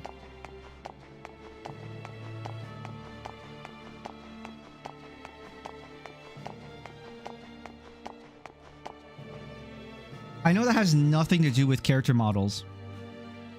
But I do also think that's really annoying, because I really liked Junior's original character model.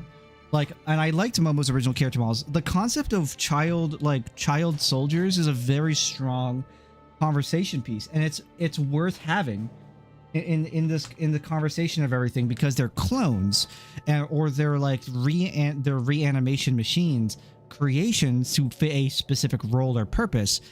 Like, there's a lot of really good choices. Xenosaga 1, like the directors, the writers, the animators, the concept artists, they fucking nailed it the first time.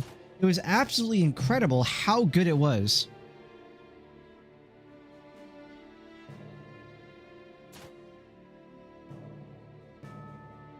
I was having actual war flashbacks listening to it and I didn't even play the games back in the day. Chaos voice actor change between 1 and 2 for English is so bewildering. I don't understand. It's so terrible. It's so beyond terrible. I think all the voice actors from 2 that were obviously that got the swap from 1 to 2 did a better job in 3. But it's still not great. Like, you know, the worst voice actor? Like, I actually didn't have that many problems with the voice actors at all in episode 1, outside of a few. But you know, like, the one that really set me off on being like, why is this guy here?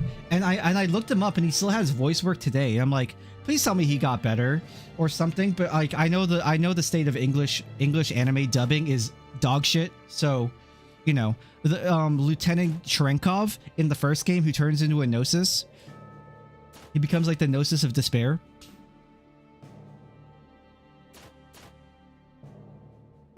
Cherenkov's voice actor in English, Paul St. Peter, is one of the worst voice actors I've ever heard in my fucking life.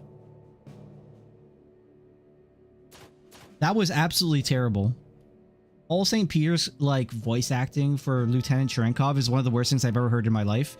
I don't know how this guy got a job as a voice actor after Xenosaga episode 2.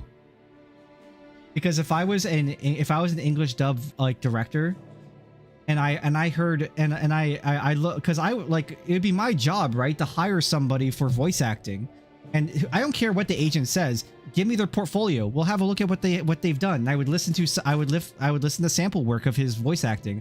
And I'd be like, this guy sucks. Next. Paul St. Peter still voice acts today, so I assume he got much better. Like, one of the voice actors that I always talk about in pretty decently high regard is Steve Bloom. Steve Bloom has been around the block, right? Everybody knows his voice. If you've played Halo Reach, you know him as the sergeant for Bullfrog team with the jetpacks. If you played Call of Duty Zombies, you know him as Tank Dempsey. If you watch Star Wars Rebels, you know him as Zev. If you watch Cowboy Bebop in English, you know him as Spike Spiegel. He's Kanan in Episode 3 for whatever reason, and he replaced the voice actor of Episode 2.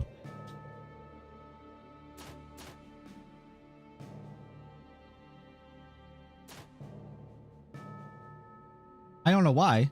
The voice actor of Episode 2 was fine. The Realians are supposed to be pretty monotone anyways. But then they kind of made him edgy and angry for whatever reason in the third game. And like, I don't know. Like, Steve Bloom is not a bad voice actor, so I don't know. Oh, you know, Wolverine. Steve Bloom is now Wolverine in Marvel Rivals, and he was Wolverine in Marvel's Midnight Suns.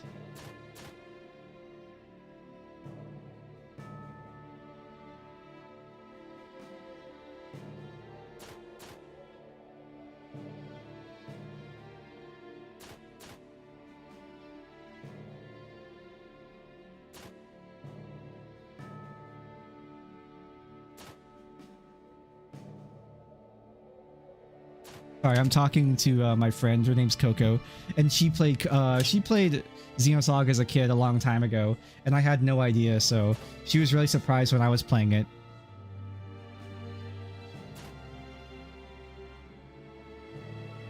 He only ever played episode 1 and 2 though, so yeah.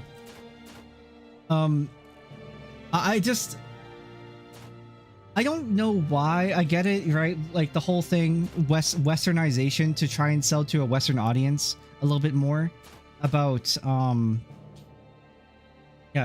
sell to a Western audience. That's why they made the changes they did for Xenosaga episode 1 to 2.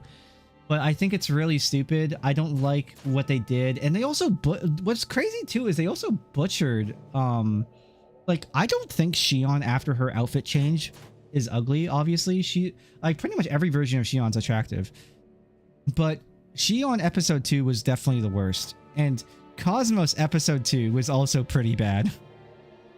But they're still all like no one's ugly, but they look weird, they look funny.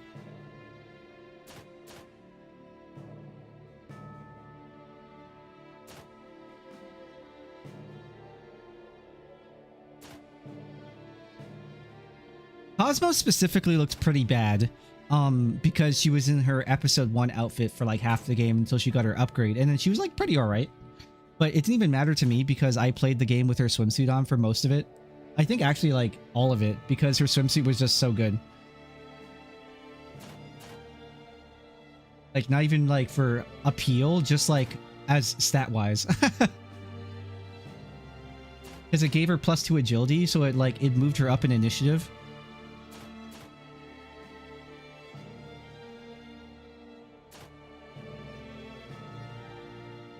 Yeah, that was the thing, is that they got a lot of feedback from episode 2, and episode 3 they salvaged it, and it became like an amalgamation of like episode 1 and 2's kind of art style. And I think they nailed it. I think they nailed what they were trying to do with episode 3's art style to try and compensate for what they did with 2, with the mixture of 1. But I really wish they just went consistently with episode 1's art style. And also, holy shit, Xion's hips in episode 1 are crazy. Her walking animation cycle is crazy in the first game.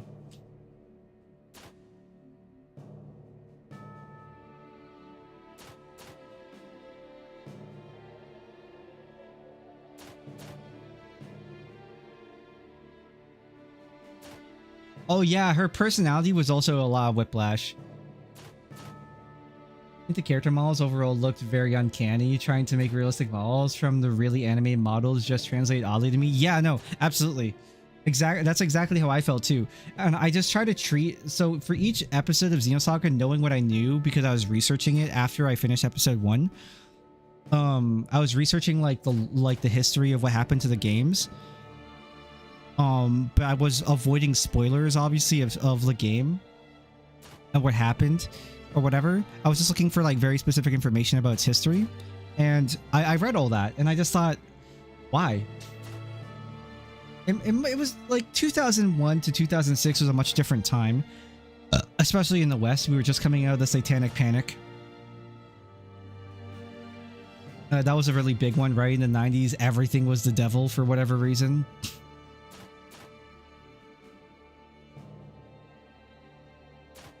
I was too young to really say I understood or remembered it because I was born in 1995. I got the tail end of like the Satanic Panic understanding of it in like 2002 or 2001, but the twin pretzels got clipped, and so that changed a lot of perspectives anyways, and the Satanic Panic kind of disappeared immediately after that.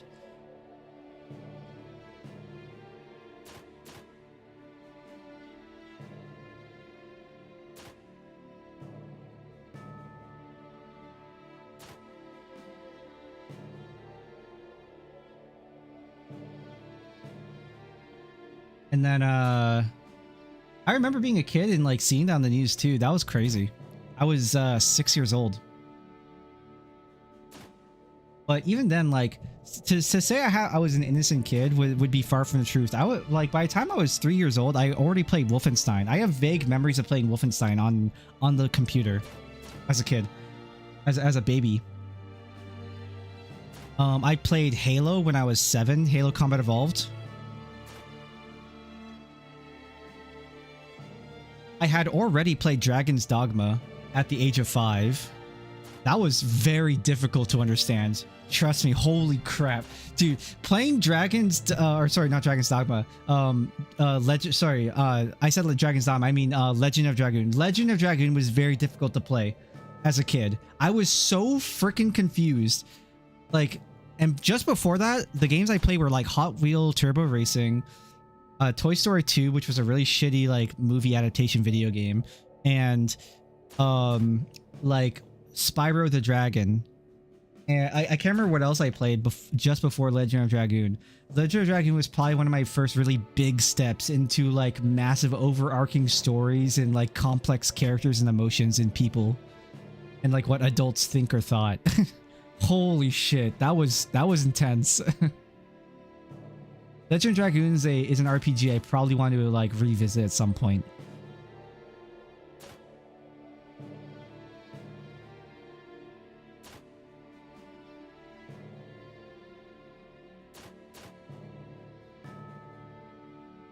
But yeah. I'm ranting, sorry.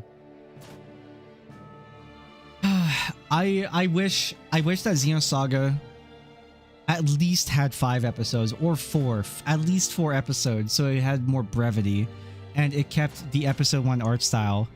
The first thing I said too when I saw Cosmos for the first time, I was like, dude, why'd they do that? Why'd they make her like that? Why'd they knew what we all, like, everyone knows what they were like, everyone knows, right? We all know what they were thinking, but I'm sitting here like playing it for the first time like last month, and I was sitting there looking at it and be like, what were they thinking? What were they cooking? But also, like, every scene with Cosmos, like, damn, they made her so badass. It was hilarious. It was almost on parody, but it was great. It was like such a level of like badassery with also comedy and being serious that was like so well bundled up in Xenosaga Episode 1. It was very like on par with like Metal Gear Solid's kind of personality and like the way it paces and writes its storytelling.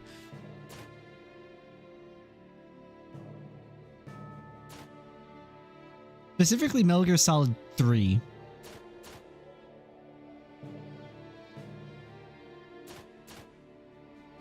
Have you ever played the SMT games? I have played Devil Summoners and And then I played Persona 1 and 2, and then obviously all the Persona games. 3, 4, not the dancing games. Why would I play the dancing games? It's just not my thing. Which are not even dancing games, they're rhythm games, right?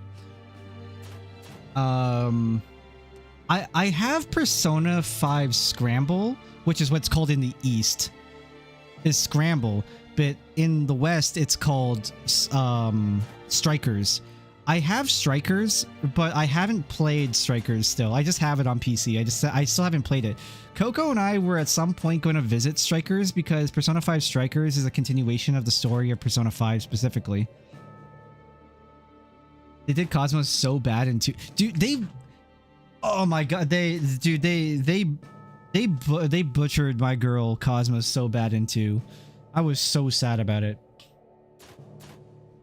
They did Cosmos so dirty. But Cosmos in episode, like halfway through, like her episode 2 outfit in episode 3 was fitting, and like at least with the art style that they went with, and then her obviously her like transformation outfit like in for episode 3 at the end of disc 1. Yeah, great, awesome. Or was it at the beginning of disc 2? I don't remember. My brain is honestly frazzled from like going back and forth. Oh my god. Sorry, my brain goes everywhere. Right when I said disc 1, disc 2, my brain thought of that like of Metal Gear Solid 4 when Otacon like has to ring you and tell a Snake, okay, I know this is annoying, Snake, but you're gonna have to swap from disc 1 to disc 2 in order to continue. And then he's like, wait, we're on Blu-ray, we don't need to do that anymore. That's so crazy. Oh my god, dude. So stupid.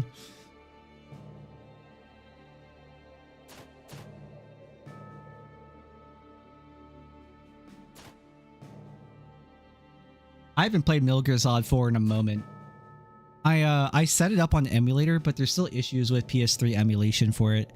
I have debated about like I still have a working PS3, but I don't have my original copy for Metal Gear Solid 4 because I traded it in for some other things. So back in the day, I traded in like a few other games, like Call of Duty Modern Warfare 2, Call of Duty World at War, and like Metal Gear Solid 4 and I think something else. And I got like Crysis 3 and Battlefield 3 and Skyrim for the PC because I was at that time period in my life around 2011 I started swapping from console to PC gaming, and the rest is history. I've just been on PC for the past like I've been a PC player now for like how long has it been? 14 years? Like primarily a PC player for 14 years. But even then, I was still playing some PC stuff like Counter-Strike 1.6, Counter-Strike Source, Unreal Tournament 2004, Battlefield 2. Like, I still played some PC stuff, but like I was not predominantly a PC player until around 2011.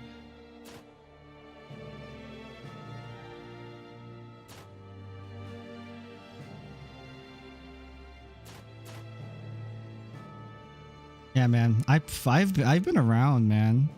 I played a lot of stuff in my life. And seen a lot of different things. I've speaking of playing random things, now that like we're done.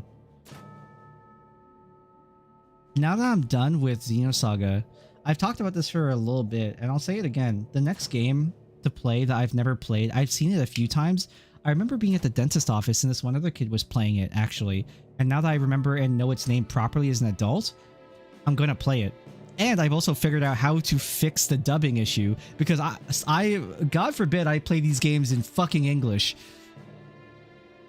I learned how to patch the emulated ROM, or the ROM of the PlayStation 2 game, Zone of the Enders.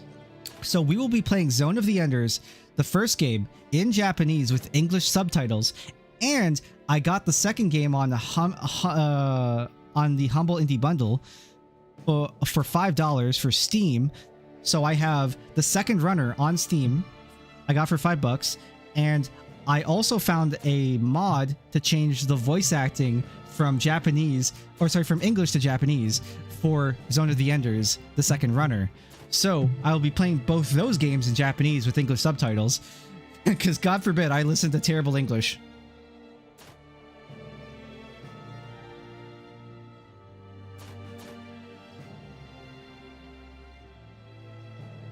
Yeah, I never played Zone of the Enders, but I'm very, very, very excited to play them. Those are going to be some banger games to play. I'm looking very, very, very forward to it. And man, like Eli, if you don't catch those streams, you don't catch me when I'm live, the VODs will always be there, man. All you have to do is sub, or you can jump on twitch.tv. I also have a Discord. I believe it's in the description panel, like the description of this live stream. If you click on it, and you'll see a link. I think I also have it as separate. I think Discord's its own separate link. If you use Discord, I have a bot that announces every time I go live, specifically on Twitch, but I'll be live on Kick, Twitch, and YouTube all at the same time anyways, but it just announces for Twitch.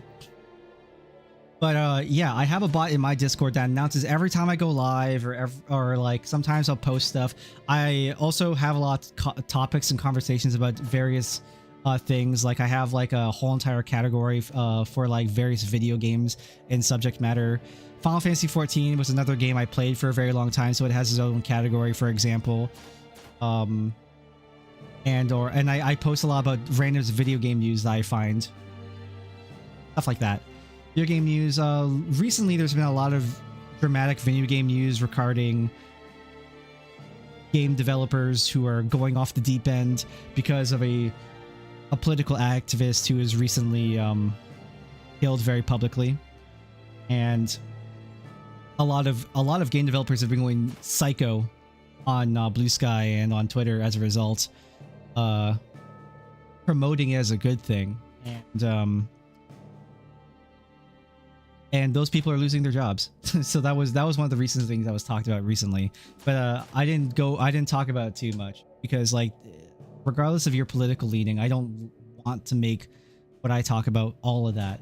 I do think though that if you're, someone who is very aggressive on one political leaning side, you're probably not in a very healthy mental state, to say the least.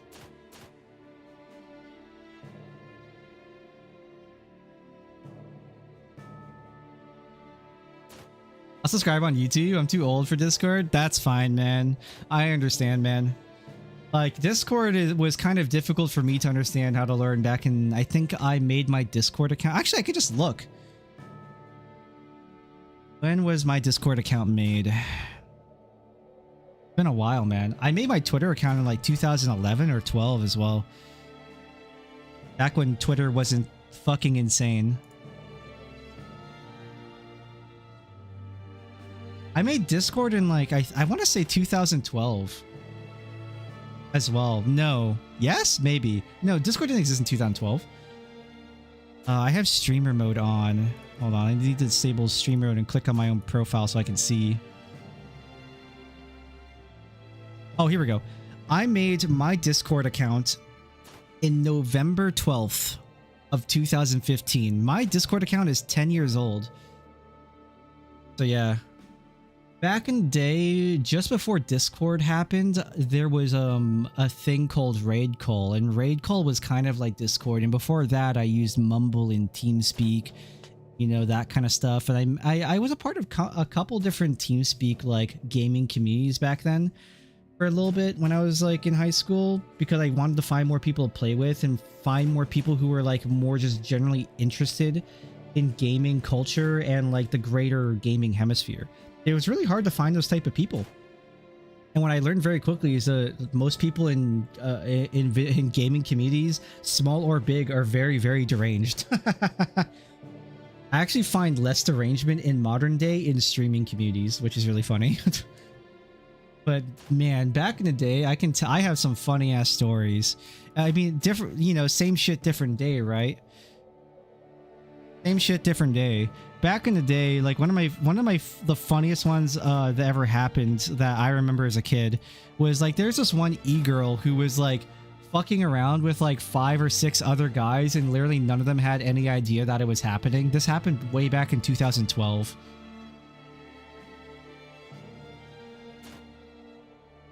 That was some shit, man. That was one of the funniest ones. And like that's not even new. That shit was happening in World of Warcraft in 2006.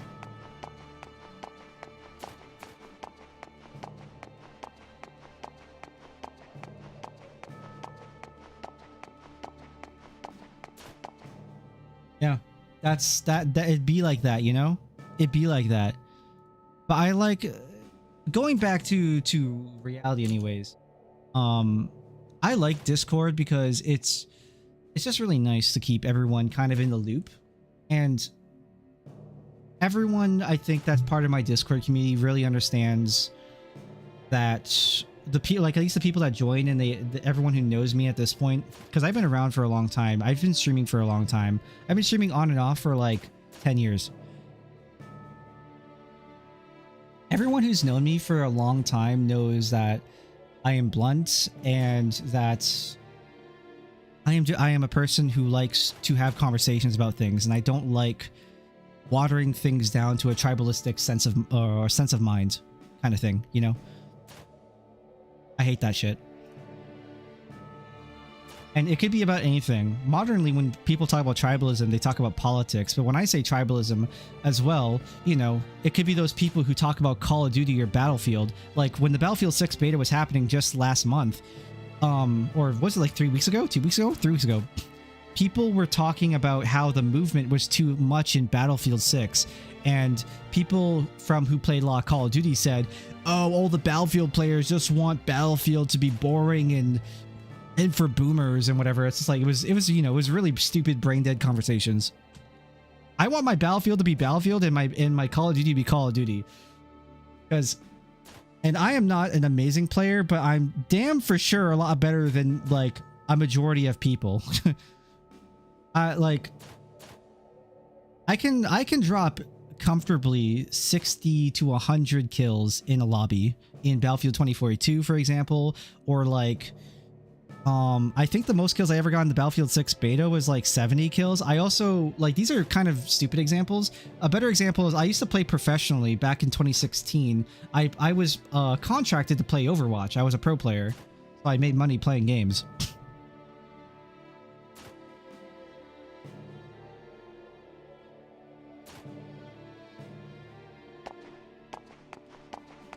Like, I'm not a shitter. Am I a god? No. I'm not Shroud. But I'm definitely not shit. But I'm definitely a lot worse nowadays because I also quit playing shooters something like 6 years ago because I hated everything on the market. That's a whole nother conversation, but I'll reduce it to this very simple sentence. I hated battle royales, I hated hero shooters, and I hated anything in between that wasn't just strictly more of a shooter that was like based around some formalities of movement. And I thought, well, I like Titanfall 2, but it doesn't matter because Titanfall 2 is too movement heavy, and therefore it's too difficult for the average player to play. So, like, there is that. The kind of games I liked a lot are more movement heavy, and I like going fast, but I like there being a methodical strategy to everything that you did in those games as well. I don't like just running and gunning and shooting everywhere. I think that's stupid. But I also don't like hero shooters because I don't like rock, paper, shotgun game design. And, you know, rock, paper, scissors, but I say shotgun because one thing is always going to be better than everything else. In Marvel Rivals, it's more like rock, paper, grenade launcher game design, but you know. Like, I miss when shooters were just called class-based shooters specifically, like Team Fortress 2. Team Fortress 2 was fine.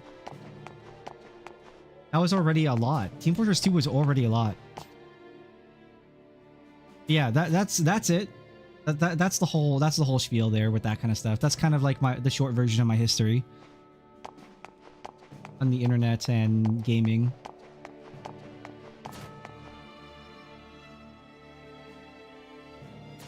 Kind of stuff back then Or back when I used to go on forums a million years ago. Wait, what, e-girls? E-girls just fucking around and just fucking with people was on forums, like on old message boards, like what, in like the late 90s, early 2000s? I can imagine it, just like e-girls just being fucking weird on like forums. And you already know they're not attractive, they're not hot or anything like that. They're fucking like 300 pounds and their name is like Bertha or something. They're from like South Carolina.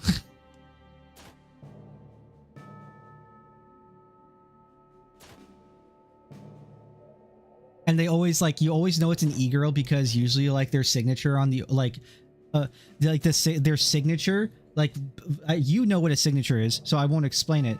But like their signature, right, their post or whatever, like the little additive thing that you could have on your profile pic, that's like on the under header or whatever it's called. It was always like something in cursive or some bullshit.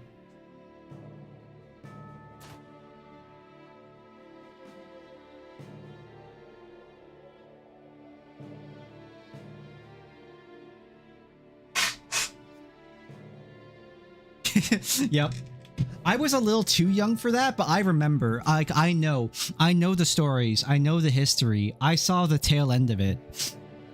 I didn't like fully, for example, I also didn't fully experience 56K modems or like, yeah, I didn't fully experience 56K modems in AOL, but I was aware of them and my dad used AOL. So I learned AOL and stuff like that back then as a kid.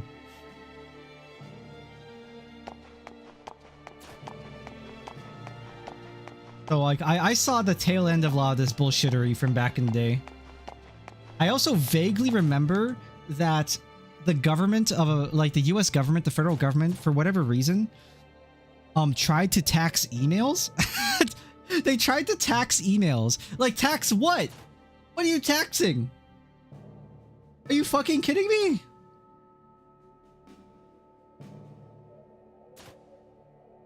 So I was young, but like I have pretty good memory of random bullshit that happened when I was very young, for random things in that time period. I mean, like you probably have like pretty strong memories of things from when you were a kid, right? That everyone does. You probably don't remember what happened last week, but you remember what happened 20 years ago.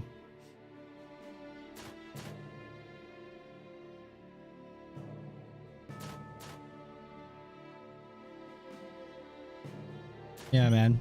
Dude, like, the world used to be so much simpler. Really everything changed when the Fire Nation attacked. And by the Fire Nation, I mean 2014 happened. Oh man, I remember 2014 very well. That was a dark year for gamers everywhere. That's when everything started becoming very soft and we have modern day. 2014 is modern era of gaming. Halo 5 Guardians was shit. Halo 4 was shit. Halo Infinite is kinda ass. Saints Row disappeared off the face of the earth. Gears of War disappeared. Call of Duty started becoming weird and became action movies.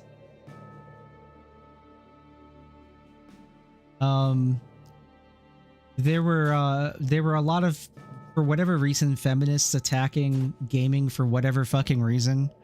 Gamergate happened. Game developers started making circle jerks in the AAA gaming hemisphere. And it's very hard to find old video of it, but they used to, like, even back then, around 2015 and 2014, they were already having circle jerks for like their own like insular game awards ceremonies they were doing, where it was like literally only like AAA like game developers in leadership positions basically circle jerking and jerking each other off, saying, yeah, let's punch Nazis. I remember. I fucking remember.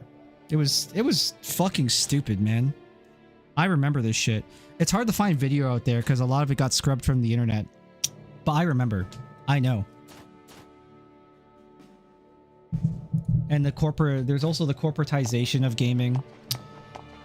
A shit time. That was the worst. That is the worst timeline. I'm so happy that we're coming out of it finally. Like with Warhammer 40K. Warhammer 40K Space Marine 2. Great. Pretty fucking awesome game.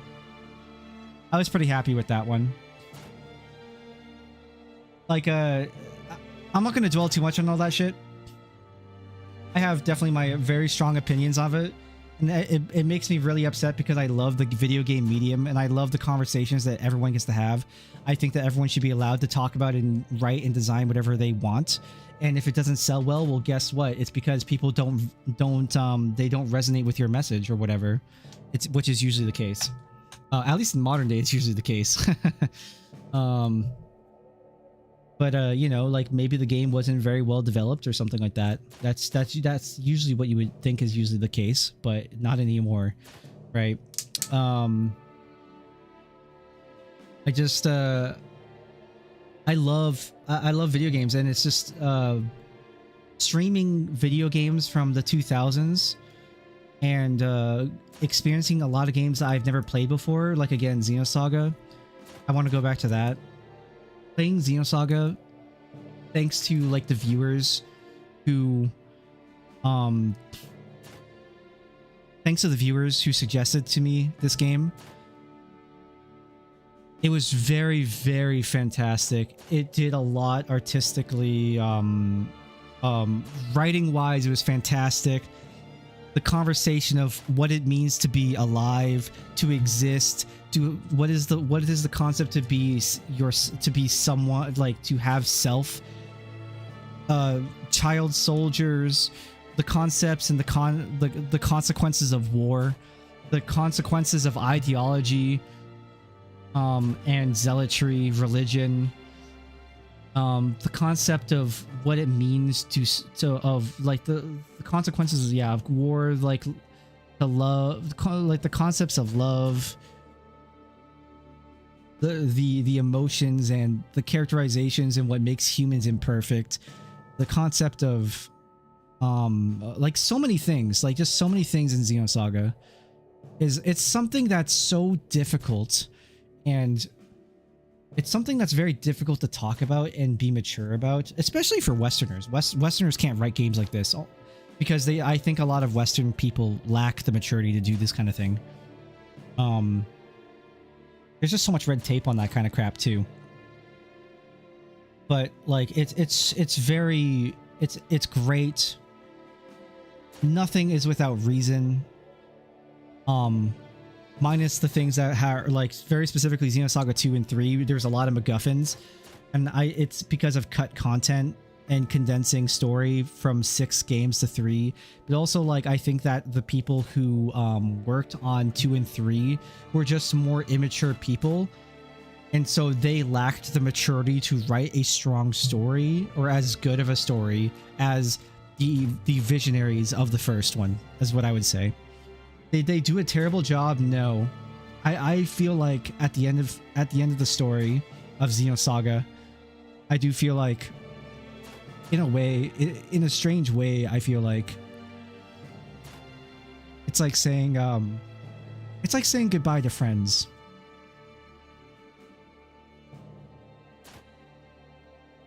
And I think it's mainly because of how strong each character presented themselves, specifically in the first game.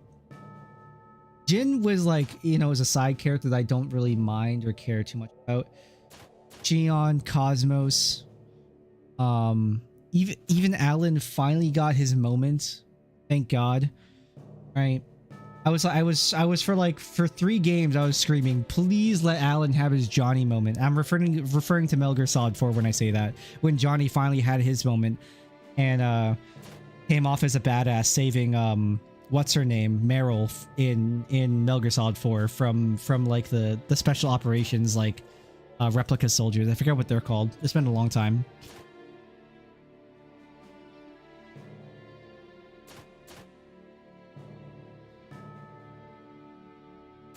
Yeah, I like Dr.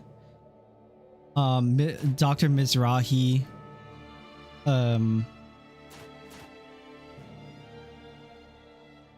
Momo, Junior, Albedo, Guinan, or Negrito, Helmer, I said Ziggy, right? I'm just gonna say Ziggy again because I wasn't sure. Ziggy, Hammer, Lucas, Matthews, the Damarung, the Woglinde,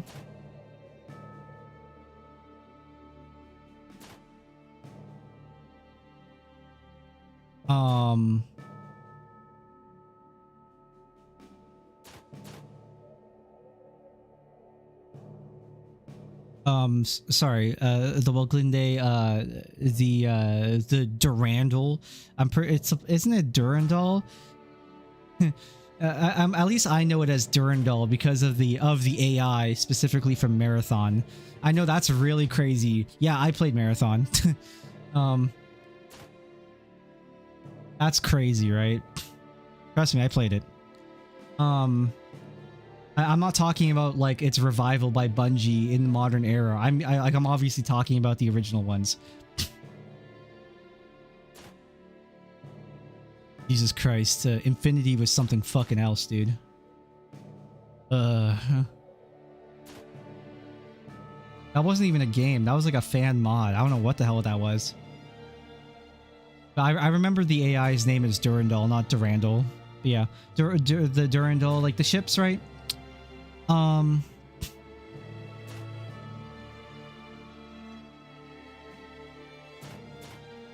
Like, yeah, I feel like, you know, I feel like, in a way, I feel like I'm saying goodbye to friends. Because, I'll remember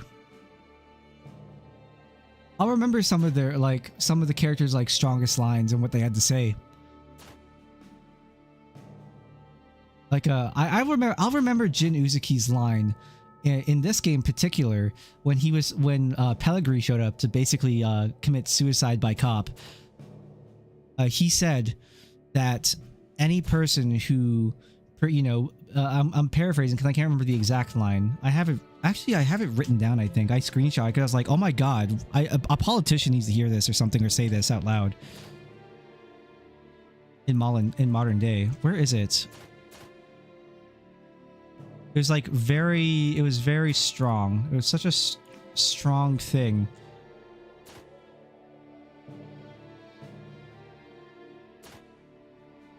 Where is the screenshot? Where is it?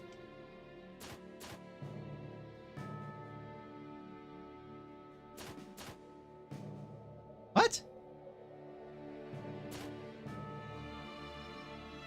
Where the fuck did I put that? How did I misplace the screenshot? Did I only save it to like a conversation with friends? I swear I had this like as a separate thing. I guess not.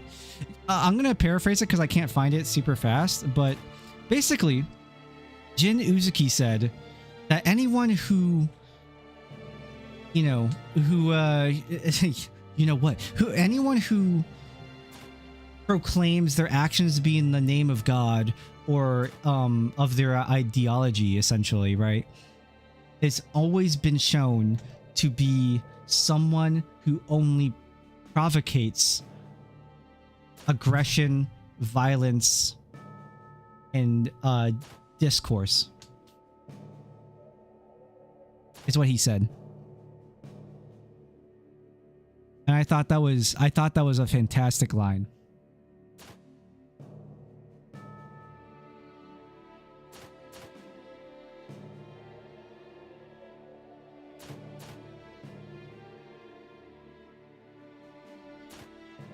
He said that near the beginning of Disc 2, when you first get to Mictum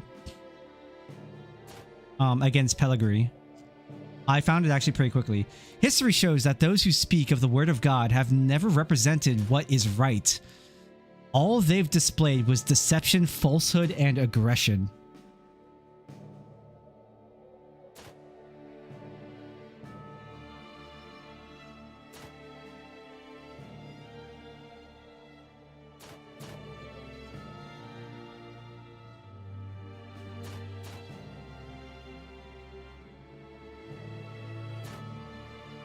I thought that is one of the strongest things I've heard in a long time.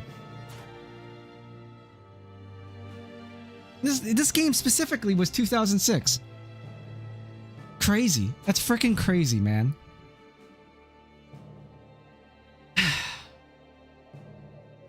My personal belief is that the games kind of went downhill once DLC patches became commonplace and devs didn't have to release finished games anymore at launch. I think that's part of it. Yeah. I think that was the defining or largely the big part of the conversation back in the early 2000s. I remember specifically around 2008, 2009 is when that became the big conversation. It was that. And people were pointing out that actually the very first game that had a live patch to fix bugs was Unreal Tournament 2004 on the Xbox original, I believe, because you already had an online connection. And that's what, and people were saying that was the turning point for specifically that kind of conversation. DLC specifically, people say the turning point was very specifically, was it Skyrim? It was, no, was it Skyrim? No, it was Oblivion, right? Elder Scrolls Oblivion introduced the Elven horse armor. And then everyone says that's the progenitor of the disease of microtransactions that we have today.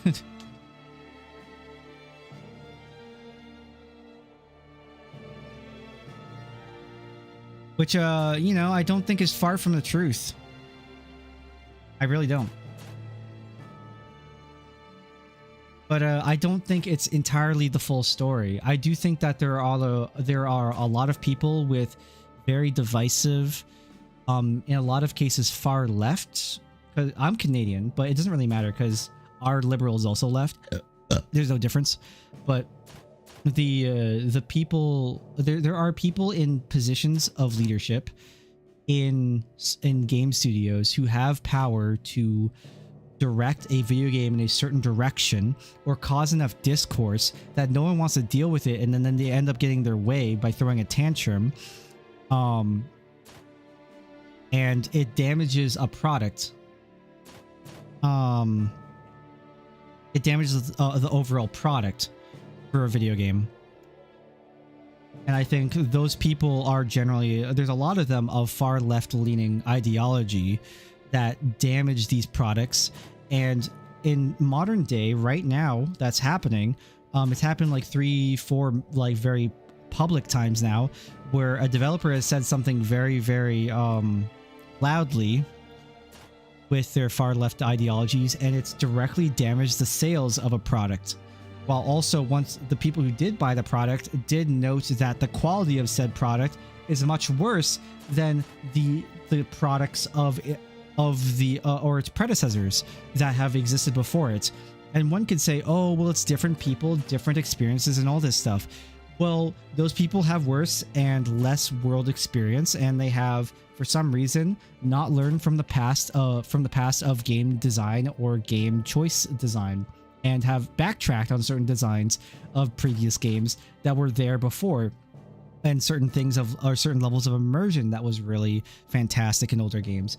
And for example, a lot of people make the comparison of Elder Scrolls Skyrim versus Avowed being its direct competitor as a game in the same genre space, and one of very, very similar design philosophies with its characters, how you interact with characters, how inventory, how you explore the world, how you travel around the world. It's kind of like general fantasy space that it exists in. There's a lot of like overlap there, one could say. Obviously, there's one of Norse mythology and one of whatever the fuck Avowed is. I don't know. Mixture of high fantasy and whatever else. But yeah, it's just pale, like, you know, a game from 2012 is leagues above, for some reason, a game that came out in 2023 or 24. I think it was 24. It's fascinating. And no one's asking a video game to be everything, but we're asking video games to be focused in the designs of what they're trying to create. And for some reason, you know, modern games, a lot of them are worse. And it's partially true that people of certain ideologies and much weaker worldviews who basically get most of their ideas by looking at their phone screen, probably are going to make a worse product. That's what I think is also partially happening for a lot of people, and it's frustrating. That's why, again, I came back to emulation gaming, and I've been playing a lot. This is what started all of this. Before this, I played Ace Combat 4 on stream, and that was a revisit. I really like Ace Combat 4. It's a great game to just play. It plays decently. It's not like a fantastic, amazing game. But it's very competent. Its mission structure is competent. But what really holds it together for me and is so memorable for me for Ace Combat 4 is the way the story is told about Yellow 13 Squadron and the Ace Combat player character Mobius being a rookie pilot sortying, going from sortie to sortie to sortie, becoming an ace pilot for the Eurasian Resistance. And all of this storytelling in Ace Combat 4 was written from the perspective, in retrospective, of someone who's retelling the story in their journal. And the guy is reminiscing, essentially, as he's writing. From going on from like time period to time period of the story. And also talking about how he was the only survivor of his family because a jet that went down from Yellow 13 shot down a pilot, an enemy pilot that crashed into his family's house. That's what started the entire storyline for like this guy who was reminiscing and writing down the journal. And it's fantastic. And the English voice acting is nothing to write home about, but it does what it needs to do very well.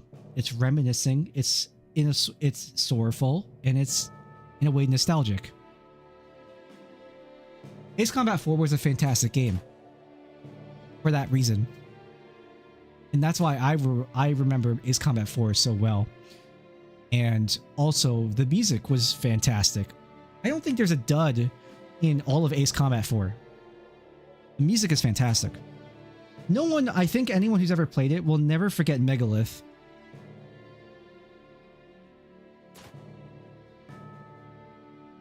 I always talk about Megalith.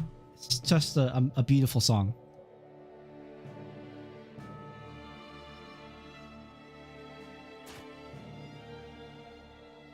Yeah, that's why I came back to playing and streaming these old games on emulator. I know I could play them on PlayStation 2. I do have some of these games on PS2. I still have a working PS2. I still have my controllers from when I was a kid, and they all still work. But it's harder to set up and it's more annoying, and I don't want to deal with it. So emulator is a lot better, and also I can run everything at higher resolutions at 60 FPS. Even though it's not perfectly the exact same experience, it's still really good. And it does exactly what it needs to do. And a lot of these PlayStation 2 games are going to look similar to each other too, because they all run on a game engine called Renderware. So Xenosaga is going to kind of look like Grand Theft Auto San Andreas. Grand Theft Auto San Andreas is kind of going to look like Kingdom Hearts. And it's all because they use a similar engine. Renderware was very popular during the PlayStation 2 era. It made I can't remember what the name of the company was that made it. I think it was I don't remember if it was Neversoft or Incognito or something.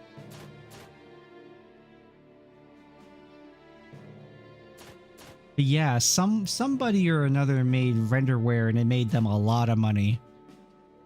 Because that was pretty much what every game studio made their games on. And that's probably why so many games in the PS2 era were so good, is because they all shared a common game engine, so all these game developers could talk to each other about how they were developing their tools.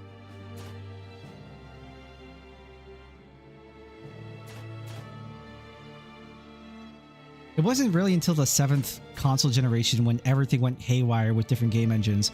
Like Metal Gear Solid obviously uses the Fox engine. And the Decima engine was invented for Killzone 2.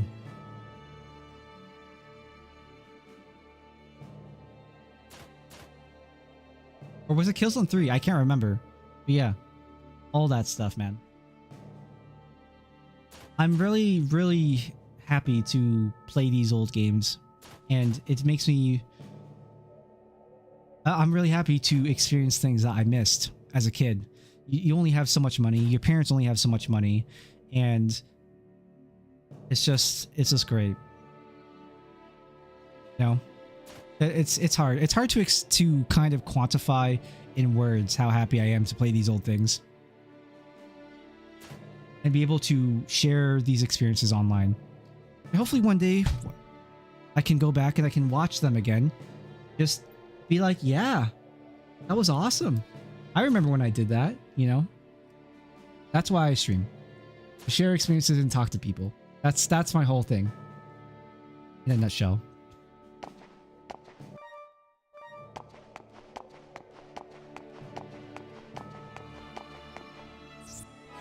Sorry, there's a lot in my brain that always happens when I talk. I yap so much about random shit, man. Storyline of Momo and Julie and her accepting her as a daughter is one of my favorite plot points too. I really like that plot point in Xenosaga. I just wish there was more that was happening in Xenosaga 2 because so little happened.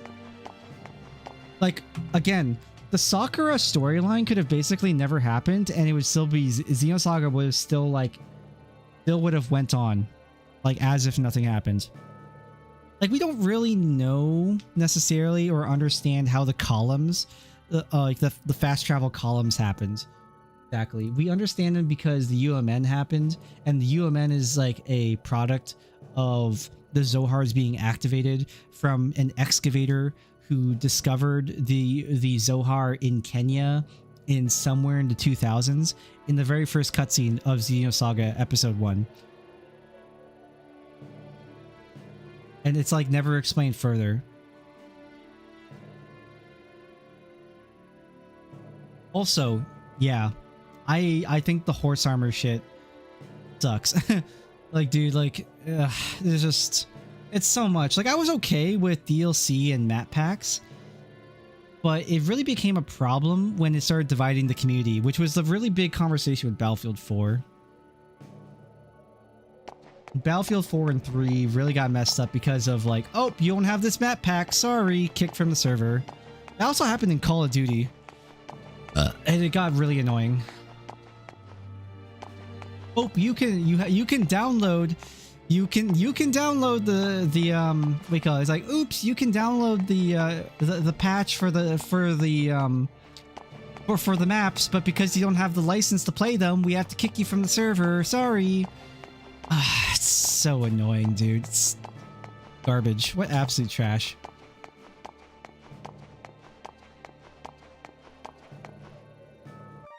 Developers will do anything, or not developers, sorry, publishers and major corporations do anything in their power to ruin gaming, I swear to God. It's such a mess of so many different things. Corporations, like, deranged people, all this stuff. Yoko Taro even recently said in an interview with Famitsu, the creator and director of the Nier series, right? Nier Automata or Nier Replicant / Gestalt. He said that there's just less weird people in... He feels like there's less weird people in gaming now, in game development. And I agree with him. Like, I think we all understand what he means when he says that. It's a shame. Even another one recently, like another guy recently, Noboru Uematsu, the Mr. Final Fantasy, right? The composer. He said, the composer of the Final Fantasy games said, like the music composer, just to be clear, he said, that producers and game directors have too much power over game development, which causes games and their music to sound less unique. And he says that game developers are fine, you know, game directors are fine with music being whatever, as long as it sounds like a Spielberg movie or whatever, something like that. I'm paraphrasing. I can't remember what exactly he said, but he said something along those lines, and basically it sounded like a movie track, and that's it. And it really upsets me because, again, the 2000s, there was so much incredible music. Even today, there's still incredible music, but it's all coming a lot more from indie. And Expedition 33 is like one of the last few games I can think of that like the music soundtrack really stood out to me. I haven't played Expedition 33 strictly to be clear. But I've listened to it and I've watched a friend play it on stream, a much bigger streamer than me. His name is Fairlight Excalibur on Twitch. He played through Expedition 33 and I was in and out and I was listening to it. Because I don't know if I'm ever going to play it. So I don't want to like have my brain memorize too much from the game. Like I know bits and bobs here, but like I don't know how they all fit together, which is how I prefer. But the so it doesn't really strictly bother me that I spoil myself for some things, but it's because I don't know how they lead up to those things, so it just doesn't matter. Like the music in Expedition 33 is fantastic. There's a lot of compositions for individual bosses that are really fantastic. The music in Dark Souls, for another example, is also fantastic. I'm not a huge fan of Dark Souls, though.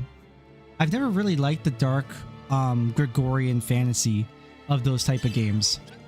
I just never have. I appreciate very much what Dark Souls, Elden Ring, Sekiro, what they all are and what they all do, Black Myth Wukong. I appreciate and I do love them for what they do. It's just not my type of game. And that's the worst part about it, is because I don't like spending my money on things I'm not particularly going to play. Like if I could give my money just specifically to like somehow like give, you know, like $5 to like certain leaders like that culminate to $60 or $80, I would do that. Probably.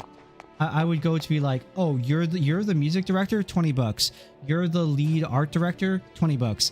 You're the lead writer, $20. You know? Whatever.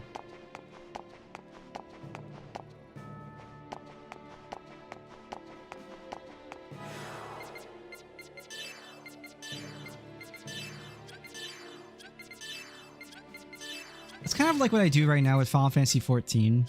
Because I subscribe to that game still. I don't play it. I haven't really played it at all for like 9 months. I haven't played it for like 9 months. The game is just not something I'm interested in right now because Dawn Trail has been kind of just a massive letdown to me for various reasons. I like 7.3, which is the most recent patch. The storytelling in it I like. I watched it from another friend on Twitch again. His name is Hexity. He's a very he's a very known entity at this point in Final Fantasy XIV as a streamer. One of my friends now that I actually taught how to play the game like 2 years ago now. He so I watched it from his perspective and he also really liked it. Yeah. I hope that the developers of Final Fantasy XIV, you know, they work it out for expansion 8.0, and we'll go from there, really, right? But I mainly subscribe to that game still because I really like the composer's music. I think the composer, generally speaking, doesn't ever miss, even if the music is in a boring backdrop for his stuff. Masayoshi Soken is the lead composer of Final Fantasy XIV. I don't think he misses. I think that his music is poorly implemented sometimes into what is, generally speaking, specifically in Dawn Trail, a milquetoast story. And as a result, has a lot less impact in what he creates. And I think that's a shame. It's a really big letdown because Soken literally, like, he puts so much work and energy into his compositions.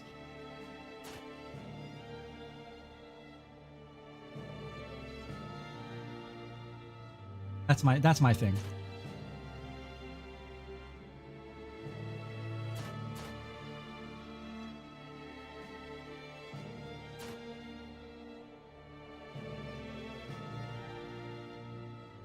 Even I guess I'll kind of wrap up with saying, you know, because it's been a lot. We've kind of come in a giant circle now. I miss gaming being unique, everyone trying different things, and all this stuff. And so, again, emulation gaming. I'm looking forward to playing Zone of the Enders. I'm probably not going to start that today because I don't want to start another game today, essentially. I'm gonna have to find a new thumbnail. I'm gonna have to start like make a new thumbnail for Zone of the Enders when I start that, so that way it's easier to find in the live tab in the VODs. I need to go and do that for all the Xenosaga games. Like all the episodes, I think, because it's mostly just my starting stream screen on YouTube. I'll do that eventually. I'm just lazy. I'm very lazy. Yeah. I want to say again, Xenosaga, even though I have mixed feelings about how it was written and directed very specifically, and some of its music choice, honestly, specifically in 2 and a little bit in 3, and only specifically the Song of Niflheim was really annoying to listen to in 1 on repeat, but otherwise it was fine.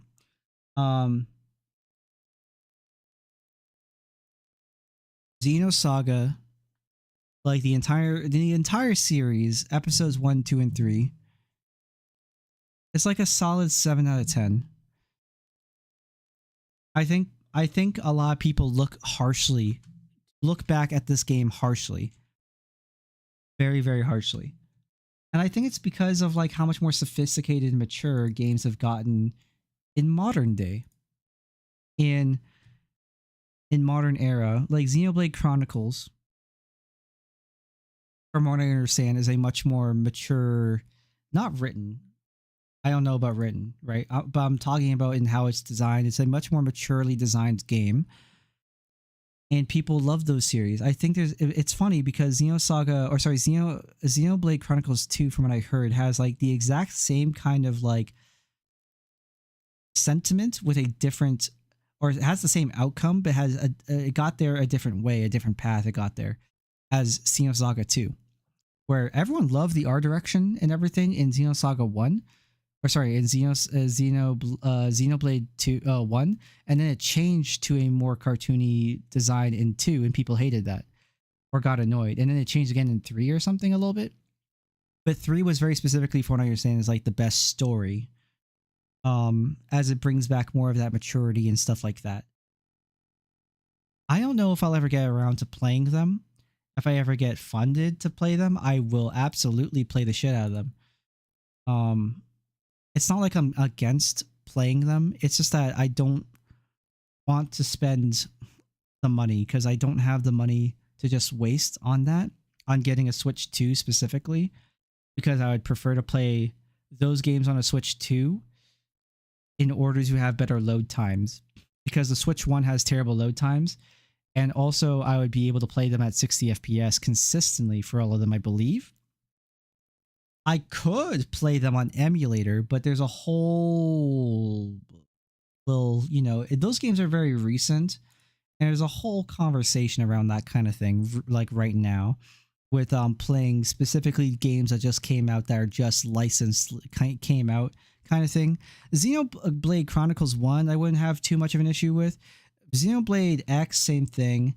But Xenoblade 2 and 3 are much more recent entities, and that'd be an issue, I feel like, for people. And that's kind of where I'm kind of on that right now, in that kind of like base. I am definitely of the mind of like, if I can play something for free, hell yeah. But there's a certain level of respect I have for certain things. And I think Monolith has earned my respect heavily for sure. Just from what I've experienced with Xenosaga, because I am not a Monolith fan, because I don't really know, or well, I don't really understand them as developers for what they created until playing Xenosaga. Yeah. I'm just thank you, Monolith, for trying. If there's anything that's really incredible to say about Xenosaga, is that you tried, and you tried, and it was good. It was a very strong swing. These were strong swings. For better or for worse. These were strong swings. Episode 1 is still hands down my favorite. And I'm really saddened that it got it got kind of diced up the way it did.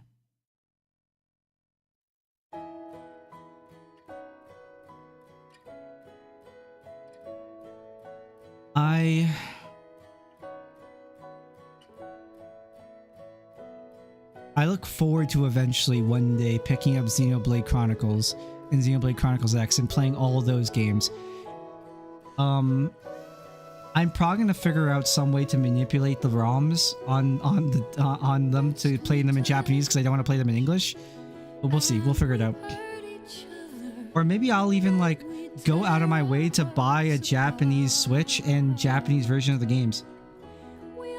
Because I really do just refuse to play them in English. That's a big thing. Unless the ROMs have... Unless the American ROMs have them Japanese voice acting on them. I don't know. Which would save me a lot of problems.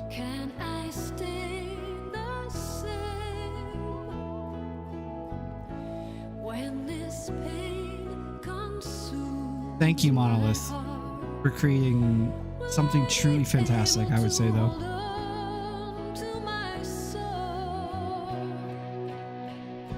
I do hope someday, though, we can maybe get Xenosaga 4.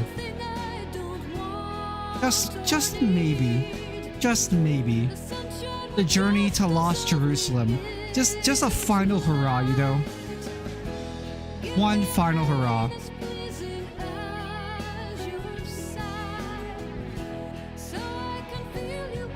Just maybe, you know? We're finally getting Okami 2. A second Okami game is crazy. That game did not need a sequel, but we're getting one. Who knows? Who knows? Next time on this stream, I might play Battlefield just to kind of like decompress before starting another major story series of games. Yeah.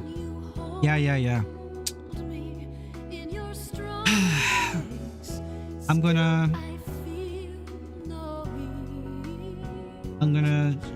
play Zone of the Enders next. Zone of the Enders is next.